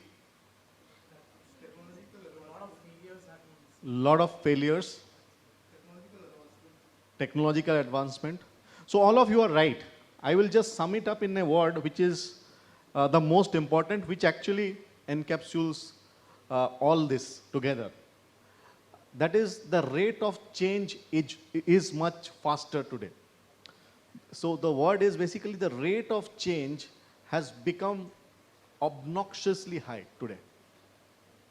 And that's why we all are wanting to work on culture as an organization. Leaders, 10 years back, 5 years back, leaders would have said, culture is, 5 people sitting and doing discussions for no good business meaning. Now, leaders talk about culture in boardrooms much more than earlier, because the rate of change is obnoxiously high today, and for businesses to keep pace with this change, you need to change the culture. Now, what do you mean by change the culture? Change the culture means it is like you are changing the operating system. Earlier you were working in MS-DOS, now you are working in Pentium 5. The agility is different. Now, changing an operating structure is very difficult. Let me give you one more example. How you change the culture. For example, so basically, culture is nothing but how things work here. Now, I'll give you a very funny example. One of my managers who came from a very reputed organization came to Tata Motors, and we have a different culture there, here and from another organization. So he said, I sent that mail to that person didn't respond. Now he was waiting. Now the fact of the matter is there is a shared understanding here, this kind of mails is dealt through a system, on this system that person has responded. Whereas in that other organization it was not there. Right? So the way things happen, like a lot of times we talk in organization, अरे इधर ऐसे ही चलता है. That is culture. Now, when the rate of change is so high, if you do not change the way you work, you will not be able to deliver to customer needs. That's why we are talking so much about culture today. And to make that change happen is a very big task. Very big task. It is, and let me clarify when I'm sharing this presentation, it requires humongous amount of leadership intent. So if the CEO is not interested in driving culture, no HR guy, whatever he or she is saying, will not be able to drive. It is a CEO's priority to organizational intent and appetite for driving transformation. I think these two are very important things. And the third most important thing is, it is continuous. It is not that I have changed, so I will not need to change. Right? So what I am quickly going to share is basically, that what are the 3 things which drive the culture as we spoke about: the values, the behaviors, articulation, manifestations. I think for me, when I started practicing or working on culture, the thing that defines me is Har Ghar Kuch Kehta Hai. We have heard this ad, right? And culture is that. Every time you enter a house or an office, you know the culture. It is in its artifacts, it is in its shared beliefs, assumptions. Like when I went to the SAP office, I'm from Tata Motors, we do not have such heavily guarded offices because we don't need to. I go to SAP office, my God, they have taken the name of my grandmother also. Tata Motors also doesn't have, even after having employment for 12 years. But that's how their business is. That's how their culture is. If one small error on confidentiality can bring their business down. Right? So that's why SAP is having such confidentiality norms, such privacy norms. So essentially, articulation and manifestation is an underrated thing, but actually has very high impact. How your artifacts are, how your shared beliefs are, what are the assumptions on which you work. I think those are very important. And these are some things around, that better culture gives better growth. I think this is known to every one of us, so I'm not going to. So what we did was basically we looked at, in Tata Motors, this began in 2020, and we looked at and as I said in my earlier conversation, that automotive industry has been going through a lot of change, be it emission norms, be it in the digitalization, sustainability, a lot of things are changing at a very fast pace in automotive, and the organization probably realized that it's time to relook at how we work. And that's where we, along with our employees, looked at what are the pillars, what is it that we want to change? What are the things that we want to make our cultural North Star, that this is what we aim to be. And along with employees, we said that we diagnosed and discovered, then we aligned and designed, and then we activated. So let me just quickly, I can take a 1 hour session, 1 day session also on this, but that's why I'm going to go a bit fast. I don't want to get too much into detail, but this is what at Tata Motors, along with our employees, we actually arrived at. These are the 4 culture pillars we will do. And we believed that be bold, own it, solve together, be empathetic. These are the 4 culture pillars which will keep us in good state for some time. And when I say why some time, because it may be another 3 years down the line, we need to relook at some of it. Or something 5th may come, or something may be deleted. Right? But for now, we have said that this is our cultural North Star. Once we decided, we are at 12,000 white collar and 12,000 blue collar, 24,000 employees strength. Not an easy activity to make everyone believe in this. It can be written in your office boards, but no one believes in it. How do you make employees believe in it? How do you create this as a part of your DNA? Everyone works on this. So the activation challenge is something that we worked. First thing we did was we integrated people processes. Talent acquisition, performance management, leadership development, organization talent review, 360-degree feedback, reward and recognition, everything we changed on the 4 culture pillars. So templatize the culture pillars with each of the people processes. When I am hiring, I am seeing, is the person someone who has the ability to solve together. When I am recognizing, I am seeing, has the person being bold. So that is what one step which is very important, because we are human beings. We want work on reinforcement, positive or negative. Why we are not murdering the people we don't like is because we will be sent to jail. That's negative reinforcement, right?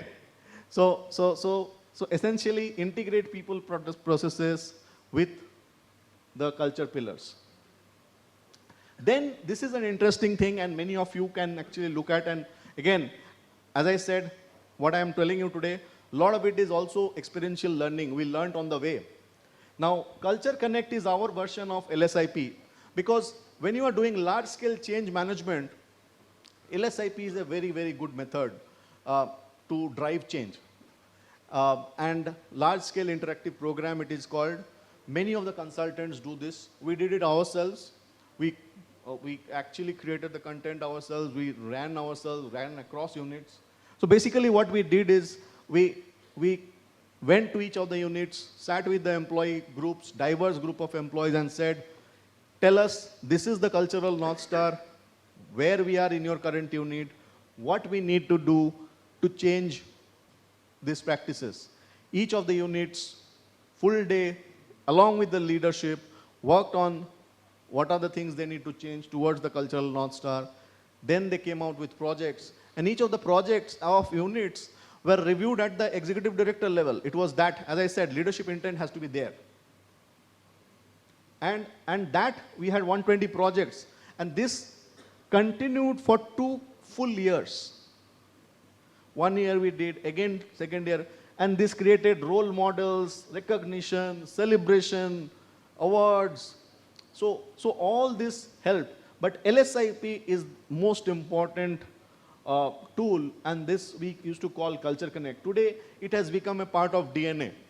Every year, our engagement survey, culture survey happens. After that, people know that there will be a Culture Connect to understand where we need to move. And the old and the young, everyone will be involved. The male or the female, everyone will be involved. So the activation framework was top-down approach on key themes to drive with business leaders. Periodic set, again, location-specific. So there is a top-down approach, there is a bottom-up approach. Top-down, what the leaders, based on what we have learned from all LSIPs, there are certain themes which we were driving from the top, from the corporate. Units would drive their own agendas. And periodic reviews with leaders at the highest level reviews will happen. And then business leaders to own and present. And at the end of the day, business leaders and leadership to communicate an action plan. Every leader would go to the employees and talk about it. Now, you may see that there's so much of leader written in this framework as well. The reason is, the only thing of real importance that leaders do is to create and manage culture. If you do not manage culture, it manages you, and you may not even be aware of the extent to which this is happening. Now, there are 2 messages I want to end this with is, 1, if you don't curate culture, like a brand, culture gets formed. So better curate, number 1. And number 2, it is the leaders who drive or who make the culture happen. So ensure that you enable, groom, reinforce leaders the right way to build a culture. And the journey continues, as I said, lot of, there have been interviews where we were asked that what has happened. We are thankfully in a good space, and we can always say that you can see the shareholder value has changed. So that I don't need to tell you what are the results. But I know that's not the only thing, but yes, that definitely has, we have a lot of things which has changed. We are seen differently by prospective employees and stakeholders, and the journey will continue. Thank you. Thank you so much, Vishwadeep. And I know we have been exceeding time, so what we'll do is that we'll keep the questions after the last session.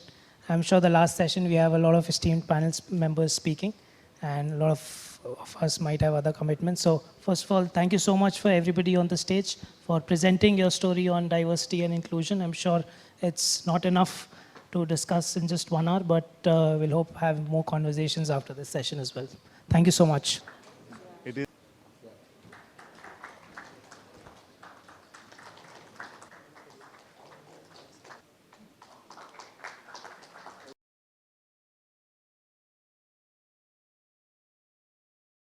Unlocking human potential through a robust training and skilling ecosystem. I invite upon the stage Mr. Dimitrov Krishnan, Dr. Nilesh Gupta, Mr. M. Vijay Kumar, Chief Executive Officer, Infrastructure Equipment Skill Council, Mr. Bhaskar Babu, Senior Vice President, Training and Marketing, Schwingstetta India Private Limited, Professor B. Sunil Kumar, Director, Indian Institute of Infrastructure and Construction, Mr. Monikut Sharma, Head Learning and Development, Tata Hitachi, and Mr. Saurabh Mittal, Regional Training Head, Larsen & Toubro.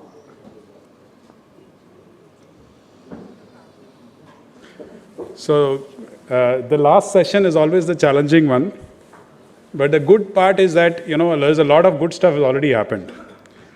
So firstly, greetings to all of you, to all my fellow panelists as well as the audience. I think for me, when I look at the success of this summit, and I think today, now we can call it a success, as we get into the last session, the participation from the industry and all stakeholders has been excellent, and I think what a quality of conversations that we have had since morning. And as they say, the most critical element of any industry, business, organization is people, right? And of course, my personal belief is that any business is first a people business before it is a business of anything else. So I think, so today, let me use this opportunity to thank all the speakers, people who have come and presented cases, but also panelists who have shared their thoughts, and also the audience for their active participation in making this summit come alive. In that spirit, let's give a big round of applause to all the presenters and audience that has been here, doing a great job. And let's hope that we can retain them for the next 1 hour as well. So friends, in a fast-changing, full of uncertainties world, focus on people is becoming even more important. For it is the people's agility to deal with change that really makes any industry or organization progress. Our construction equipment industry has always been very diverse from a knowledge point of view, whether it is the different types of equipment, in the automotive industry, you have a car, truck, or a bus, but in a construction equipment industry, to call like that, we have 73 different names.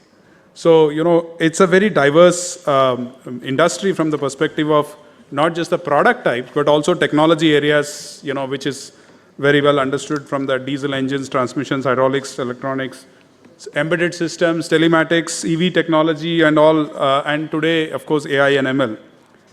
And in this world full of evolving, emerging new technologies, new processes, and new business models, I think it's a time when, the topic of skilling, reskilling and upskilling has become very, very important. So as we continue this session and the final session of the summit today, let's transition to the topic of today. This session is unlocking human potential through a robust training and skilling ecosystems. In our earlier discussion, we have delved into how the construction equipment industry, OEMs, training partners, and the ISC together are collaborating with also the government in order to make training and skilling really meaningful. So at the end, of course, we'll try to have a concluding insights from these presentations, and I'll encourage all of us to participate actively. In the end, we'll try to do an audience Q&A. Since we are lack of time, we'll not do a Q&A here. So I look forward to your continued engagement in the... Good evening, everyone. Thank you so much, DK, for the opening address. Now, this topic is very interesting and very, very close to my heart. Skilling, and rather than getting into the context, I'm a numbers person, so I'll straightways get into numbers. We asked the CEOs, there are a few chief executives sitting here, and we asked a few hundreds of them, what are some of the things that matter to you? What are some of the things that are very important to you? And what came out was the top 2 things that CEOs identified as the most important imperatives for them from a people standpoint. Number 1, upskilling, reskilling, or having the relevant skilled workforce. That's point number 1. Point number 2 was designing a workforce which is able to embrace virtual, hybrid, remote, whichever way we may want to call it, in-office kind of a setup. Now, I'll start with the second point, which is very relevant, and spend less time on it, and then get into the first point, which is what today's discussion is all about. Post-pandemic, for our manufacturing industry, this particular part of designing a workforce model which encapsulates virtual has become very, very critical. Why? Because it has become a big demand element. We are a manufacturing industry, we are a hardcore brick and mortar industry. We need people to be present in our offices, and plants and factories to do what we call as business. However, the demand side of thing, when this is available all across widely in a variety of industries, the need has come up for it to design. And therefore, CEOs are saying this is very, very important. Coming to the first one, skilling. What does skilling translate into? What does skilling transpire into? It effectively means that I have a business problem to solve. To solve that business problem, I need certain capabilities in terms of people, in terms of machines. Let's leave the machine capability part for a minute. The people capability part, it has to be relevant at any given point in time. And we'll deep dive into relevant as well, and the frameworks that help us keep them relevant. The question is not that, the answer is I don't have skills today doesn't mean that I've never had. The question is more around I don't have relevant skills to keep up with the pace of the way things are changing. Now, what's relevant from a CE industry standpoint today? You'll see on the right hand side of the page a few things written there. And you can read the names on what is important. What it distills down as a group is 80-85% of them is what we call as combination skills. Combination skills are becoming very, very important for our industry, for the larger automotive industry, which is going through a big energy transition today. Right? What does combination skill mean? Hardcore engineering skills which we need and we do and we've been doing for decades, married with technology. Now that's the ecosystem which is a rare find. It is like a unicorn in a jungle. The unicorn might be utopian, but that is the extent to which we are having a acute skills shortage. Due to the paucity of time, I'm keeping my talk to headlines only. And therefore, what does it mean and what is it that we need to do? Now, skills can be broken down into two broad buckets, and there is a third bucket as well. So the two broad buckets are what we call as functional skills, which is what in our colloquial terms we call as technical skills, and behavioral skills or behavioral competencies as they may be called as, which are also called as leadership skills. If you have to look at our industry, and the focus that our HR teams have had has primarily been doing a lot of behavioral skills development, right? And there has been immense focus on developing those soft skills and trying to get to a stage where we polish some of our people to be able to rise so long as they possess these right leadership skills.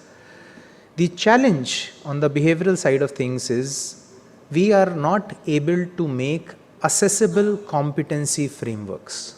What does accessible competency framework mean?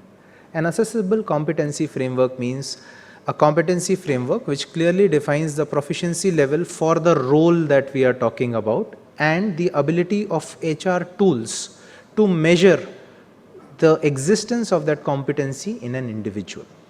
In simple words, the competencies that you need at the desired proficiency level, can that be measured at an individual level that we are talking about?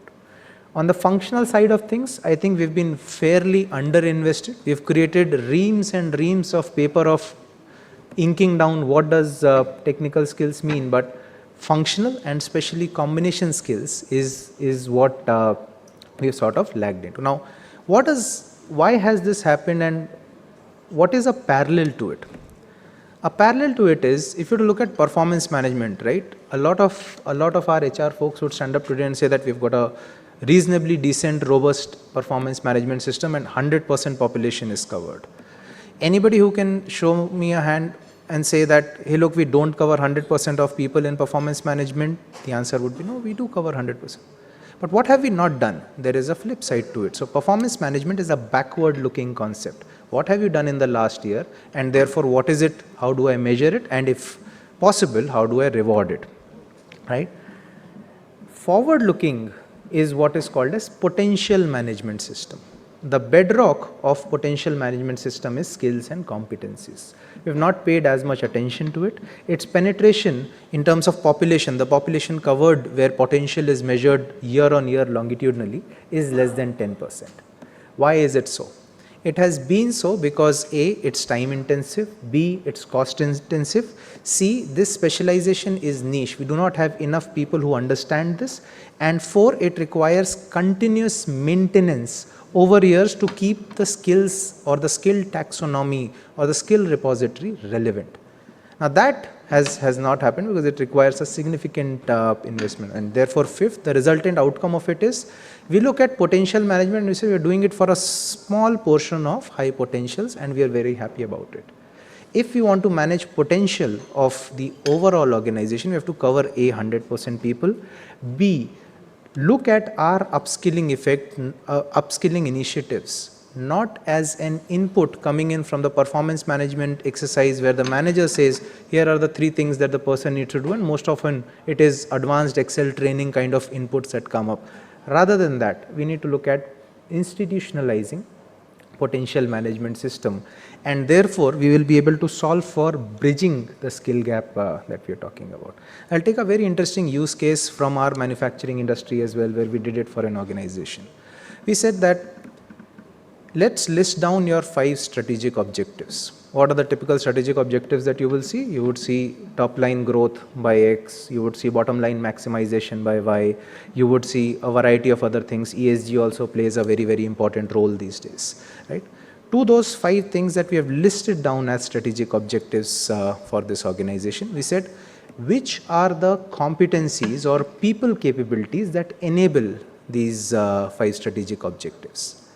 Now, once that is defined, so what we have done a strategic objective mapping to capabilities / competencies that are required at the proficiency level that we are talking about. And then we did a full-fledged 100% coverage for 5 functions, 100% employee coverage of 5 functions, and assessed their potential, right? And then aggregated those scores back at a competency level and say, with these people that you have, there were 600 people that were covered, with these 600 people, what is the probability of achievement of these strategic objectives? And the results were very interesting. There was some where it said that, okay, we would be able to achieve it. There were many where it was a challenge. It was a challenge because a structured approach around competency development to fulfill strategic objectives was not seen in the way it is to be seen. Therefore, what is the key message in the small interaction that I have with you today on these 2 pages is the name of the game is potential management system. The activity is institutionalizing potential management system. If the biggest challenge that chief executives today face is skills shortage, the point is to have a relevant skills taxonomy and be able to measure it and therefore improve it. Example of an automotive industry where this has been done. The industry is going through energy transition. EV is a very important need. We worked with another industry body like ICMA, Society of Indian Automobile Manufacturers, and we created the entire skills taxonomy, functional skills taxonomy for EV skills that are to be needed in line with the volume growth that the country expects till 2030. So the country's ambition is 30% of EV passenger vehicles and two-wheeler by 2030. If that is to happen, what is the volume of people that we need and what are the competencies that are needed, defining them and bridging. This is something that I think as construction equipment industry, as we also start seeing energy transition come to us, I'm sure it's on the gates, all of you would be well aware, would be something that we may want to look at. That's all that I had to share with all of you, ladies and gentlemen, today. So, good afternoon to all of you, and unfortunately, this is the last session of the day, so kindly put up with a little bit of an extended session. We'll try to compress most of our presentations into a reasonable time slot. Thank you, Nilesh, for that introduction and the framework of skilling that you explained to us. What I would like to explain largely by usage of visuals is what IESC has been doing over the last 10 years. And what we have done is, of course, has been achieved with the support of the manufacturers, the OEMs, many of whom are here. We also have with us past chairman of IESC, current chairman of IESC. So what I would like to do is showcase some of the skilling activities that have been done by us so far, and what we plan to do to kind of evolve beyond the current frameworks of skilling that we have into doing something that could be more aligned to what we see in the technology roadmap that has been rolled out. So if technology evolves, then skills have to evolve. And if skills evolve, then how do we go about delivering those skills or bringing up those skills to speed? So just a brief background about IESC. It is the apex body for skilling that was set up by, or rather promoted by ICMA in 2014. And since it was 2014, I'm happy to announce that we have completed 10 years. And I'd like to thank all the member companies who made this journey possible, including past chairman. One of them is here, Mr. Anand Sundaresan. Please stand up and be recognized, sir.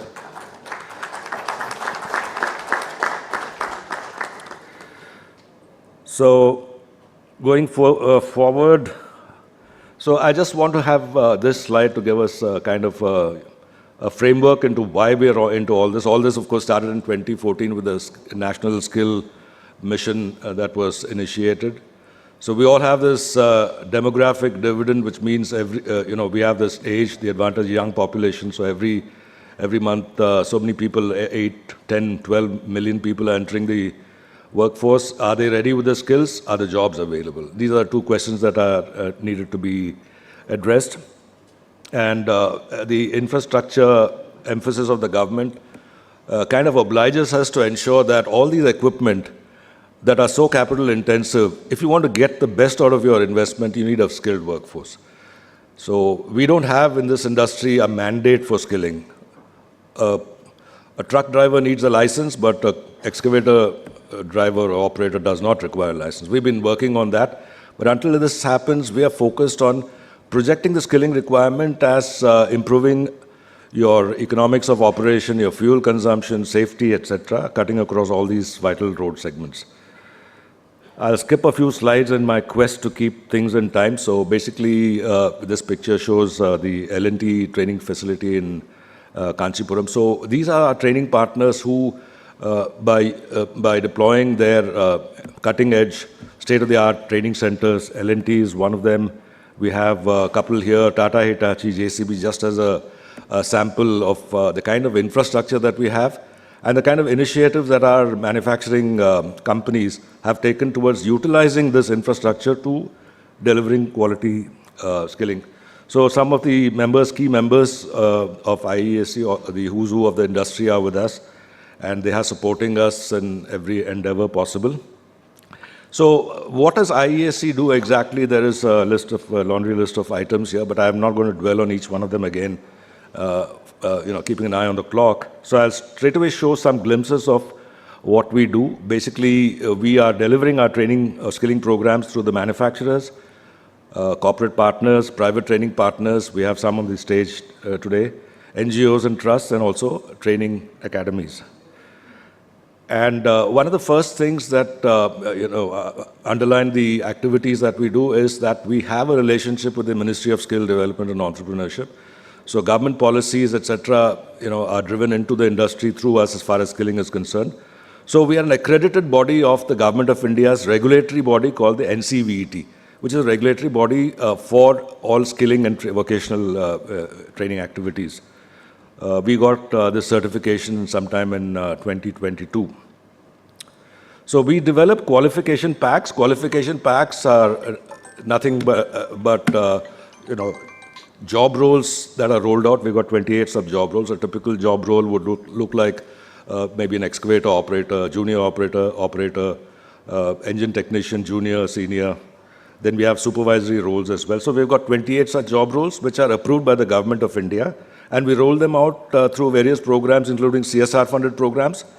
We also roll them out through government-funded programs. We did a number of such training programs in the year 2023 for the Ministry of Housing through our private training partners, some of whom are here and who have contributed a lot.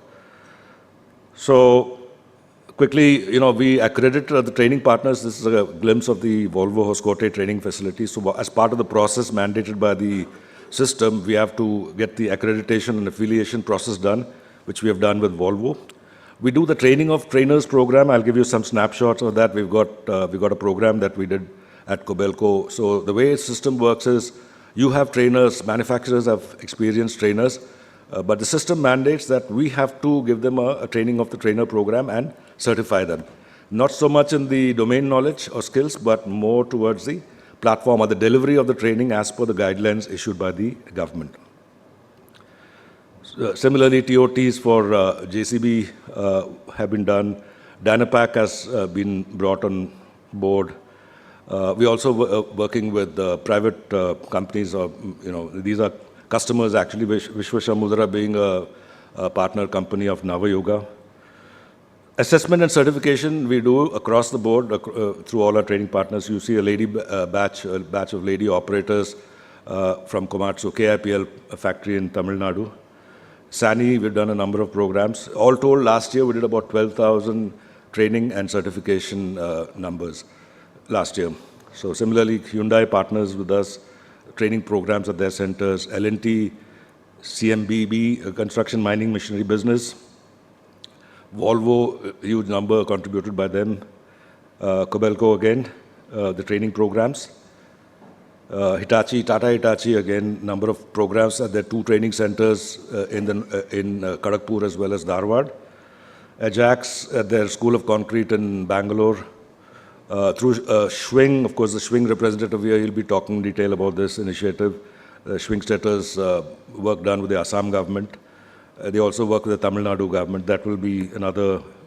We've also got the Indian Institute of Infrastructure and Construction, which is represented by Professor Sunil Kumar, a great partnership going, wonderful facility. It can be leveraged to deliver training programs in the south. So he'll be talking about that in detail. We've got a training partner in Dharamshala as well, where through JCB contributed a machine through which training programs for operators are being run. We've got Mangesh here, who runs Svenska Institute Nagpur, a very different model, very exciting model. So we will be talking about that as well. We also, apart from the normal, 80% of our machines are earth-moving machines, of the 130,000, but we also have specialized machines. So we have got Aman contributing through Otmix plants, which we again provide skilling and certification. Wordgen, again, on the paving products. We have CESL, which is focused on working at heights, the aerial work platforms and so on. We deliver these training programs and get them assessed through a third party as mandated by the government. So the assessors, again, there are independent bodies, and we work with assessors also to bring them up to speed, match the levels of the manufacturers. Building strategic partnerships, we provide the platform. We have a complement of about 20 manufacturers. We meet quite regularly, all of them. All of us here on stage are very closely connected. So a number of things, we exchange ideas, how to carry things forward, how to improve training programs, how to introduce technology in the delivery of training programs. As mentioned a little while back, we also work with the government through private training partners. You can see the private training partners. They are not, of course, of the caliber or status or the technology that is used by the manufacturers, but we still work with them because they reach the last mile, small villages and taluks, etc., where with the very basic support that the OEMs give, they're able to provide the skilling and more importantly, the employment. So, of course, we know who we have skilled, so this database is available with us, so we provide access to these people. Branding, of course, we have done some reasonable degree of branding activities, like felicitating of those two ladies on top who are both expert operators. One of them, in fact, the sari-clad lady, operates more than 8 different types of construction equipment, runs an excellent training center in Kochi. We also do workshops on the future of skilling, take inputs from foreign resources as well. This was part of the BC India exhibition that we had. We had this workshop. We tried to present ourselves in ExCon, the idea being we want more partners. At the end of the day, the government wants us to skill more. You see the emphasis on the on skill in the budget, and it's all about numbers. So we need to reach out more. OEMs, yes, they are supporting us. We need to go beyond them, find private training partners, fund them, because who's going to fund them? So it's a CSR-funded project, or a fee-based project, or a government-funded project. So it's a question of getting it all together. Of course, this a lot has been said about participation of women in the labor force. So similarly, a lot of companies have taken up this endeavor. You can see that, and some of them can even talk about it. Entire shift in a mine site has been manned by ladies, and such like initiative. They're operating not just small machines, but dump trucks, etc. This is the Tata initiative, which at Monikut is on stage. He'll be talking about it. So we provide a conduit for CSR funds, and we've had support. Mr. Arvind Garg, incidentally, is also former chairman of IESC. Tremendous support, not just in CSR, but otherwise also in terms of skilling. We've got private training partners who use CSR funds and deliver training programs. So we can do a bunch of things, like I mentioned, the upskilling programs. Everything doesn't need to be a freshers program. We have the product which has evolved. Telematics has come in, onboard computers are there, systems, diagnostics, predictive maintenance. Question is, are the operators and the technicians up to speed on these technologies? So we provide these upskilling packages, and we're willing to certify them. And customized programs as well. You talk to us, we can sit across the table. We have a wealth of talent in this room, knowledge, domain experience. Get it all together and evolve fresh programs that can upskill people and get them to speed. So I just want to stop here with this last slide. We've talked about what we've been doing, but the midterm part is what we're looking at, which is how do we evolve ourselves, lift us further into another band altogether, where we're not just providing the networking for the skilling ecosystem, but we are also acting as a kind of driving body for the intrinsic knowledge, the latent knowledge in our industry, putting it all together. We are company agnostic, technology agnostic. We want just the information to be brought together and disseminated again amongst the people. So we have a powerhouse of information, powerhouse of experienced people available with us. How do we deploy them best? So that's my presentation. I'll end with this note of thanks to all the past chairmen. We've got 4 of them here featured. Dimitrov, Arvind is here, Mr. Sandeep Singh, MD Tata Hitachi, and of course Anand. So we had this 10th anniversary the issue of the magazine Equipment Times, and they've all put in their good word. So once again, thank you all for your excellent support to our ecosystem. And I urge each one of you to reach out to us, and we'd be more than happy to provide our service to partner with you and improve the skilling landscape in our country, both in terms of numbers and more importantly in terms of quality. Thank you.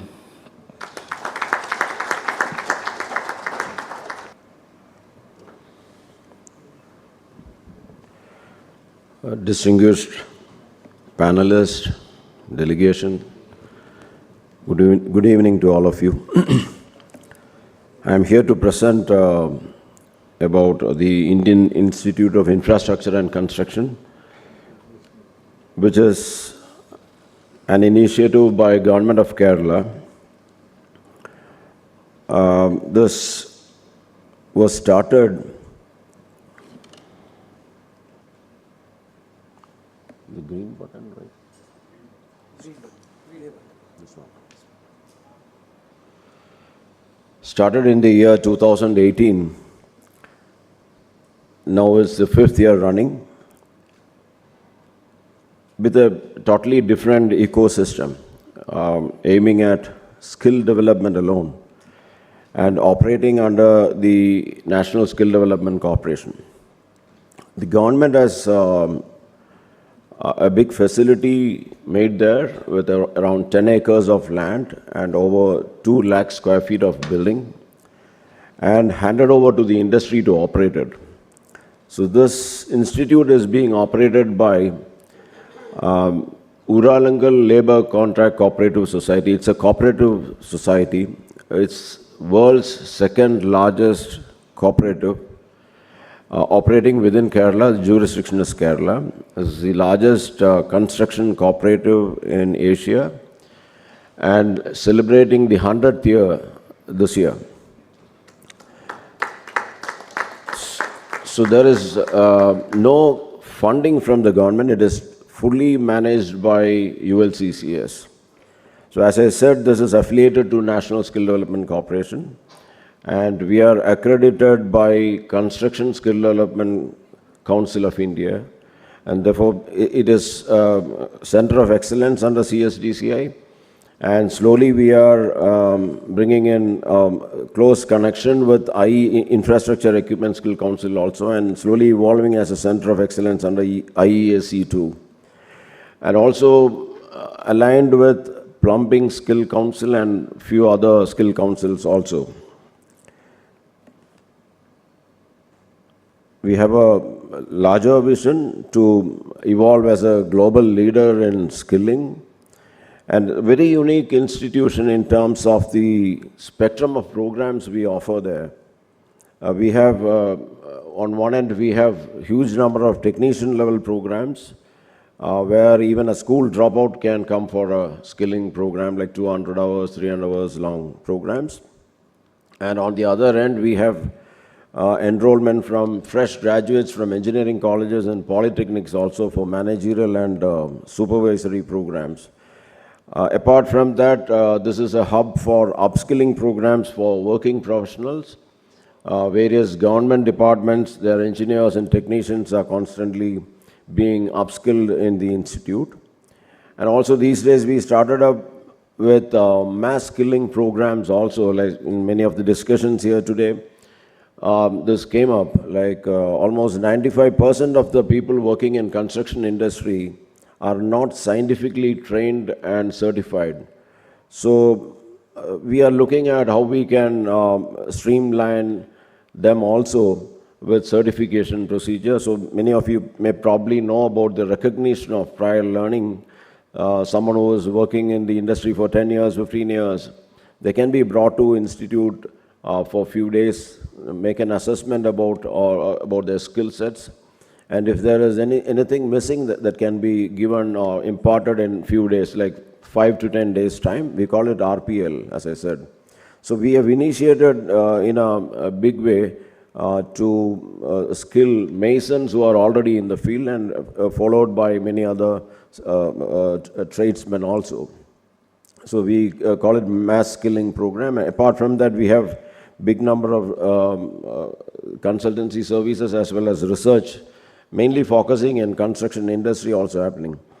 We offer many postgraduate programs for fresh engineers and advanced diploma programs, which are 6 months long programs.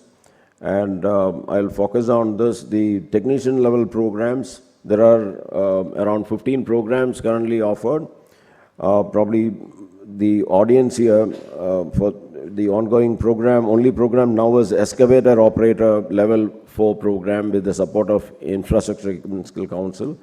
But we are fully prepared to roll out few programs like backhoe loader operator, wheel loader operator, and hydra crane operator programs. And also constant encouragement from IESC. We are preparing to roll out the mechanics, junior mechanic engine, junior mechanic hydraulics, and junior mechanic electrical and electronics instrumentation. We are preparing to roll out these programs also in 1 or 2 months' time. We have a very small number of captive faculty there. We are mostly dependent on ad hoc faculty from industry who are 20 to 30 years of experience. This is so that we can know what exactly is happening in the industry. Plus we have master trainers and other support staff in the institute. We are also aligned with many institutions across India, like Nigmar University is closely connected with us, and Royal Institute of Chartered Surveyors, RICS, the programs that at the managerial and advanced diploma level are being scrutinized and vetted by RICS. And we are connected with Kerala Technological University and National Academy for Construction, Hyderabad, and quite a few other. We are aligning with the Building Construction Authority Academy in Singapore and even the TAFE framework of Australia also. And we claim that we are an industry-driven campus, and therefore we are inviting all industry to the campus. Already we have a lot of connections established, a few are mentioned here. We have a close connect with Volvo CE. Then Schneider has set up their Center of Excellence in the campus. And many others, we have provided space, and they have created their training centers within the campus. This is an area where I would like to focus a little, spend a little more time. Like the challenges we face is, one is the affordability of the trainees who would like to enroll. This is a key issue that we face. Even though we charge minimally, following the Ministry of Skill Development and Entrepreneurship minimum norms, something like 49 rupees per hour for the training program. Still, it has become very difficult for the trainees who are enrolling. This is not affordable because most of these trainees who enroll are from socially and economically backward sections. So, but we are trying to sort it out with the support of CSR fund, and even there are government funds like scheduled caste, scheduled tribe development funds available. So we are channelizing such funds for supporting them. Again, mobilizing of trainees also is a real challenge because the mindset of these people are, again, it's a bit challenging to tackle that. So we are getting the help from various NGOs and local self-governments bodies are supporting us. And as I said, the scheduled caste, scheduled tribe departments and such departments are also supporting us in mobilizing trainees for the programs. And regulations is discussed here in a big way. The industry is not actually demanding for certified, scientifically trained and certified people. So that also is a challenge. Only when that regulation come into existence, there will be change and attract trainees in big numbers to the institute. So that should happen very soon. Wherever I get opportunity, I used to spell out this to various forums. Then the capital investment part is, again, like especially in the case of IASC related programs, the investment required for setting up the training center and the fast changes that's happening in the industry, new equipments, again, it's very difficult to update at the pace at which the industry is changing is going to be a serious challenge. So here, I think only if the industry, manufacturing industries support such institutes, we would be able to keep up with the expectations of the skilling institutions like ours. A few things that in the past, like initially we were fully focusing on construction, CSDCI, construction skill development, focusing on construction industry. Of late, after a short meeting with Mr. Dimitrov and Mr. Vijay Kumar, we were provoked to get in line with the IESC and start off with the training programs in our institute. It went off very fast. Actually, we started almost a year back discussing various things, and finally we were able to inaugurate a infrastructure equipment skill training center in September, and in few months' time after that, we were able to roll out the first program. We started in January. The excavator operator training program we started in January. And so far, in 6 months' time itself, we are about to complete training of around 100 people so far. These are few images that of the inaugural session of the Infrastructure Equipment IESC Training Center at IISc. Mr. Dimitrov himself was there. Then Mr. Vijay Kumar was there. There were representation from various industry like Tata, Hitachi, Terex, all these companies, representatives also attended this particular event. So these are few statistics, and as I said earlier, in September we are trying to start with the junior mechanic, engine, hydraulic, and these three programs we are trying to start in September. Already we have the workshops set up, done by, supported by Volvo and Tata Hitachi exists there. I'm very grateful to Volvo. They have recently, a week back, contributed a latest EC200D crawler excavator for training purpose to IISc. And also we, taking advices from IESc, we were able to incorporate a simulator also to give the best training experience for our trainees at IISc. These are few glimpses of the setup that has been created by Volvo and Tata Hitachi. This is, I said, like last week, there was a handing over of equipment for training by Volvo at Bangalore facility.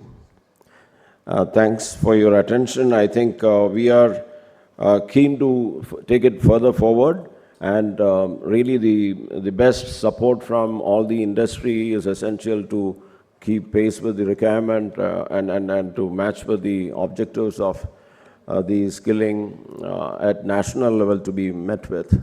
Thank you.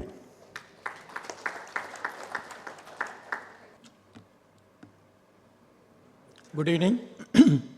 I think I have to introduce myself because my presentation was shifted. My name is Bhaskar Babu and I am representing Schwingstatter India Private Limited. Until now, we have been witnessing many presentations which focused, nurtured, developed on the human capital within the organization. Thank you. But now I'll be talking about, again, the same thing, nurturing, fostering, and development of human capital for our customer needs. So that means that we'll be talking about how we can provide them with the skilled manpower and how we do about it and how we go about it. I'll try to present in few slides. So it will be, mainly I'll be talking about how and how many we have partnered with the State Skill Development Corporation.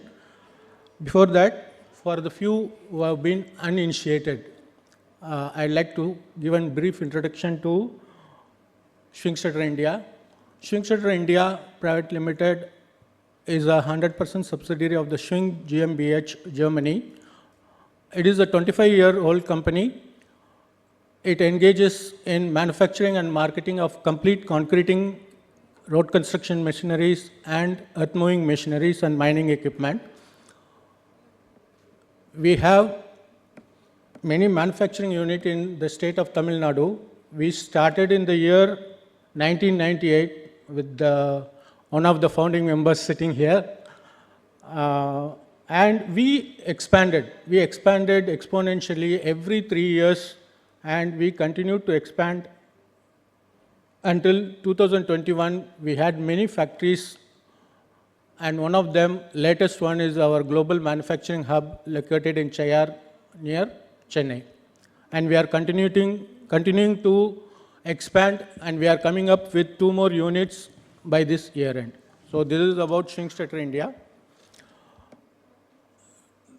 Now coming to the subject, what is the need? What is the need for this skilled manpower development? It all started with the mechanization of the construction equipment industry or the construction industry. 25 years back, you saw that many of the machine operators did not have any formal education. They were helpers who were developed into operators and mechanics and supervisors after toiling for 3 or 4 years. There was no formal education for them. no formal certification was given to them in those days. But the machines were flooding the sites. The customers were feeling that without the skilled operators operating the machine, they were spending more on the equipment due to failures, misuse of the machine, and the companies, as an OEM supplier, were also feeling the pinch of giving more warranty cost. So this led that the customers coming and demanding for, you don't only not only supply the equipment, you supply also the manpower for operating the machine, and that is where it all started. Even before IEC was here, 10 years back, I'm talking about 2004, Schwingstatter started with the operator training school in 2004, and we started developing operators, training them, and we assessed them through a third-party arrangement with city and guilds. So that is how we started this, and today we have trained more operators and we have put them in the field. Other than this, the need is the volume of our CE equipment is going to become multifolded in the coming 2 years, and the number of operators required will be double than the equipment because they have to work on the shifts. So this is one of the need. The government mandate. Today, the government is putting a lot of efforts, a lot of focus on skill development. And value addition, as I already told, value addition for the service to our customers, and to bring down the warranty cost induced by misusing of the equipment. So these are some of the needs which made us develop manpower at the OEM level and supply them to the customers, find them job opportunities. So with this, Schwingstatter India has 2 big training centers. One we started in 2004 at the headquarters, and another one later is bigger than that, which is located in our global manufacturing hub. 2 training centers which caters only exclusively for customer training. That is customer training in operation, maintenance, and troubleshooting of our equipments. So we have, in this 15 years, we have trained close to 16,000 skilling and reskilling training programs, out of which 4,500 of them are purely operators, and all 4,500 of them are employed in India and in abroad. We have done 2,000 programs, and we have 4th place with IEC in skilling activities, and we have 7 trainers with us to do this training.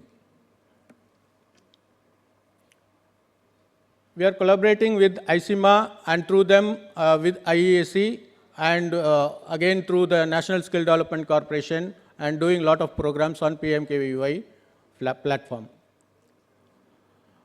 Now coming to why we are partnering up with the State Skilling Council. Normally we don't go with the government bodies for skilling because we thought it will be better for us to do it ourselves. But as I told, the number of machines has increased, and the requirement for the operators also has increased, gone up, and it is very difficult for us to find candidates to make them come to our factory and get trained. So we thought, why don't we go to the respective places, find suitable candidates in the respective states where the projects are many in the respective, especially in the northeastern region, Assam and other places. The projects are more machines are deployed, but there is a dearth of operators. So we have approached the respective skill council heads and made MOUs with them and started training at the respective state itself. We have provided, they are providing the infrastructure, and we are providing the skilling, and we are providing the on-site job training and certifying them and finding them job opportunities. So our journey started with Uttarakhand Skill Development Corporation. The Ministry of Education called us and discussed with us, why don't you skill our youth in unconventional job roles rather than going for fitter, turner, electric welder, like that. We want to also train them on unconventional job roles which will make them employable And that is how we tied up with the Uttarakhand State Skill Council. This is one MOU we signed with them, and we have trained with them 125 candidates in 3 batches. These are some of the snapshots we have done. The only challenge we found is that finding a site where our machines are working and taking them for the practical session. These machines were working in Rudraprayag, and the classroom training was in Dehradun. We had to travel there, stay there, and train them and bring them back. So these were some of the challenges that we met, but we made it successfully. Coming to the Assam Skill Development Corporation, this is one state which had a very big passion for training the youth of the state. In fact, the skill mission director, Mr. Gupta, came to meet me personally at our factory and requested us to take up training at their state. And he has given full support, including the infrastructure support at their premises, and we have done the training there at the Assam Skill Development Mission Corporation. So some of the snapshots. We have done 3 batches, and we have enrolled 120 people, and we have trained them, certified them, and we have found job for around 65 personnel out of them, and maybe we will find them in the next few months, employment for the others also. Maybe we will talk this about the challenges what we are facing in training these people. So we continue to do in this year also. We are continue training. And the third one is the Tamil Nadu Skill Development Corporation. This has to be a very special mention because the Tamil Nadu Skill Development Corporation has a very, very big agenda in training the youth of the Tamil Nadu people. We approached them to have an MOU signed with them, and they very readily agreed, but with lot of conditions so that the process will be system driven. There is no scope for any kind of misuse or anything of the skilling activity. Whatever snapshots that I am going to show next one is all the mandatory requirement of the Tamil Nadu Skill Development Corporation, which was built exclusively for them in our facility. They made us to build 9 training halls, out of which 6 training halls are for Tamil Nadu Skill Development Corporation's use only, exclusive use, because each job role has to have a separate training hall. So we built 9 training halls, 4 simulator machines, 2 labs, 2 demo machines, and 7 certified machines, and all the classrooms are with CCTV camera and biometric attendance, which is connected to the skill development mission at Guindy. We also have provide PPE kit, canteen and pantry, hostel, transportation and library for the candidates, because since it is Tamil Nadu, we do the training for them at our factory itself. This is one of the classrooms.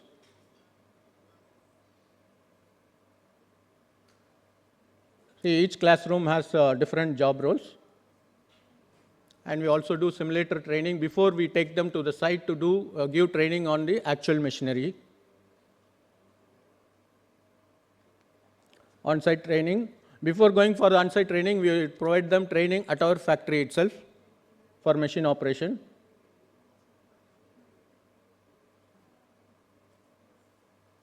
So in summary, we have done programs with the Uttarakhand, ASDM, Tamil Nadu Skill Development Corporation with the numbers showing there. Our target is to train 1,500 operators and employ them by 2025 in all the job roles, because we are doing job roles in concrete batching plant, concrete boom pumps, self-loading mixtures, hydraulic excavators, aerial working platform, and piling rigs. So these are the job roles that we are handling, and we are providing training to the youth.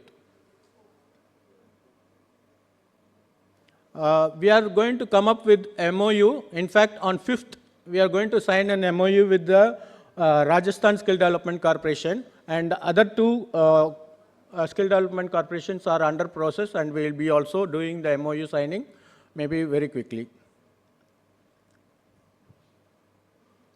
So I think this is one thing. Whoever gets trained by us, we also very actively find job for them, and almost 90% of the people who get trained, even before they finish, they are finding placement with the OEM construction companies.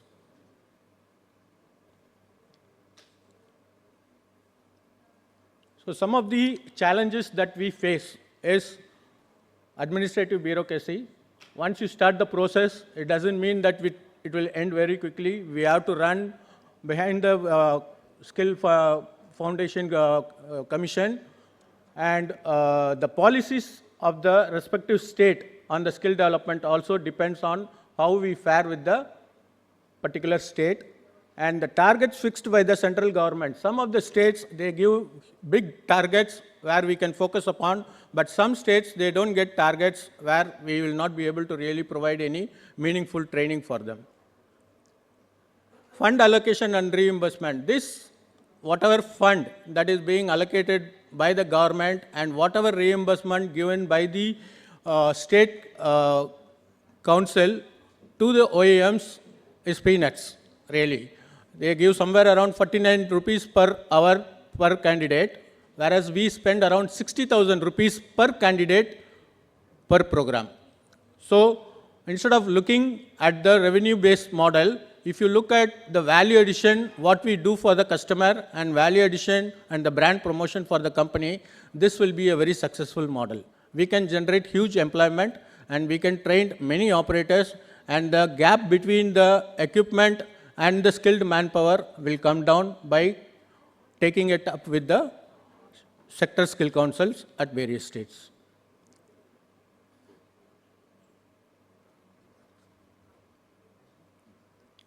One more challenge is finding the candidates. Mobilization is a very big challenge for us,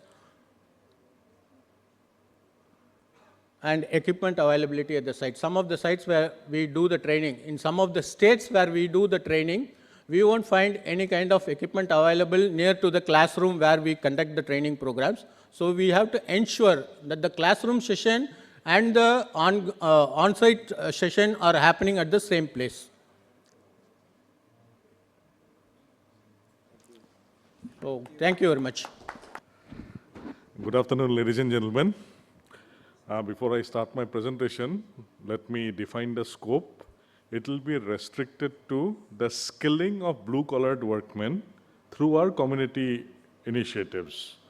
And as the theme goes, we are talking about unlocking human potential through skilling with communities. So can I have my presentation on screen, please?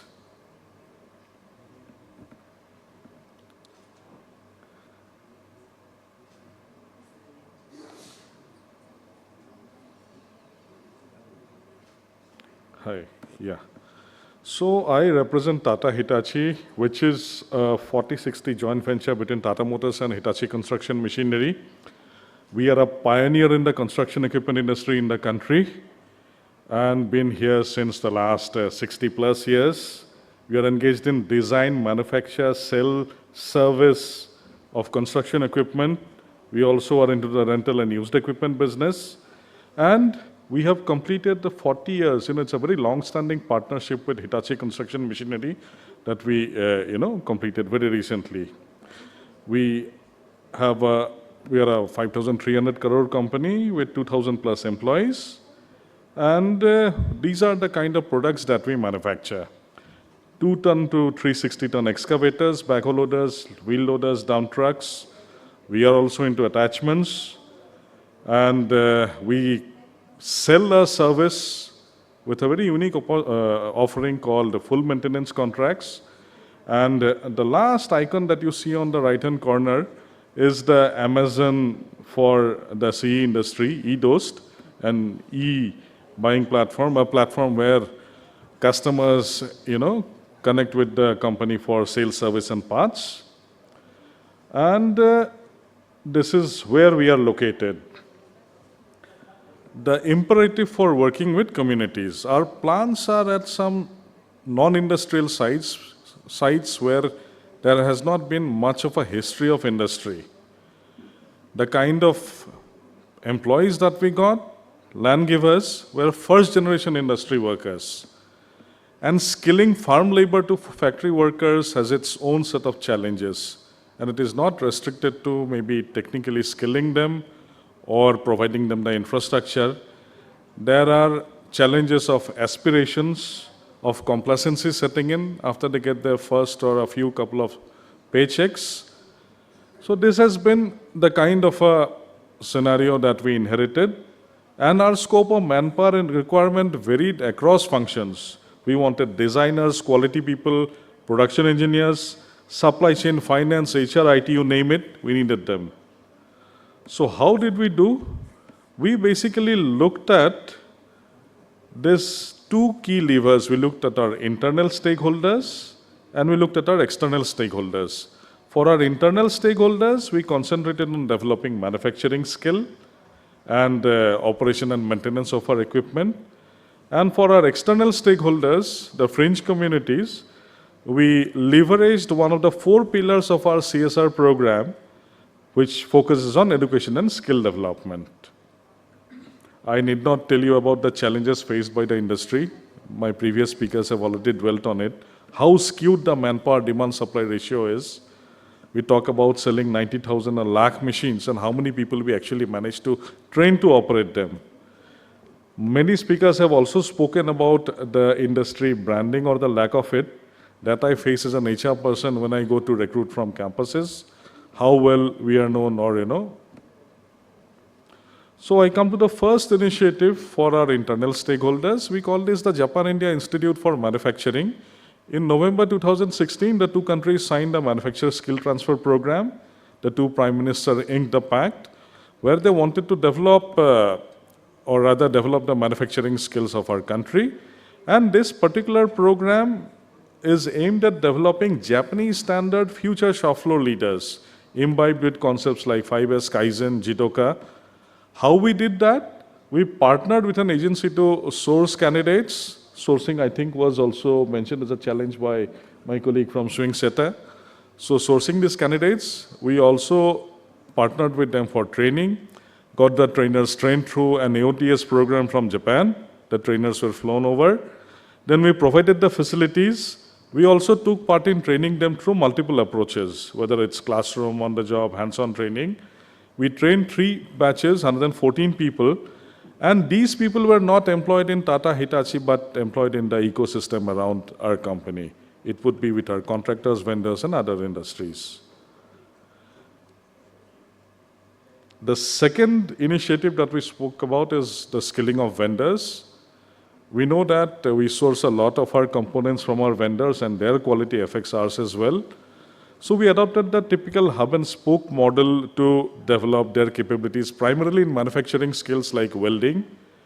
So what we do is that we take a master craftsman from amongst the vendor, develop him as a trainer. Our team handholds the vendor's team in implementing the process at their end, handholds them for a certain amount of period, and once the model becomes mature, once their processes become mature, we hand it over to them. So we started with welding, now we have gone on to painting and pre-dispatch inspection. Third initiative is probably something not many of you have heard of. It's called the Dual Skills Training Program, started in the state of West Bengal, where ITI students, they can complete part of their curriculum by taking credits by doing on-the-job training in our plants. So we started with 3 batches, primarily in manufacturing skills. Our line managers are the trainers. Our in-house trainers are their trainers. We include both theory and practical classes. And the rest of the curriculum is completed at their institutes. The impact that we get is that in a place like Kharagpur, where one of our plants is, we are an industry-ready workforce not only for us, but our extended ecosystem. The construction equipment operator training, Mr. Vijay Kumar already showed you a picture of our operator training center. Many other players in this industry are doing that. So we run 2 centers, one in Kharagpur and Dharwad, where we run courses through IESC.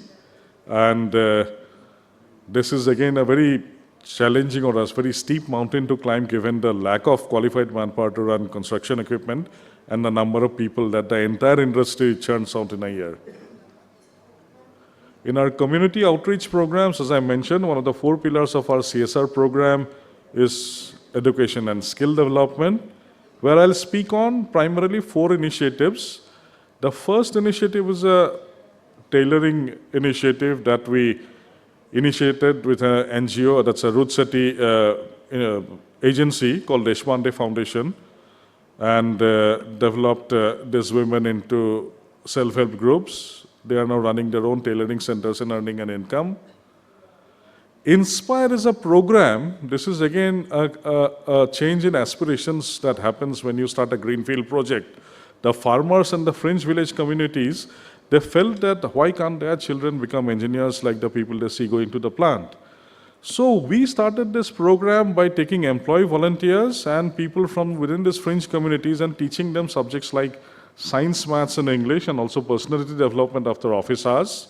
The idea was to give wings to their aspirations. And this is continuing in our Kharagpur plant.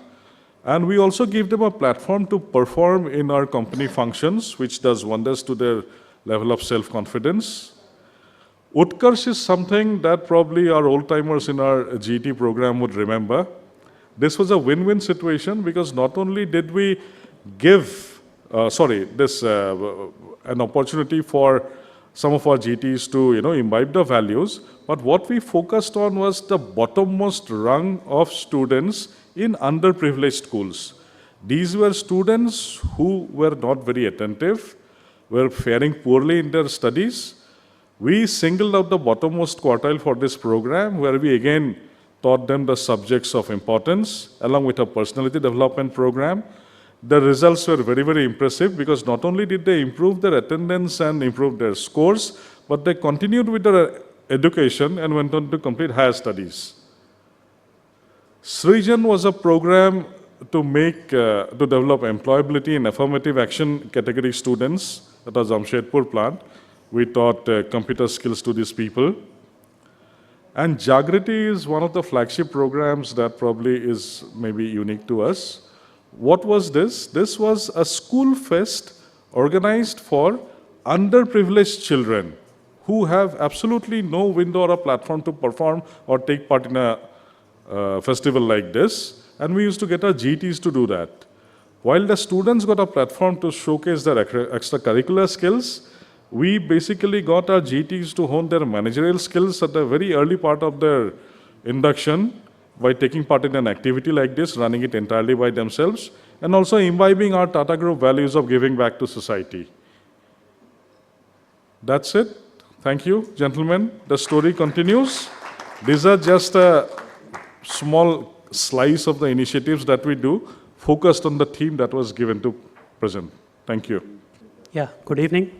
I'll be presenting on the skilling initiatives which L&T has been doing in the construction and mining machinery, and with a focus on diversity.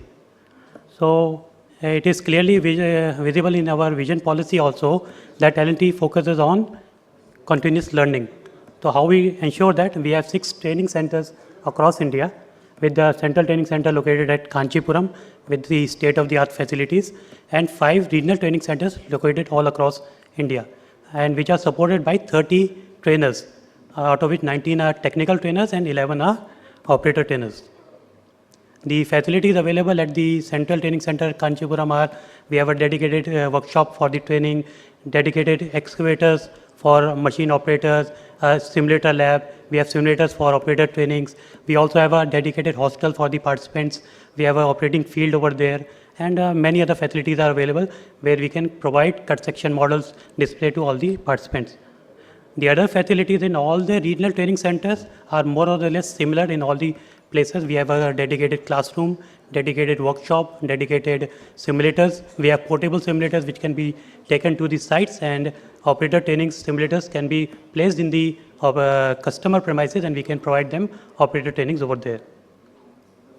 We publish a customer training calendar every year which has a wide spread of number of training programs for current machine models, in which the customers are free to nominate their operators or maintenance staff, and send them to our premises where we can conduct these training programs. These are widespread all over India, so locations are based, so and dates are given. We are also flexible with the dates if any customer is willing to give a batch of their technicians. Digitalization, moving forward, digitalization nowadays is something important, and post the COVID era, it has become a big thing. So we have a dedicated e-learning portal for our employees, on-roll and off-roll. They have a login ID and password. Each employee has access to this portal with dedicated training modules in their free time, or they are nominated for such programs. They can access these programs and they get to enhance their knowledge. We have an assessment portal also dedicatedly for assessing the skill level of the technicians, for the technical staff. Every year we conduct a skill assessment test for them, and based on the scores, we see the training need analysis in which areas which candidate needs to be trained, and we provide them that training facility. We are also conducting the online and hybrid modes of training programs after the COVID era. So have been reduced now because more of these industries are not willing to do it. We are more doing it physical state, but few requirements we are doing these online programs and the numbers are given. We conduct an advanced technique contest for our technical staff based on the skill scores every year. Every 2 to 3 years, we do an advanced techniques contest for the candidates shortlisted on the top scorers. We call them to Kanchipuram, and there is a 3-day rigorous assessment program in which they undergo a viva, a written assessment, and a practical assessment. And the one who scores the most marks is awarded as the All India champion and is recognized. So he is awarded a good amount of recognition and a certification also. Our top management also has been an active part of the ICMA, National Skill Council, Safety Council, and ISC. So they are also very much focused. We are accredited training partners with ISC, and we are propagating these training programs by brochures to the customers, and we are willingly and doing this training program. We are the training partners, as Vijay sir has told, and the assessment is done by a third party. These are the training numbers for the last few years. Once we started with joint science with ISC since 2015 onwards, and we have proudly done approx close to 18,000 certifications till now.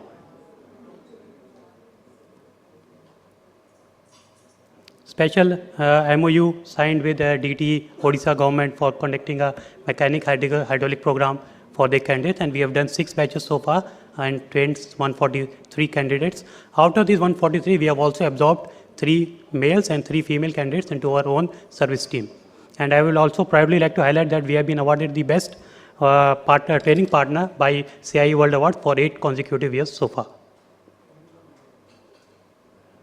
And special excavator operator training program is being done. This is being done under the CSR fund activity. This is a junior excavator operator training program, which is a 21-day program, which is done at Kanchipuram, in which the candidates from the unprivileged or backward sector are called, and they are willing to be operators. They are trained at our facility. We provide them the hostel facility, the fooding facility, the transport, everything is provided under CSR. And you can see in both the photographs in the first day how they look when they are coming, and after on the completion day how they look. It is not only a skill enhancement, it is also a behavioral change which comes in them. Similar program we had done recently for a batch of female operators. A total dedicated batch under this junior excavator scheme we had done for a female operator in May.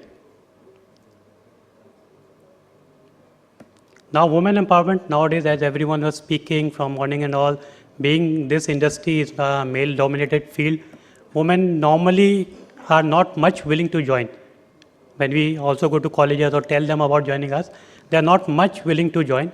But L&T has started this journey a few years back, and we have started recruiting this female manpower. We are proud to say that we have female operator trainers also who are willing, good as a male operator trainer, and they have demonstrated their skills in the ex-cons also. So we have 2 women excavator operators with us at present, and we are inducting GTs and junior engineer trainees also in our batches. Lady achievement training, like sir had mentioned, Tata Steel had come up with an initiative of running a full-fledged shift at one of their mines with a women team. We help them in that initiative by providing them a special dedicated operator training program for their women manpower. We have done 3 such training programs, and further supporting them, as we have an FMC contract at that site, we also needed to have a women team over there.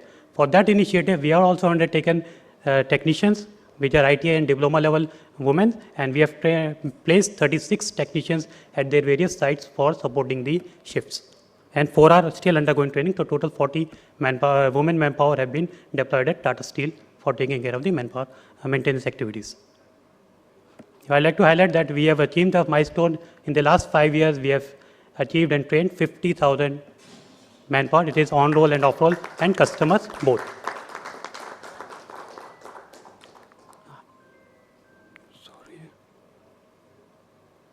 I'll just like to show you a film on women empowerment, what we have done for that Tata Steel and how we have placed them.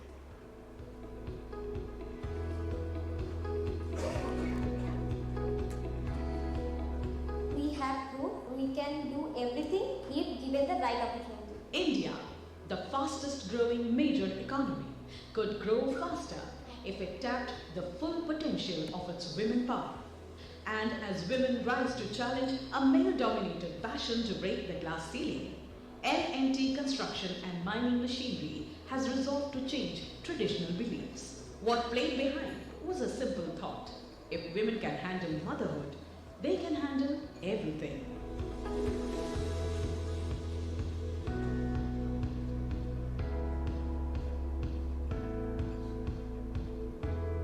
L&T is a firm believer and an advocate of women's empowerment.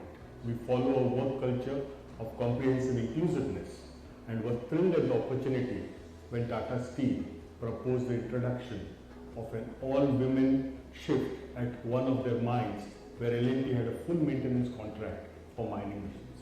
Our product support department at Durgapur took the opportunity and trained 6 ladies at our regional training center on maintenance methods for these machines. All these daughters of the soil are now proudly undertaking regular shift duty at the site and have taken this seemingly challenging task with ease. PSD Durgapur has expanded the horizons and has now training 10 more ladies to work hand in hand with their male peers at the workshop. I salute the indomitable spirit of these girls and look forward to many more such success stories to give momentum to an inclusive workforce, which is what we believe in.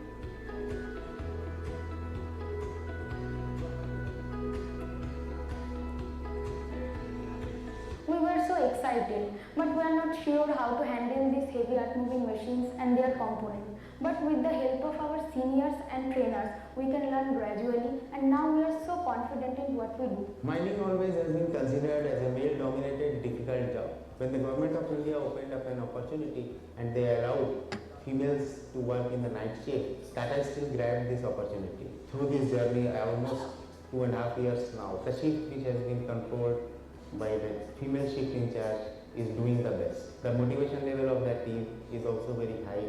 When we bounced this idea with our vendor partners, L&T, they also grabbed this opportunity. They were also excited and they trained a group of females for maintenance at their Durgapur works. After the training, they were deployed at our Nohundi site and they have gelled with our operations well. They have good understanding of the ecosystem and have been doing wonders. We are also planning, we need to have an all-female shift in mining operations. That's the aspirational target we have set together with our vendor partners. So I see this as an opportunity which has not only changed the way we do mining, but also has improved the systems and more consistency has come in, and I look forward to achieving this target.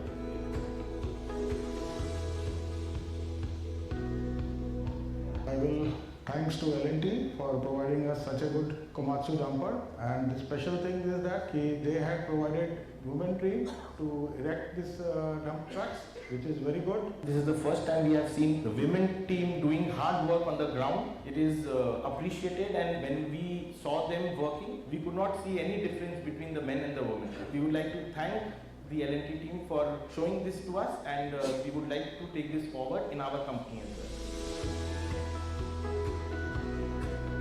The hands-on training was all that was necessary for giving us the confidence in going out on the field and handling the job with ease. Earlier the job looked so difficult, but now it's easy to undertake.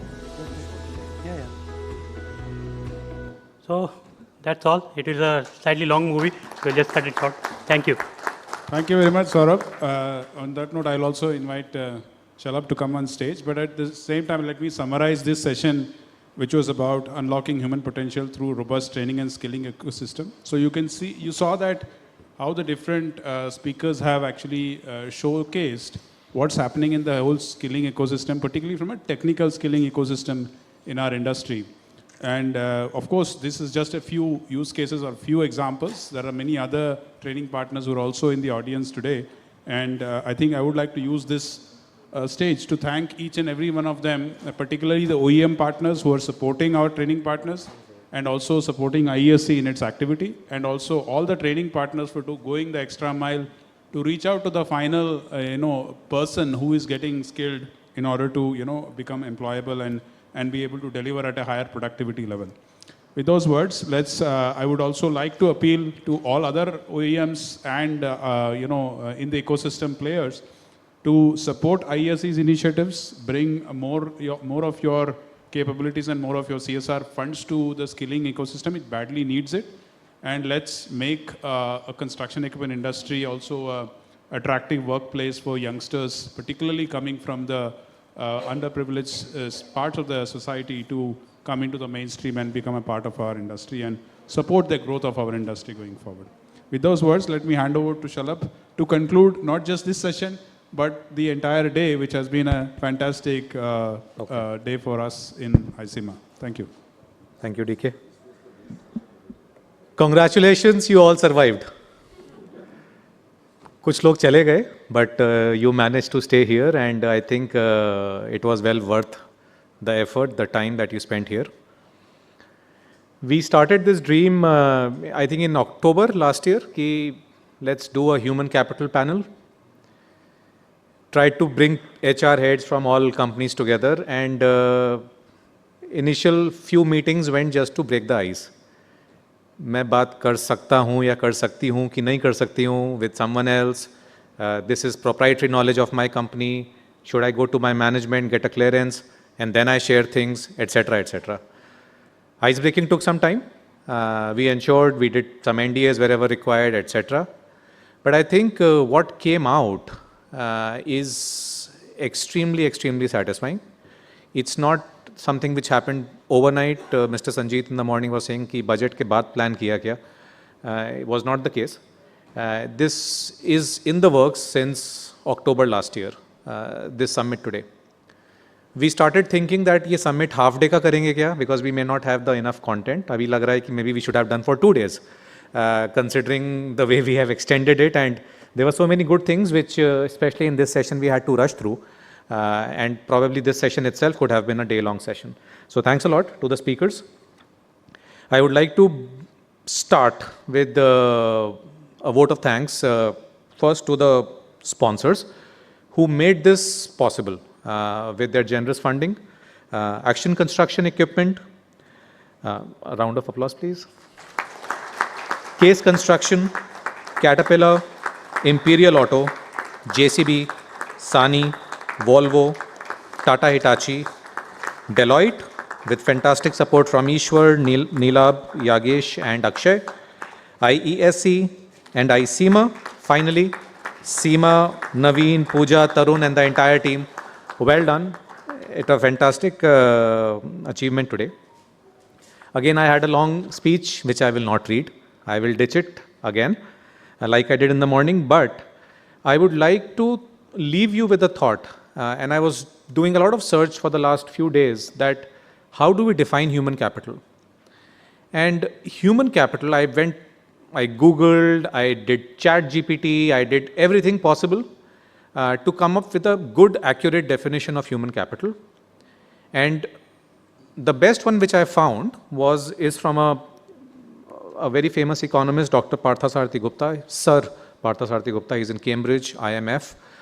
He says that human capital is created by changes in persons that bring about skills and capabilities that make them able to act in new ways.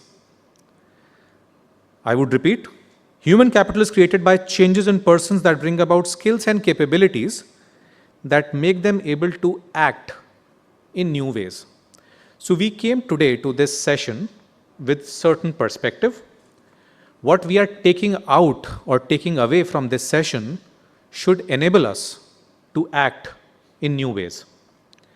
I would think of human capital as a spectrum. On the small scale, it is individual, which all of us do. We all try to brand ourselves, brand our organizations, talk about our organizations in a very proud way. But then it is also at some point in time, interpersonal. And then if you go on the other end of the spectrum, it's institutional. And we are looking at an institutional human capital where the entire CE industry comes together to create something which is larger than the sum of all of us together. And that is the power of synergy which we will get from human capital. We should have one more human capital session again soon, inshallah, with much more rigor and even better planning considering what we saw today. Maybe a 2-day convention, could be somewhere else as well. But thanks a lot for your patient participation today. And thank you. Have a great evening.